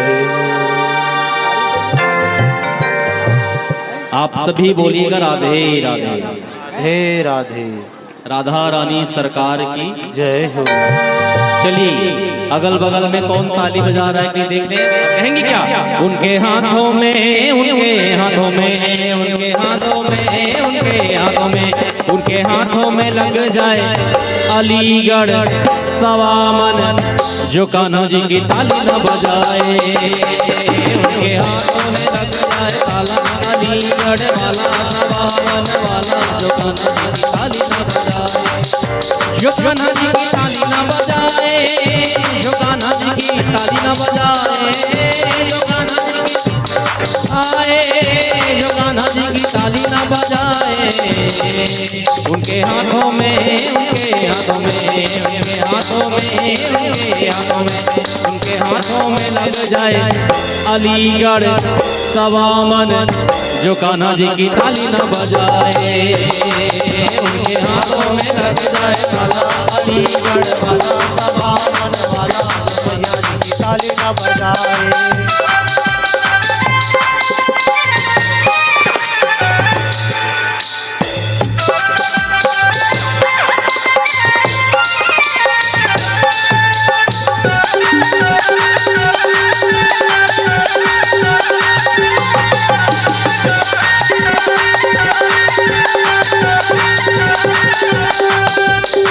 कान्हा के दरबार में देखो भीड़ लगी है अपार, कान्हा के दरबार में देखो भीड़ लगी है अपार, जो कान्हा की जय न बोले,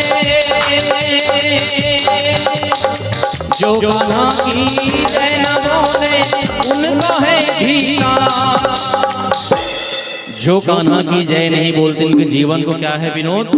धिक्कार। किनके किनके जीवन को धिक्कार है? दोनों हाथ ऊपर उठा बताइए। हाँ समझ जाओ, चलिए। उनके पैरों में, उनके पैरों में, उनके पैरों में, उनके पैरों में, उनके पैरों में लग जाए अलीगढ़ वाला सवामन वाला, जो कान्हा जी की ताली ना बजाए, उनके हाथों में लग जाए ताला, अलीगढ़ वाला सवामन वाला, ताली ना बजाए। एक बार बोली राधा रानी सरकार की जय हो। अरे रे मेरी जान है राधा, तेरे रे कुर्बान मैं राधा, तेरी जान है राधा, तेरे कुर्बान में राधा, रहे ना सकूंगा तुमसे दूर मैं, अरे तेरी जान है राधा, तेरे कुर्बान में राधा, रहे ना सकूंगा तुझसे दूर मैं, जब भी बने तो सीताराम बनूंगा, जब भी बने तो राधे श्याम बनूंगा, जब भी बने तो सीताराम बनूंगा, जब भी बने तो सीताराम बनूंगा, तेरे पीछे राधा दूत नाम जपूंगा, तेरे पीछे राधा दूत नाम जपूंगा, अरे हाथ पे रहो,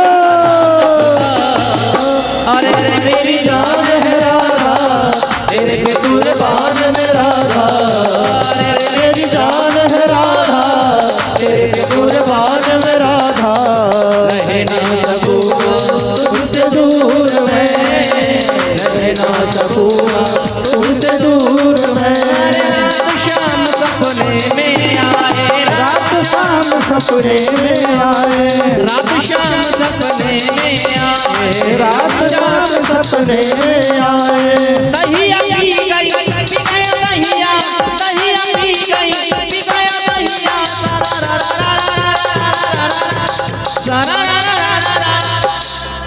अरे रात शाम सपने में आए, रात शाम सपने में आए, रात शाम सपने में आए, रात शाम सपने में आए, दहिया पी गई, पी गया दहिया, दहिया पी गई, पी गया दहिया,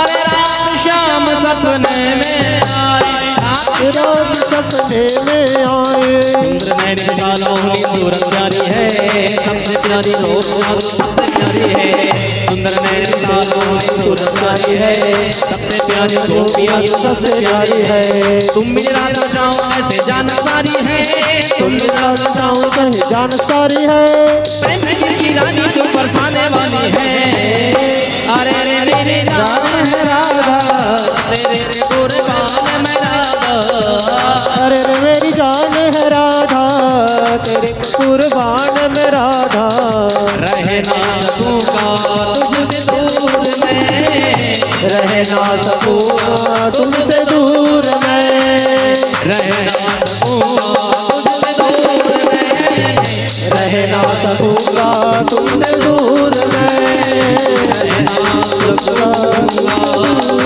तुमसे दूर मैं, बोली राधा रानी सरकार की जय हो। रास रासेश्वर भगवान की जय। भक्तवत्सल भगवान की जय। भागवत महापुराण की जय। आनंद कंद भगवान की जय। आज के आनंद की जय। सियावर रामचंद्र की जय। पवन सुत हनुमान की जय। चलिए अब आरती जला लीजिए।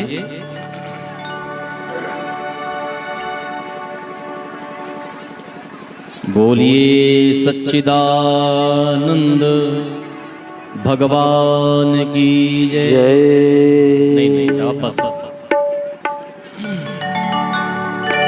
राधा बहुत विलंब कर दी हो, श्रृंगार करते करते पूरा समय निकाल दी हो। जानबूझ के 2-3 ठो कथा को बढ़ाना पड़ा है मेरे को, नहीं तो मैं तो पहले से बताया था 5:30 बजे से 6:30 बजे, वो 20 मिनट एक्स्ट्रा कर चुके हैं।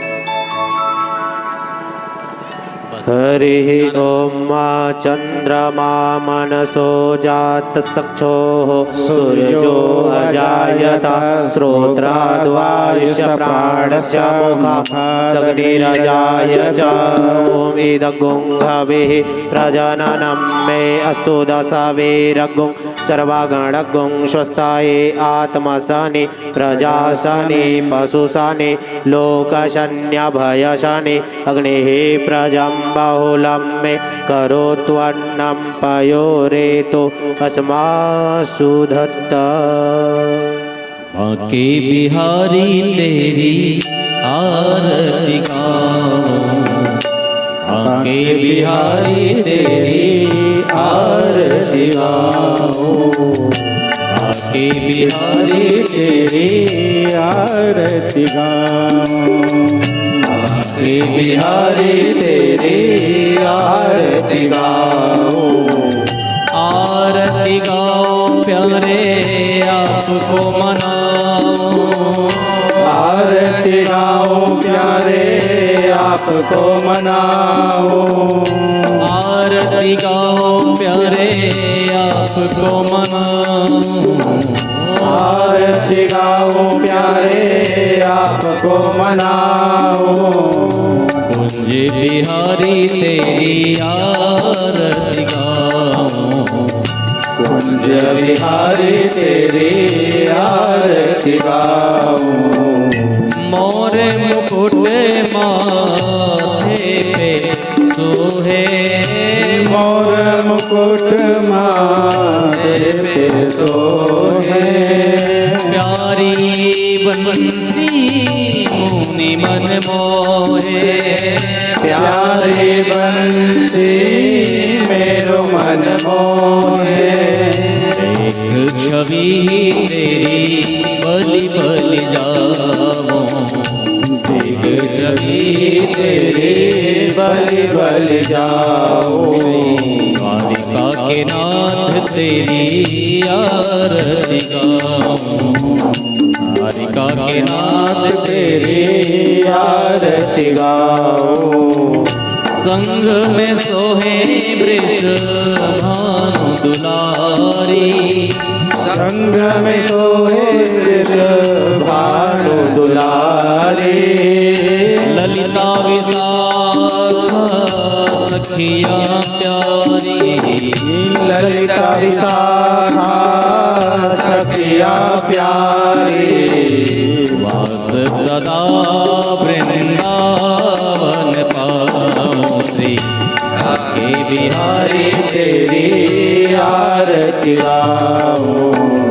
शरणों से निकली है गंगा प्यारी, चरणों से निकली है गंगा प्यारी, जिसने सारी दुनिया तारी, जिसने सारी दुनिया तारी, युगल छवि के मैं दर्शन पाऊं, श्री बांके बिहारी तेरी आरती गाऊं, बांके बिहारी तेरी आरती गाऊं। बांके बिहारी तेरी आरती गाऊं। त्वमेव माता च पिता त्वमेव, त्वमेव बन्धो च सखा त्वमेव, त्वमेव विद्या द्रविणं त्वमेव, त्वमेव सर्वं मम देव देव। कर्पूर्वगौरं करुणावतारं संसारसारं भुजगेन्द्रहारं सदा वसन्तं हृदयारविन्दे भवं भवानी सहितं नमामि। मंदारमाला गुलदालकाये, कपालमालांकृत शेखराय। हरे राम हरे राम, राम हरे हरे, हरे कृष्णा हरे कृष्णा, कृष्णा कृष्णा हरे हरे, हरे राम हरे हरे, हरे कृष्णा हरे हरे, हरे राम हरे हरे, हरे कृष्णा हरे हरे। आराध्यक्यम हम गुरु में पश्चिमे प्रदो भवः। सभी भक्त प्रदक्षिणा लगा लेंगे अपने स्थान में। हरि ओम मा ओम जे तीर्थाणि प्रचरन्ति दीर्घहस्तानि गङ्गिणः ते खागो सहस्रयोजने वधन्वानि तन्मजे यानि कानि च पापानि जन्मान्तरकृतानि च तानि सर्वाणि नश्यन्तो प्रदक्षिणायां पदे पदे। जलेन शीतलीकरणं रत्नेश्वर्यै नमो नमः, ज्वालामाल्यै नमो नमः। हस्ते अक्षतपुष्पं गृहीत्वा मंत्रपुष्पांजलि प्रार्थयेत। हाथ में अक्षत पुष्प लेकर के पुष्पांजलि अर्पण करेंगे। हरि ओम मा ओम यज्ञेन यज्ञमयजन्त देवास्तानि धर्माणि प्रथमान्यासन्न देहनाकं महिमानः सजन्द्रयत पूर्वे साध्या सन्ति देवाः सेवन्ति गावकुलजं भगवाटलब्धे पुण्डागजाति करवेलरसाल पुष्पै बिल्व प्रवाल तुलसी दल मंजरी पूजयामि जगदीश्वर मे प्रसीद। नाना सुगंधि पुष्पाणि यथा कालोद्भवानि च पुष्पांजलिर्मया दत्त गृहाणां परमेश्वरः। वेदोक्त मंत्र पुष्पांजलि समर्पयामि श्री पुराण पुरुषोत्तमाय नमः। बोली यज्ञ नारायण भगवान की जय। वृंदावन बिहारी लाल की जय। उमापति महादेव की जय। श्रीमद् भागवत महापुराण पुराण की जय। व्यास भगवान की जय। आप लोग भी जयकारे लगाइए ना। धर्म की जय हो, धर्म का नाश हो, गाड़ियों में सद्भावना हो, विश्व का कल्याण हो, गौ माता की जय हो, गौ हत्या बंद हो, सत्य सनातन धर्म की जय हो, धर्म सम्राट करपात्री जी महाराज की जय हो। नमः पार्वती पतये हर हर हर महादेव शंभो। जय श्री राम। जय जय श्री राधे, जय जय श्री राधे, जय जय श्री राधे श्याम। आप सभी आरती का लाभ लें और मंगलमय आरती के साथ प्रसादी का लाभ लें। आप खूब खूब आनंद के साथ आप लोगों ने सप्तम दिवस की यह कथा का लाभ लिया। पुनः कल ठीक सुबह 8 बजे हवन सहस्त्रधारा इत्यादि में आप सब जरूर पहुंचें। बोले वृंदावन बिहारी लाल की जय।